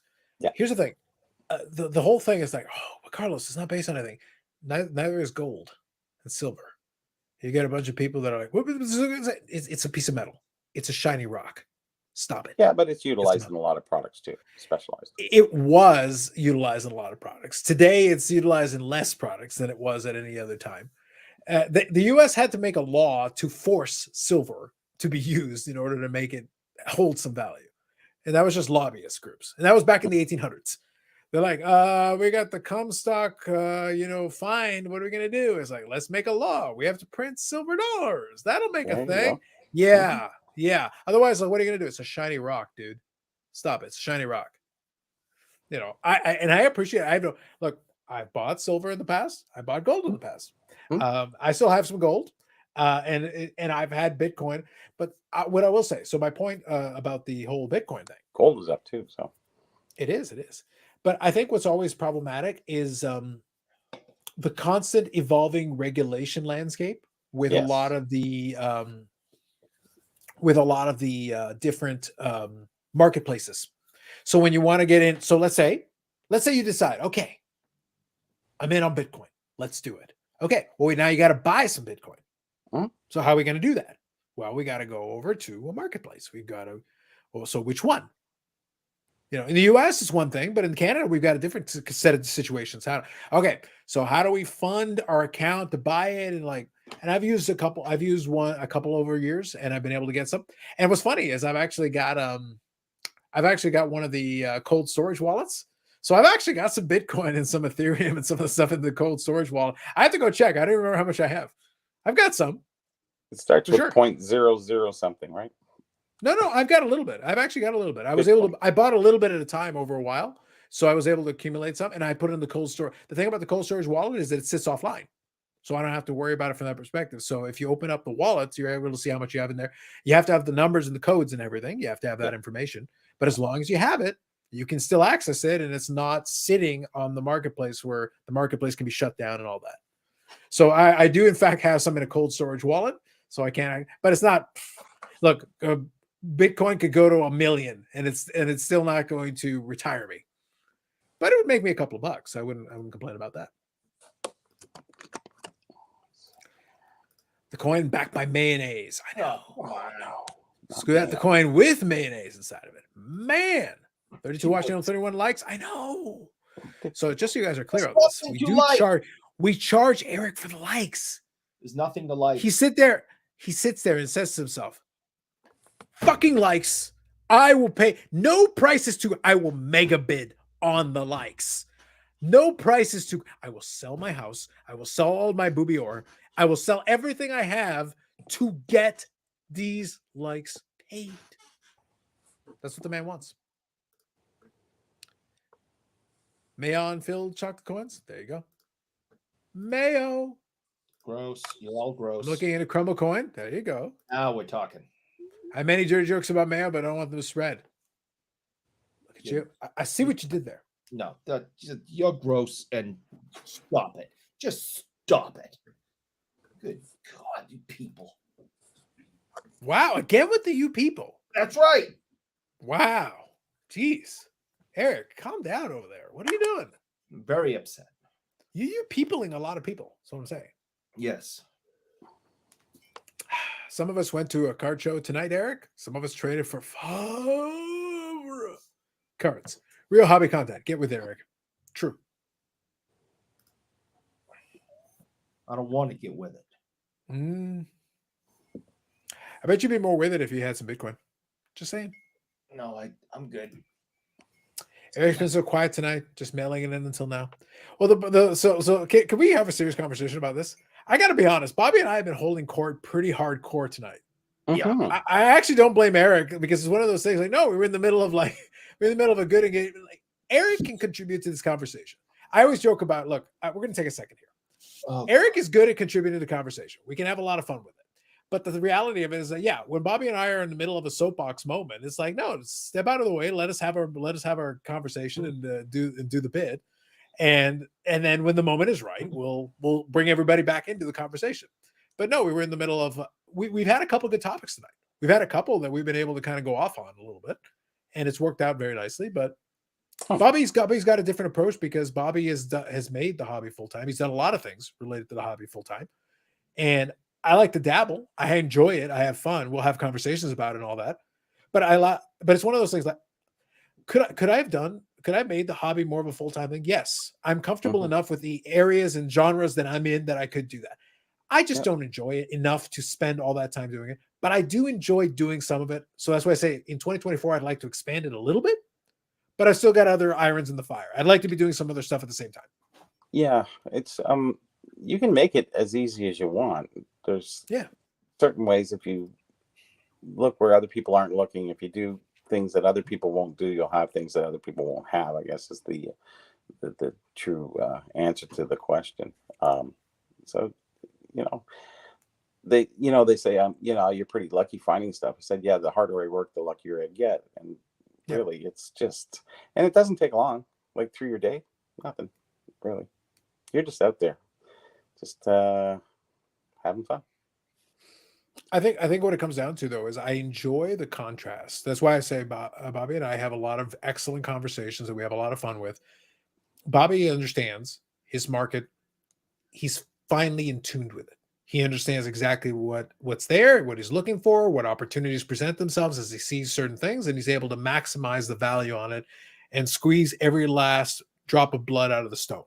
I don't. So I'd rather sell it cheaper and sell it than sit there and get the last dollar out of it. No, I understand, but the stuff will move. To move, I'd rather, if it's $100 item, I'll take 70. I don't need to get the $100. If I wait another month or two, maybe I'll get the $100. But no, I understand, but the point is you didn't pay 65 for it to make 70. Oh no, I didn't. That's the thing. So there was still there was still, like, let's put it this way: you got extracted a lot of the blood from that stone. There is more, but you extracted a fair chunk of it. That's the point. Yeah. So that's where the understanding will come into it. That is an opportunity to do that. I mix a little bit of the two. I like to have. There's certain items where frankly I've killed it, and there's other items where, like, no, I'll take my 5-10%, but I took my 5-10% in like a day, or an hour, or 10 minutes. That's different. Yeah. And then boom, done, move on, and then we collect our money and move on. Well, it seems that the higher price you pay on something, although easier to sell, less margins. The lower price you pay, more margins. Maybe not as easy to sell. But if you hit that middle of the road, that's really where everything is. It's the $100 and under items that are you make the most on. I'll just say that's basically for me. That's where most of the money comes in. Some things I buy at $500, $600, $700, and I know I can sell it for $1,000, but then I got to wait and find the right guy, and then shipping, and then you got to eat that, and it's So you make $200 or $300, which you could have made on spending $200 or $300 on under $100 items, and made that $500 or $600 profit difference. Well, that's back to that conversation. That's back to the conversation about the churning. Because if you're sitting there like buying $1,000, $10,000, $20,000 items and sitting there like holding, trying to get, you're like, all right, I made $2,000. Yeah, but how long did it take you? In the time that you did that, I made $2,000 buying and selling $50 or $100 items. I was able to make an equivalent amount of money, and I actually sold more stuff. Yes, but I actually made as much, or if not more, than you did on that one item by churning, and then I bought something else, and then I sold that, and then I bought something else, and I sold that, and we worked out to the same, and I actually wound up with more money than you did at the end of it. Well, we used to go to the shows, guys going, oh yeah, we've done like 20,000 today. They sold 4 Gretzky's. It's just like, yeah, but how much? You didn't make 20 grand. You kind of sold 20 grand, and you probably made 2,000, 3,000. But people like to tell you, what they sold, not what they made. Well, I was that infamous kid at the card show. It's my favorite one from one of Geoff's videos. It was the kid that was talking about he sold the card for $3,600. He paid $3,200. And I'm like, I can make $400 without spending $3,200. Yes, exactly. I don't need to spend $3,200 to make $400. That's risky. That margin is not required. I can do better margin wise. I wouldn't do that. I wouldn't do that deal. Go ahead, Eric. A good business person does not tie their money up. Okay. So what Bobby is saying is he's moving money fast. He's, and he'd rather have a lot of little bits of money out and moving that around than having it all tied up for 6 months, waiting for the right person or the right market.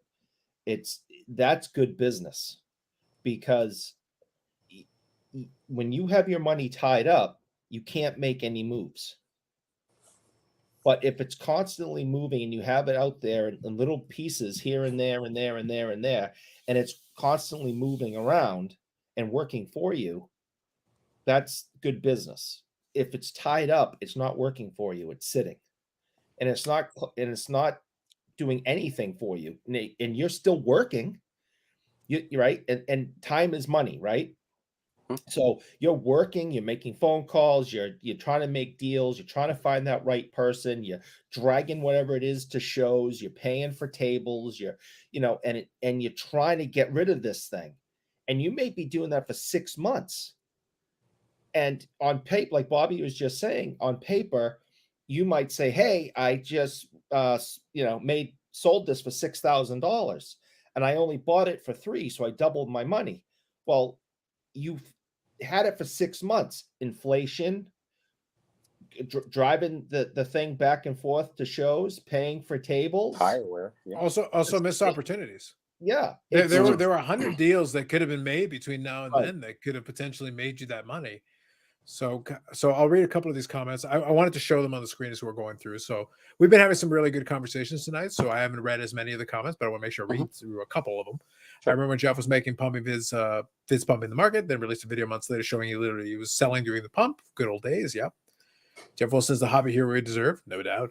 I can't believe Carlos Bobby wasn't on the Christmas. There's no way we'd ever get on the Christmas special. That's Dustin's job. Fake it till you make it. If you break it, just erase it. Learn from a therapist. By the way, my favorite thing about the SCI, the Geoff Christmas special, was when Dustin was on, and Geoff was literally pushing and promoting for him to get to 20K. Let's go. Let's get him subscribers to 20K. Let's go. Yes, oh, for the love of God, really? By the way, I'll give Dustin credit. I don't think that was his idea. I think that's Jeff kind of flexing that he can push some subscribers to play along and do it. And by the way, it worked. Dustin's at 20K, so congrats to 20K. So, that'll be the first of many accolades on the way to being in the YouTube Sports Car Hall of Fame. So there you go. I gotta get G off. It's like I need what do I need here? I need like 50 to 5K. You lazy bastard, subscribe. Let's go. 50. So anyway, so I think he got him like 200 subscribers, by the way, in a couple of minutes. I was actually very impressed. I was like, hey, Geoff, look at you flexing. I mean, love him or hate him, the guy's got the numbers. He's got the audience. He does. Got the numbers. Love him or hate him. The numbers are numbers. Yeah. All right. Hoping to turn 10 into 50 through my honey hole, researching on timing auctions, bad titles, all EBS on sold. Yeah, there's opportunities. Yeah, that works. If you grind it out, it works. You can do it. I worked out, so an opportunity to make money, low margins, but I have to invest as much to make it. So the low margins thing was the way the hobby was for a long time. There was a lot of stuff that was low margin, but you could make money. Oh yeah. That was the reason why that's the main reason why I say a lot of times people talk about, the hobby dead zone, right? And the thing is, people are still making money in the hobby dead zone, but you had to understand that it's like, oh, well, I'm not going to 10x this item. You're not going to buy items for 100 and sell for 1,000. That's not all the time. That's not normal. That's not standard. It's normal. Can it happen? No. Yes. If you bought the right thing at the right time from the right person, and they just didn't understand what they had or something happened there. Totally. Yes. But normally, if you're dealing with people who at least done a modicum of research, then yeah, you can still make money, but you would be like, okay, so I'm going to make my 10, 15, 20%, buy the next items, make my 10, 15, 20%. But if you keep doing that, guess what? Your money doubles after a while. It doesn't take that long. If you're making 15, 20% profit consistently, you'll double your money. Then you'll double it again. Then you'll double it again. Then you'll double it again. And then your resources become greater and you can take certain chances and maybe a couple of those hit. And then you start getting a couple of those multiples. Yeah. Your risks are alleviated if you are working with profit and you can take those risks. And it's psychological. It really is what it is. And, but it really does change things. It's a game changer for a lot of people. I bought things that, it took me a year to get my money back on them, but I bought them because it's a 5 or 10 year thing. So every 6 months to a year, I'll put them back out because I won't flood the market on certain things. And I have some things that I've had for many years that, every 6 or 8 months, it's guaranteed there's $150, there's $200, there's $100 on these, but I don't bring them out very often because you don't want to flood your marketplace. And that's another part too. A lot of guys get something and they'll have 5 of them and they'll just sell one, sell the next one. So they actually put it out in an auction based format and they get this like $200. And then the next one sells, there's another one right after. And the guy buying in, it's not good for the hobby. He's buying in at $100 and the guy who paid the 200 and the 150, 175, they feel like shit.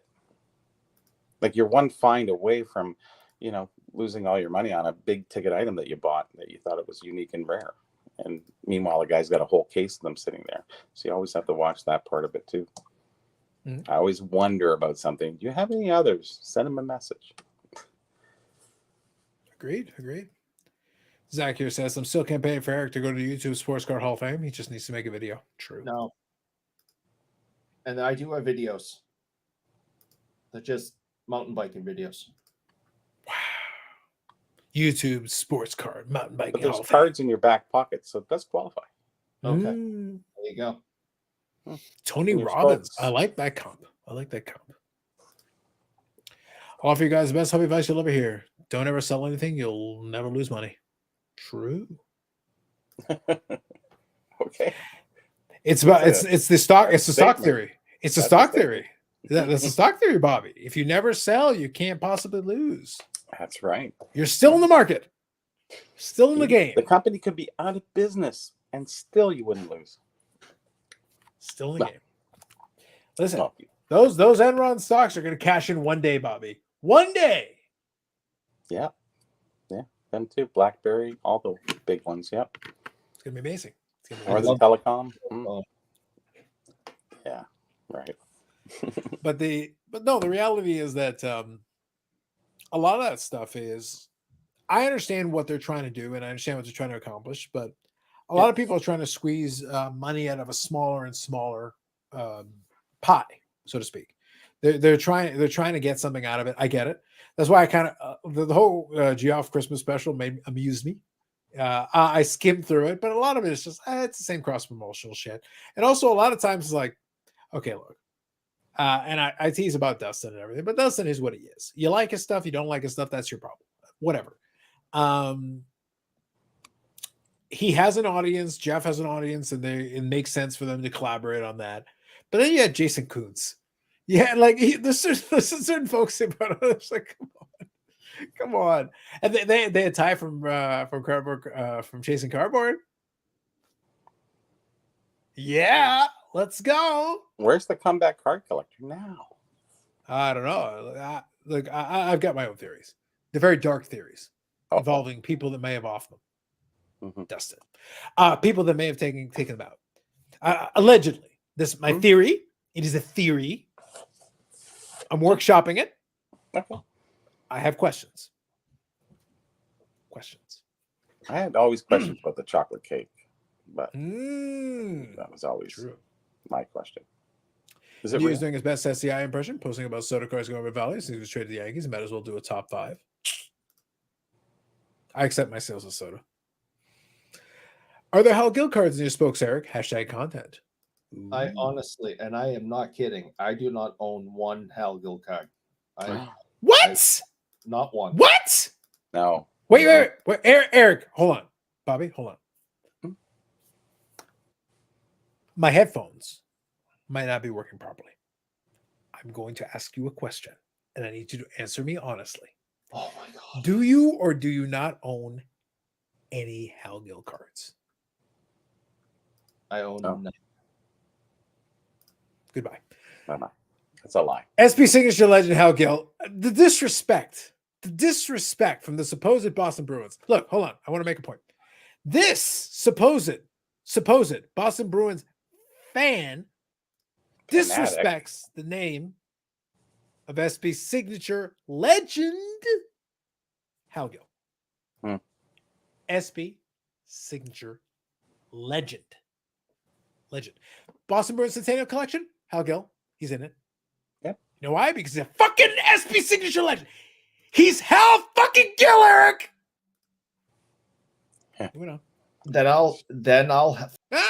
Gone. See, he's trying to call back. I will not accept this disrespect. Heard the local shows in Wisconsin are having the Wisconsin Department of Revenue sales tax from dealers now. Might hurt shows, possibly. They've had 2 local shows weighing dealers and the other one non-volunteering. Jeff Wilson hasn't lost anything then. There you go. A local show in Minnesota requires a tax permit to set up, probably. Had a show promoter say he won't disclose the number of dealers any longer because of it. Fair.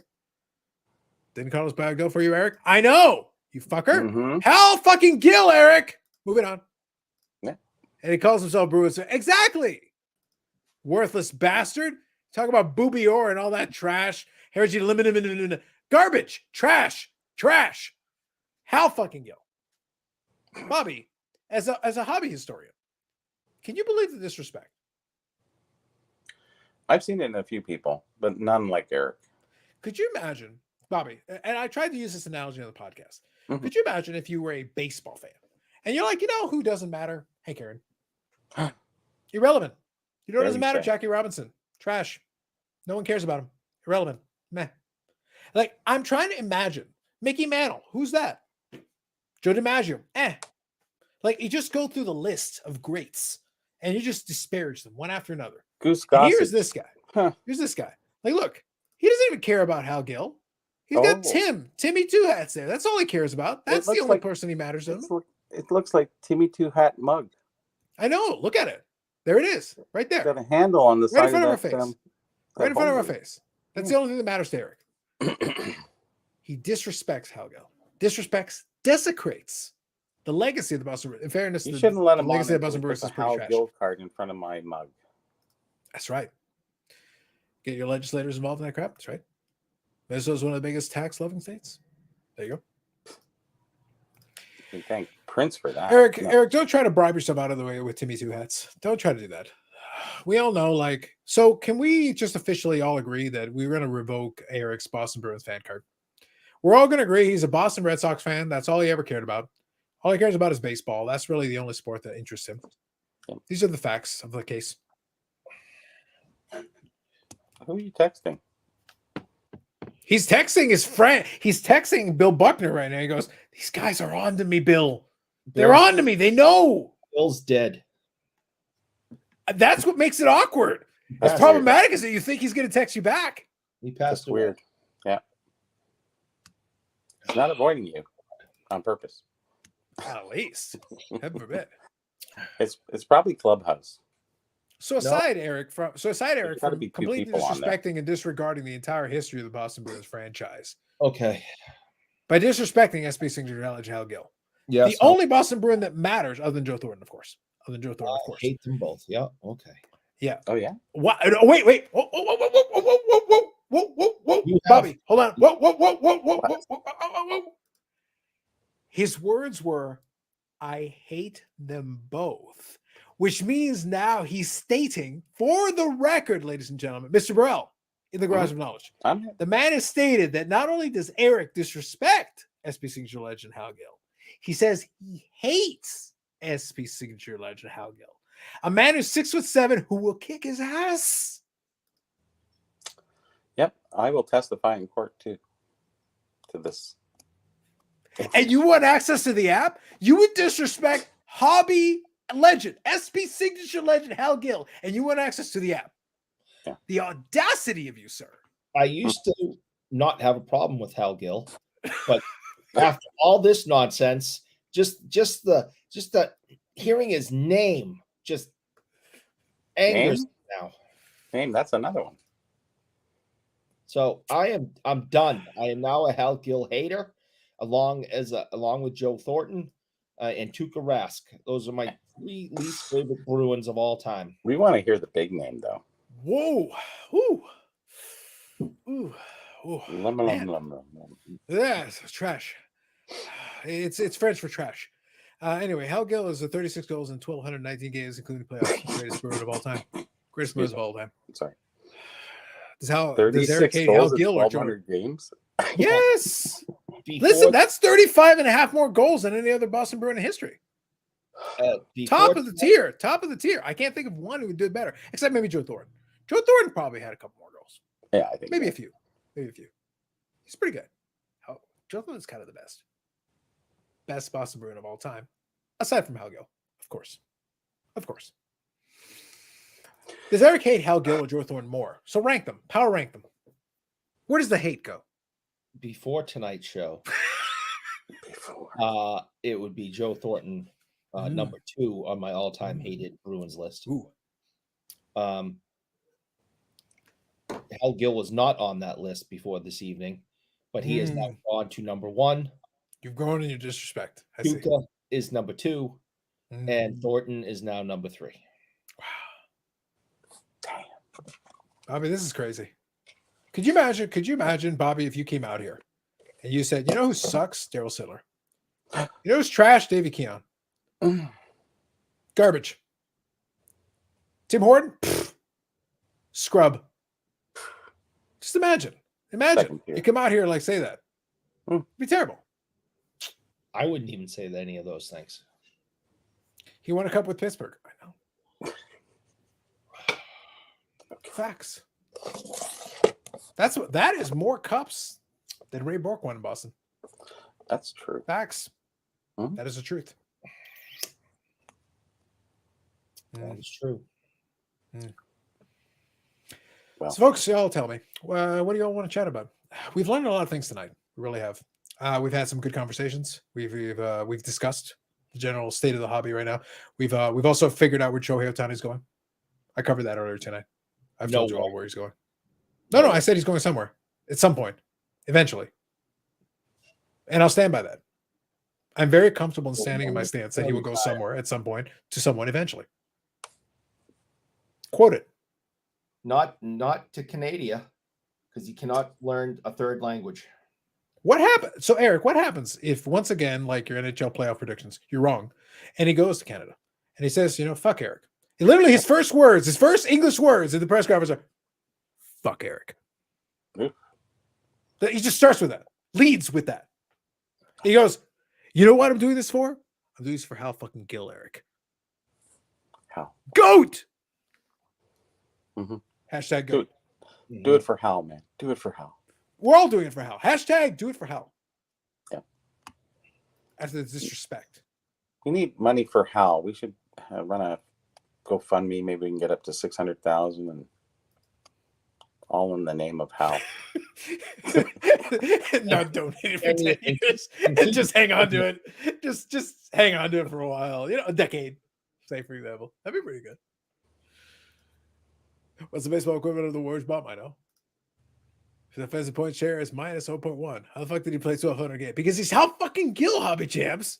Have we not established this? He's Hal fucking Gill. Because he's almost 17. Greatest Boston Bruin of all time. The only one worth mentioning. Boobier, trash. Reggie Lemon.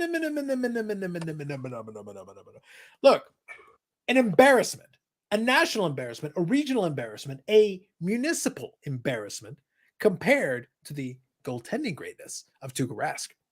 Yes. Eric only has 3 players he gives a shit about. Number 1, Tuukka Rask. Number 2, Joe Thornton. Number 3, Hal fucking Gill. That's it.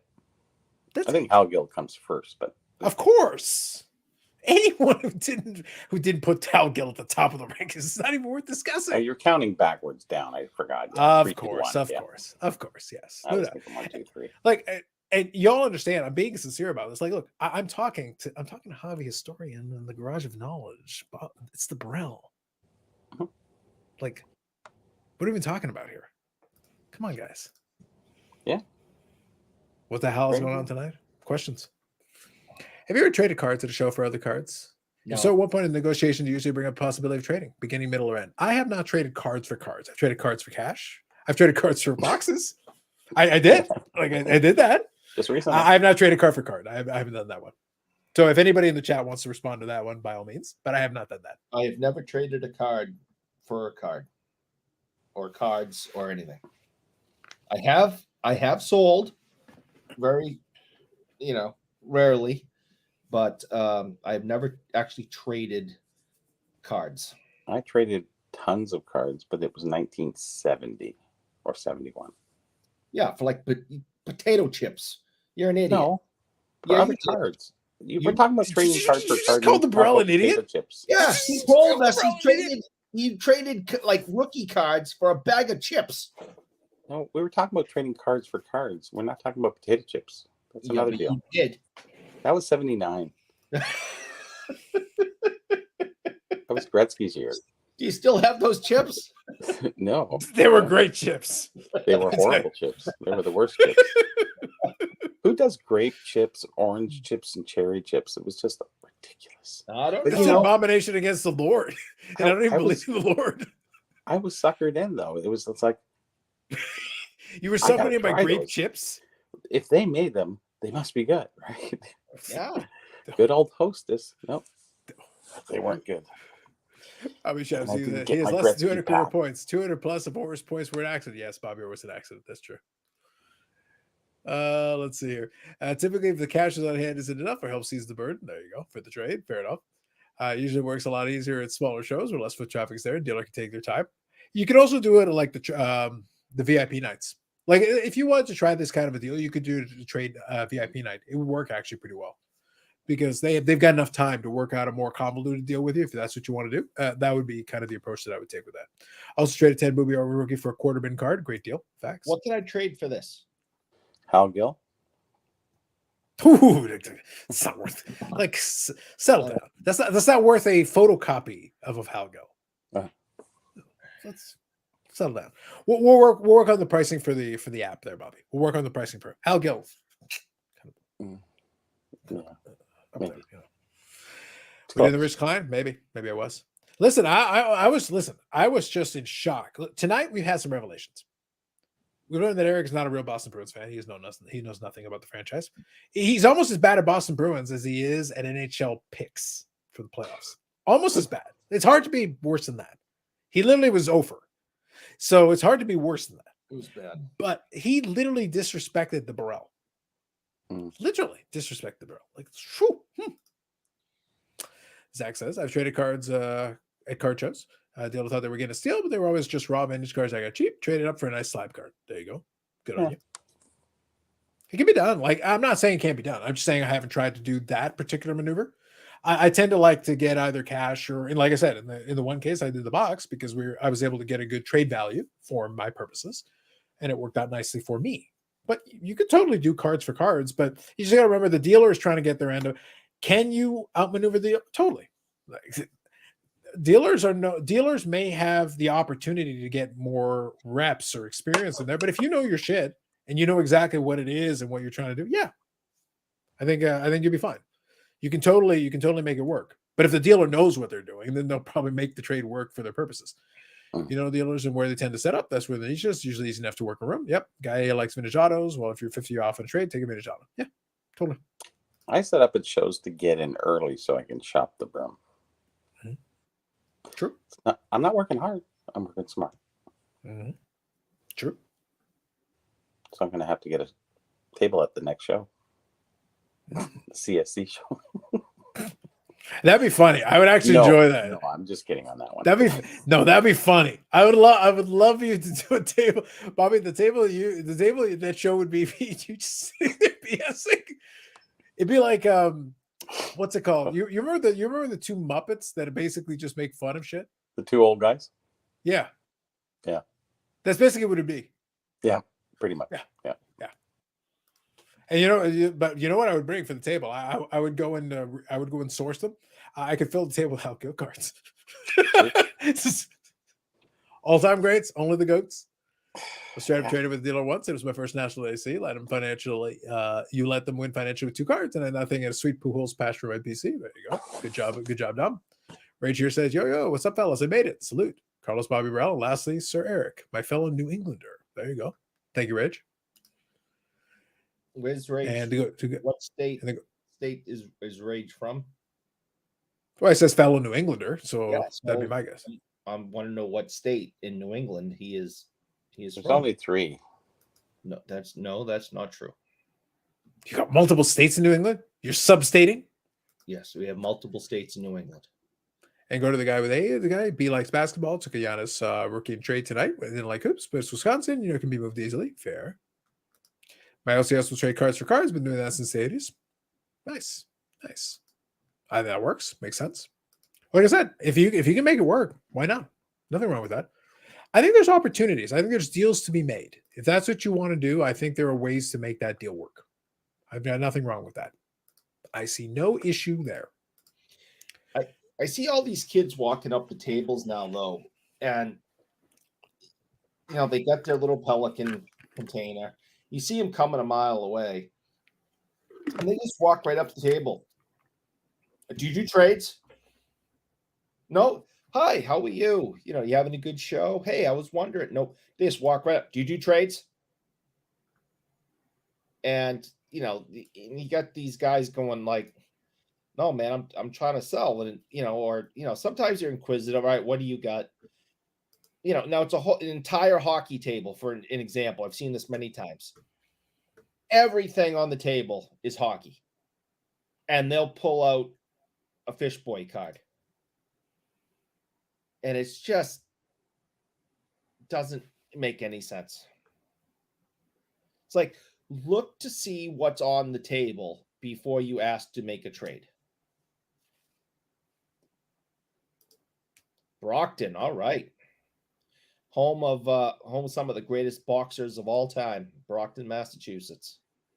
You're also wrong about Hal Gill. He's the greatest. Rocky Marciano, Marvelous Marvin Hagler. How is Eric for 12-12? Tom Brady D from Fanatics. Oh my God. 12-12. Actually, easy to get full comps and stuff from dealers if you give them the stuff I like. True. Again, the stuff they like. Don't walk up to a hockey table and ask if you want a Mike Trout card to trade. It just, it dumbfounds me when I see that stuff. Hobby Jam says here for Eric yelling at clouds. He does that a lot. They might not sell for as much, but they know they're dealing with stuff they don't want. True. Or have a hard time moving themselves. Fair. But yes. So I think we made some good ground. I'm just trying to think if there's anything else here to kind of wind her down. I think we've covered a lot of good ground. I've actually got a couple of ideas over the course of this conversation and some of the other stuff I was thinking about this weekend to talk about for the podcast. So we'll save some of that for the podcast. But is there anything else you guys want to chime in or chat on for a couple of minutes here as we wander down here on the Friday evening? You guys let me know. The idea of trades throwing on cards and numbers to try to confuse you and get a steal. I've seen dealers get frustrated to tell the kids stop. Yeah, I enjoy watching and listening to people. We had that conversation on the podcast about techniques, and I'm sitting there like, okay, it can work, but that doesn't mean it's a good technique. Being annoying to the point that you just throw like word vomit at somebody and hoping that gets them confused and they make a silly mistake. Right. Like, I don't know if that's a good sustainable technique. But people try it. We have people come in to the shop and will come and talk to us about making trades. And sometimes they are interested. We're interested in what they have. All right. And, we've had something in the case that hasn't moved in a while. They're interested. It's like, okay, fine. But then it starts, so I'll give you $200 and this, and, how about one of those? And how much do you want for those? And what if we add that in? And I just walk away because that's not part of the business I'm involved in. And sometimes you can hear the frustration. It's like, enough, no more. Okay. We've been at this for 20 minutes. We have work to do. We're done. It isn't going to happen today. You go home and think about it. This is what I'm offering. That's it. It gets crazy. It's like 20 minutes goes by and he's just going around in circles. And it's like, this isn't a trade. This is a world peace negotiation takes less time. Peace in the Middle East takes less time to figure out than the trade that you're coming in here with right now. They can get very frustrating. Yep, grew up 2 blocks from Rocky's childhood home. Grandfather was best friends with him, no joke. Was at every fight. Oh, cool. Yeah, I've heard lots of cool stories, from back in the day when it comes to Rock and people that knew him and watched him fight and, grew up with him. So that's pretty cool. I bet you have a lot of cool stories that you've heard from your grandfather. That's awesome. Good times. Let's go through here. I'm grew up with Hagler, I think. I met you. I think I met you, Eric, at the Best Flipping Show. I don't know. Have you been to the Best Flipping Show? Oh, yeah, in Woburn. There you go. Wrong Good Life whining about Eric Whiteback giving free marketing Twitter again. So I was scanning the Discord while we were chatting here. I was trying to figure it out. Like I was sitting there scanning through the back and forth, Wrong Good Life and Eric Whiteback, and I was like, what the hell are they talking about? So I was like, all right, I'll figure it out later, but I was curious about that. I have no idea.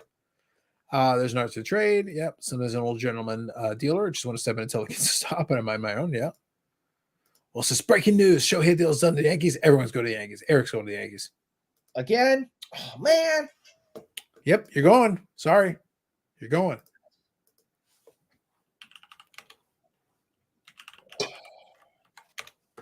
Sorry, bud. So it's going to be. Yep. Amen. Couldn't agree more about the trades. Have a Rocky Marciano glass milk bottle. Nice, Duke. Nice. That is, we were talking earlier, briefly, I touched on a guy coming into the shop today asking for something unique. That is unique to have an actual milk bottle, glass milk bottle from, whether either they were sold in stores or delivered to the door, whatever. That is unique. That is pretty cool. Okay. I got something. Okay. All right. Let's do this. Okay. I listed this last night. Now, I had a, what is it here? So this is New York Raiders. 1 year, first year in the NHL. It's 1972. Came with a schedule. I've never seen the schedule before. So I listed the schedule separate. But I bet if you attach a picture of Babe Ruth to the other side, you can get 7.2 million. Probably. Just saying. And then it has an information booklet, which is a fold out with the schedule and everything in it. It's a threefold kind of thing. If I could fold it. Anyways, and it has 2 stickers. So those are listed separately, and those are listed separately on eBay. I paid $7 for these. They're past that right now anyways. And then the other piece that Eric will really like. Oh, here we go. Oh boy, yeah. First year, New England. Now, most people don't realize that the Whalers are amazing collectors. Those people like rival the Leafs, crying out loud. Oh no, it's huge. So, and then I got their training camp booklet, first year, WHA, key in WHA. And then there's this sticker, but it's blue and they're green. It's very unusual, but it's their first year, so who knows. But it also came with the schedule. And the schedule is listed separately. These are listed separately. I paid $20 for this. The schedule, some guy just offered me a side deal. He goes, oh, if you end the auction, I'll give you 55 US. I said, no, because I know it's going to go for a lot more than that. And then this stuff is already at $20, $30. So next Thursday, it ends next Thursday. So on Friday, I'll bring it back and we'll see what happens. See how a $27 investment turns into what? There you go. Just paper. I think it comes down though to what was the buy price. The buy price was the thing. The buy price was correct, and it that's allowed. a nice one. That's tough. Yeah, it says WHA right there. In the bottom, yeah. That's a nice one. Pennants are tough because I don't like to ship them, so I don't buy pennants for the most part.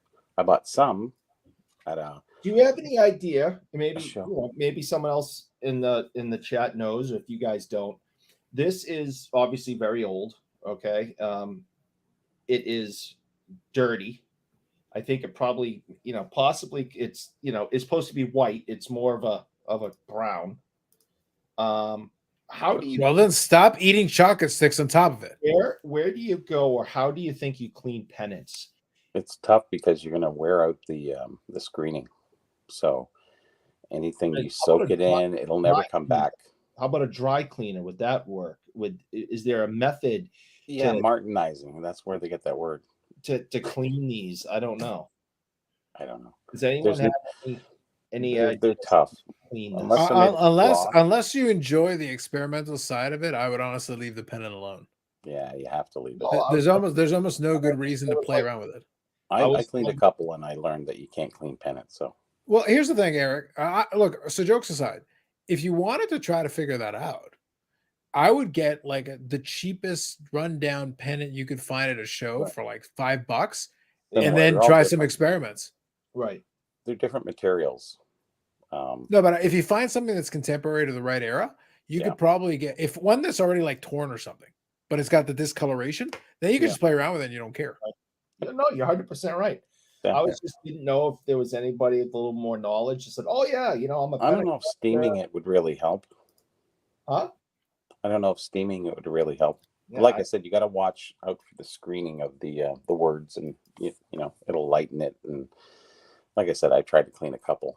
I did clean, but still never comes out. Then it looks too clean in that area. I'd love to get some of the nasty out of it and bring some of the white back, but So you're saying we need some OxyClean? Yeah, I was wondering about that. I was worried about anything, so I didn't know if anybody, you can soak it. I would soak it in OxyClean because you're allowed colors in that, and it has to be flat though, and it has to be fully submerged. Never do part. Just always do the full. So we got some suggestions here. We got Hobby Champ saying get it signed by Gil Eric. That's valid. Never thought about that. Stuke says stains add characters, and here's Carlisle here says I think you can lick the stains off. That might be worth trying. That'd be like Squid Games. I'll be back in a moment. You guys killing me. What we do? What if you lace it in mayonnaise and lick that off? So if someone offered $55 for this, then I wonder what it's worth. Really? Have any actually sold in a long time, or is there literally no? I can't. You can't. That is tough. Like that whole package there. That's a tough package. So I would say the schedules are big, but in the last year, some guy or two guys have gotten rid of their collections, So it's brought a lot of schedules out to the marketplace. Like schedules, a normal schedule from like if you get like one of the expansion teams, their first year, it's $300-400 just for a schedule. And then there's variations because they're sponsored by different people. So if you know the right sponsor, like some of them are most common that you would mail in, and it would usually be the television station or the radio station that sponsored most of those mail-ins. But the odd one from a dry cleaner or something, like $500-600 is crazy. But they went down of late because of the slathering of the marketplace with these two guys getting rid of their collections. Just I've never seen so many schedules in my life, and they were always high end. You'd see a rare one; it was always up around the $200-300 US mark anytime. Now it's really dropped down because they flooded the market, and they had multiples of the same one, which is crazy. Some rare stuff, and this is like get 3 or 4 that they keep listing after, and I'm sort of. And people only have so much money, and you sell your collection in a very specific marketplace. It seems that it tends to drain most people out of their money because you can only buy so many $200-300 schedules. Like most of the schedule guys, they'll spend maybe a few $100s a month or something like that, but they don't spend like thousands every month. You can't. You get burnt out, right? Ooh, it's fair. It's true. It's just knowing the marketplace and what sells, what's going on, what's happening, what's hot, what's not. And it's good to pick up some certain collectibles right now that are down. Like when you get a run of like 10 guys chasing the same kind of set or something, like something a little more difficult, the bids get up there. But after the 10th and the 9th and the 8th and the 7th guy run out, then you get down to 654. Those guys aren't bidding as high. You get down to 3 guys only chasing the set, and they have most of it. They're just waiting for certain pieces. Those other ones you can just clean up nice and cheap. Put a nice set of whatever you want together, be it knickknacks, merchandise, souvenirs, cards. You just never know. We're giving you lessons here, guys. And hey, there's a way to make money, but you don't have to work hard. All I did was click and I bid and I won those. Paid, credit card was on file, done. Doesn't take much, and that stuff will help pay for other stuff that I like. Fair. Zach says I know nothing about hockey, but those are cool. That's okay. Eric doesn't know anything about hockey either. Hasn't heard him so far. Gil only signs with a Mayo Sharpie. We can only hope. That's why he's a goat. It's important. I like think it. They do have Mayo Sharpies, do they not? They should. I know there is a white Sharpie out there. I think I've seen it on something. I thought it looked really cool. It was a darker card, so I think it was a white one. I don't. Are you talking about paint pens though? Because so maybe. Jokes aside, yeah, if like obviously there are folks that'll get like autographs and stuff, and they like getting autographs in different colors. It's become a thing. Like, I want to get this autograph in orange or whatever. And there's paint pens now in every color, so you can get almost anything. White is one of the ones where if it's like really dark image, that's perfect because it contrasts it beautifully. Yeah, and it's a paint pen. It's still a paint pen, so it shows up very nicely on the image. True. Yeah. I think that makes sense. So I'm just scanning through. I think we caught up on the comments. Thank you all for the comments. Appreciate it throughout the evening. It's been pretty consistent. We've had some fun kind of diversion conversations where we've had a couple of different tangents. But along the way, if you pay attention, there's been some good background. Some of the stuff you can do. Honestly, I think a lot of the enjoyment has been changing up the game or just modifying what you're already doing to what the current environment is. And I think the opportunities are there. And we've talked about that tonight in a lot of different ways. It's there. It depends on what you want to do. Like as a collector, I'm enjoying it. As a person who will buy some stuff here and there to move on and sell otherwise, it's there if you want to do that. We've shown a lot of different ways over the last couple of years, especially here, where you can play around with that. Literally, as we're having this live stream tonight, I got an email because on eBay, there was somebody who made an offer on one of the patch cards that I got as a replacement. I went to the expo, got an upgrade on the patch, and then there was an offer on the other card. So the reality is I bought the other card with the intention of hanging on to that one. And then I go, all right, the other one's a duplicate, moving on. Now I can play the game. Oh, so do I want to squeeze for every penny? Or am I satisfied that I already bought a replacement for it and then I just get my money back in, and boom, back in the cycle, and move the money around, and But you do have to then purchase them. you have to watch that too, because sometimes people. I know I made an offer on something and the guy refused it. He goes, "No way, we won't take that." I think I offered $68. He had 150 on the thing. I just went, "Now, I'll see what happens." So then it was sitting there, and then he dropped it down to 120 after a few months. A few months later, down to 100. Now it's at $88, and he still hasn't sold it. Now, and this has happened with other items where it's actually went below my offer, and I still don't want to buy it at that time because it turns people off. So you have to watch your counter offers when you're offering. Be respectable. If you offer too low, I just delete it. I don't even answer people back. I agree. I think it's one of those things where like I'm going to give it some thought. I'm basically, since I got it late tonight, I'm going to sleep on it, think about it, because the truth is I can always sell the card, take the money, turn it around, and then do something else with it. So as I say, like if That's you're a already done good with the offer? card, it's okay. I would consider it to be okay. It's But not you one of can those ones like, counter. oh yeah, for sure. It's more like, yeah, it'd be fine, but I Why can don't kind you of sit on it. You can counter.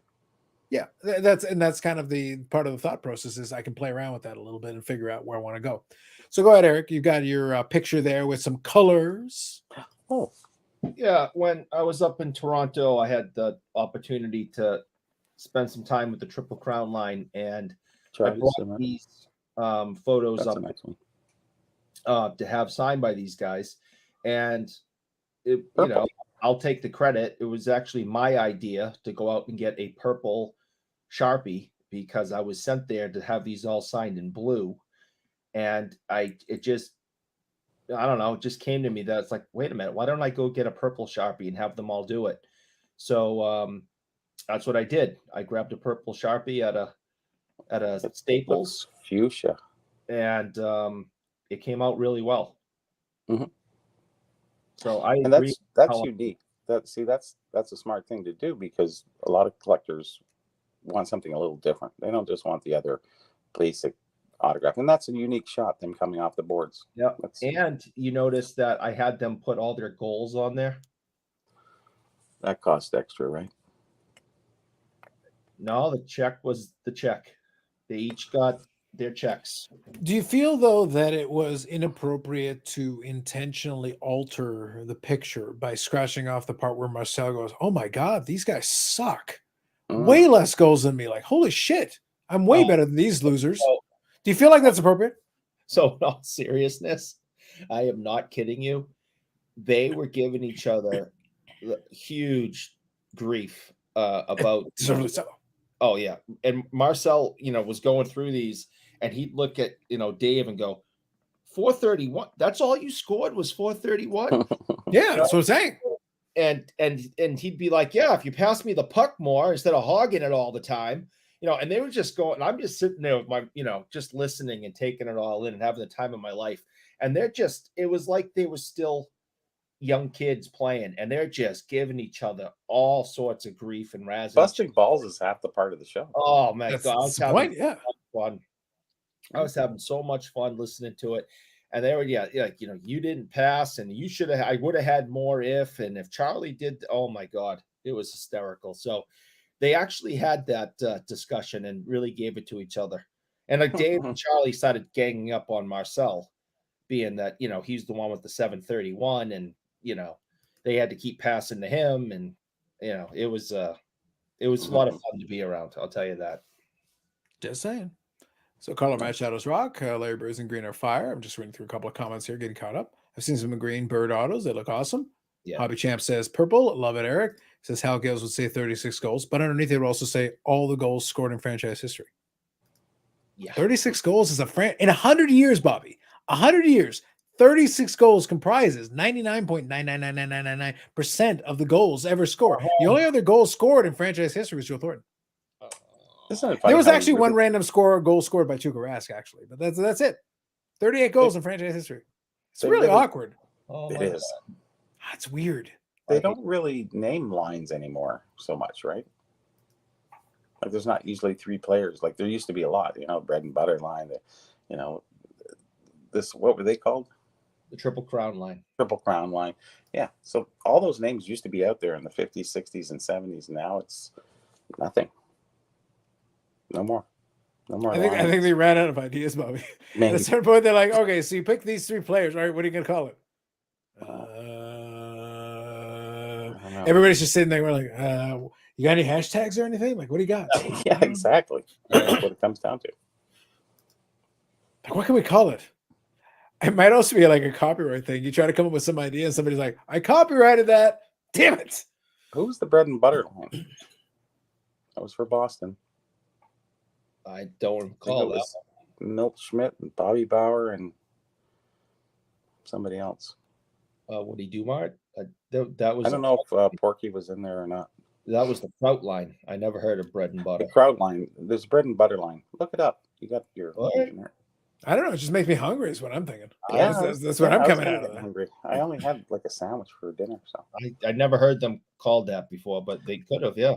No, yeah, I think it's. I can't remember. Maybe Busick's in there. Bread and butter line. All right. I have to look it up. I'm not sure. It I might might see if be I can hard to find it. find. You might have to put it in quotations.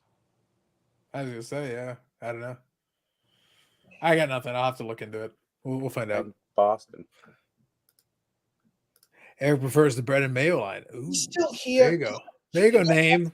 Why There you go. a name? Why do you hate name? This is why. Oh, the worst. Name is speaking truths. Name is speaking truths. I don't know what to say, man. The bread and mayo line. Yes. Eric collects the crap out of that one. Hell yeah. He's all over it. I hate him so Your much. name does for sure. Mm-hmm. Mm-hmm. All right, folks. Last couple of minutes, we'll wind her down for the evening. I think that's enough. We reached getting bread and punchy. mayo line. It's approaching the end. The hook's coming. The How hook's many more coming real lines we quick. got? Yeah, it's getting tough. It's getting tough. At that point, we're gonna need the cocaine line to keep us going. We don't have enough hookers and blow. I don't know. Hookers and blow. I love it. But charge $30 at the garage sales. There you go. Perfect. Love it. So any kind of last thoughts, you guys throw it in there. By the way, great comments tonight. Appreciate you. Great comments and questions and thoughts. We've had some fun chatting tonight, so it's been a lot of good stuff. Eric's really enjoyed it. And I think, honestly, if nothing else, I would say, and I think Eric will agree on this, I believe, truly, from the bottom of my heart, that if nothing else, Eric finally has started to slowly Just learn slowly. the true value of Hal Gill in the history of the Boston Bruins. Pathetic, sad, desperate as that history is. It's really an embarrassment. Like, Bobby, why didn't you just contract that team or move it to like New Mexico or something? Somewhere with dignity. Yeah, New Mexico. That'd be Imagine- great. Imagine New having a Mexico team down Aztecs, there. that'd be awesome. That'd be amazing. Yeah. That'd be hard Bobby to get would away. finally be like, you know what? I'm not calling myself a Chicago Blackhawks now. I'm a New Mexico Aztec. Yeah. Let's They go. don't even play on ice. They can't get ice I there. know. Oh my God. They could rollerblade. That'd be awesome. It'd be awesome. Yeah. It'd be great. True greatness. Rollerblade really came in. It came in the 70s there. Rollerblade hockey. Actually, Bobby, we talked earlier tonight about how in baseball you've got the different stadiums, but in hockey it's a standardized dimension. I kind of think it'd be fun if hockey decided like we'll give one team a random thing, and they're like, all right, so for our team, if you come to our home arena, we're playing roller derby. We're not even playing hockey. We're going to play roller derby, but it's only one arena. And all the players are like, what the fuck is this? They're like, you got to play roller derby to beat us. Roller derby. I remember when that came out. That'd be was awesome. the 70s. But only one team would be allowed to do that. One team gets to like pick their stipulation. That'd be cool. That'd be fun. Different. Like all of a sudden you wind up at the New Mexico Aztec, the Phoenix, the Arizona Coyotes walk over and it's like, wait, so we got to play roller derby? Yes, fucker. You're going to play roller derby. And we're going elbows high. All of a sudden they're like, no. Be awesome. I would watch that package. There are collectors for roller derby. I did have some roller derby stuff, and I had one of these rare teams or something out of, I think they're out of New York. And anyways, there's quite a following, surprisingly enough. Yeah. Name says, didn't roller derby make a comeback on Spike TV 15 years ago? Roller Jam, sir. Roller Jam. That's what it was. Roller Jam. I loved Roller Jam. It was Don't you fun. have some hot dogs to go cook? Go away. We can't. He's reminiscing about Roller Jam. There's no Focus, pepper. man. Focus, man. There's no pepper. I can't find the bread and butter line, but I can sure as hell find Roller Jam. By the way, that was still the greatest missed opportunity in cards. I want some Roller Jam cards. Yeah. I'd be all over that. It'd be amazing. Even back in the 70s, they should have done something because it was quite a following. It was female. So the 70s would have been like the classic period of roller derby. But Roller Jam was when they decided to kind of like be like, okay, so it's roller derby, because they even brought in some of the folks from the 70s.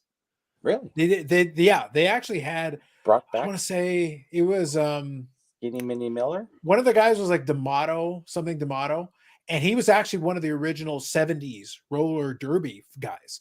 And there was he went by the nickname King Richard, but he was actually one of the 70s roller derby guys as well. So there were a couple of those that actually were part of the original roller derby circuit in the 70s. And they were young enough at that time that by the time they got in the 90s, they were still able to skate. So they actually participated in it. But what they did is they took roller derby, but gave it a professional wrestling presentation. Oh. And they literally had an evil commissioner. I think I did see that. Yeah, But that was on Spike TV. That was on Spike TV. It was actually very amusing. I enjoyed it. But it was always the same. One team would get up to this lead, and then at the very end, they would suddenly make this huge comeback, and I'd be like, it's the same. It was the same gimmick every time. Go through, and yeah, most of it was hilarious. Women's. The stuff I was watching was women roller derby. It was a thing. Yeah, well, what they did is they had the teams that combined the two, and so here I've got one of the images here. So this is the California Quakes.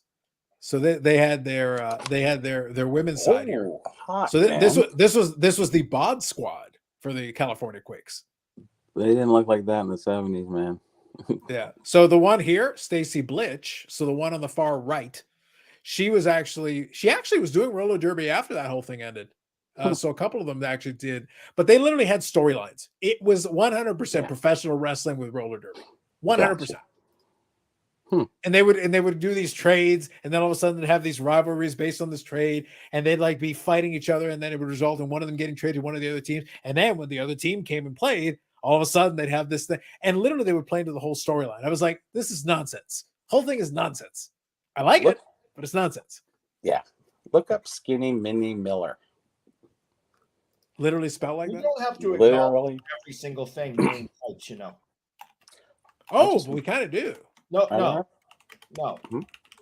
We were done. The show was over, and then Numbnut starts typing about some wrestling / roller derby hockey thing, and now here we are, and we don't have to acknowledge everything he types. Listen, man, all I gotta say is, Eric, I find your objection questionable, because look, we've indulged your silliness this whole time about the Boston Bruins, hockey. Like it's even a real thing. It's not like roller derby. It's not like roller jam. A respectable sport. The sport of kings, some would say. A true piece of entertainment. Americana. Americana. And then here we go, the Boston Bruins, a Canadian protectorate state, fake sports team. It's sad. It's just sad. It's just sad. Did her name come up? All right, so I've got it. I think Skinny Minnie, Minnie. Miller. Minnie. That's the one. No, LL. Miller. No, that's the last name. I'm talking about Skinny Minnie, the middle name. The middle. Yeah. Mini second. All right, so this is a roller derby, a black lady from the 70s. Is that the right one? Mm-hmm. That's what I've got. Yep. From Roller Games. Okay, so hold on here. So what league was it? It was like a. It was literally called Roller Games because that was the name of it. Yeah. Okay. So here I'll show like this kind of commemorative image thing, and then I'll grab a couple of action shots here. But yeah, so Gwen, Skinny Minnie Miller. Yep. So this is Roller Games. So that would have been the 70s thing. So I remember her name more than anybody else because it was always Skinny Minnie Miller coming around the. Used to shotgun her because I guess she was thin or something. That's the only name I remember, but it was a girls' league, was it not? So Roller Games was, I think it was both actually. Mix. Yeah, Was- because I think they very. So let me pull it up here. Roller Games. So it would have been Roller Games, and it was a television series. It was a television series, yeah. So let me see here. So let's see. Featured number of skaters who've been in the Roller Games League, 61 to 75, as well as young participants who's broadcast from. So there was an 80s Roller Games. There was also the 60s and 70s Roller Games. 60s, 70s, yeah. Yeah. So there's a couple different eras. They tried it a couple of times to release it. Yeah. And then the one that I showed was in late 90s, early 2000s, where they tried again. Really? And that was the Roller Jam. I think I remember that too, but I don't think I watched much. I will say I enjoyed the Roller Jam. Look, we always talk about all these releases. Listen, I would love for someone to release. I don't know who has the rights at this point, but I would love for someone to release some freaking Blu-ray or whatever. Like, give me the full series, this collection of Roller Jam. I would buy that 100%. You should look online. They might have something. No, some of them are on YouTube. You can get some of them, but I would love for someone to have taken the entire thing and boxed the collection.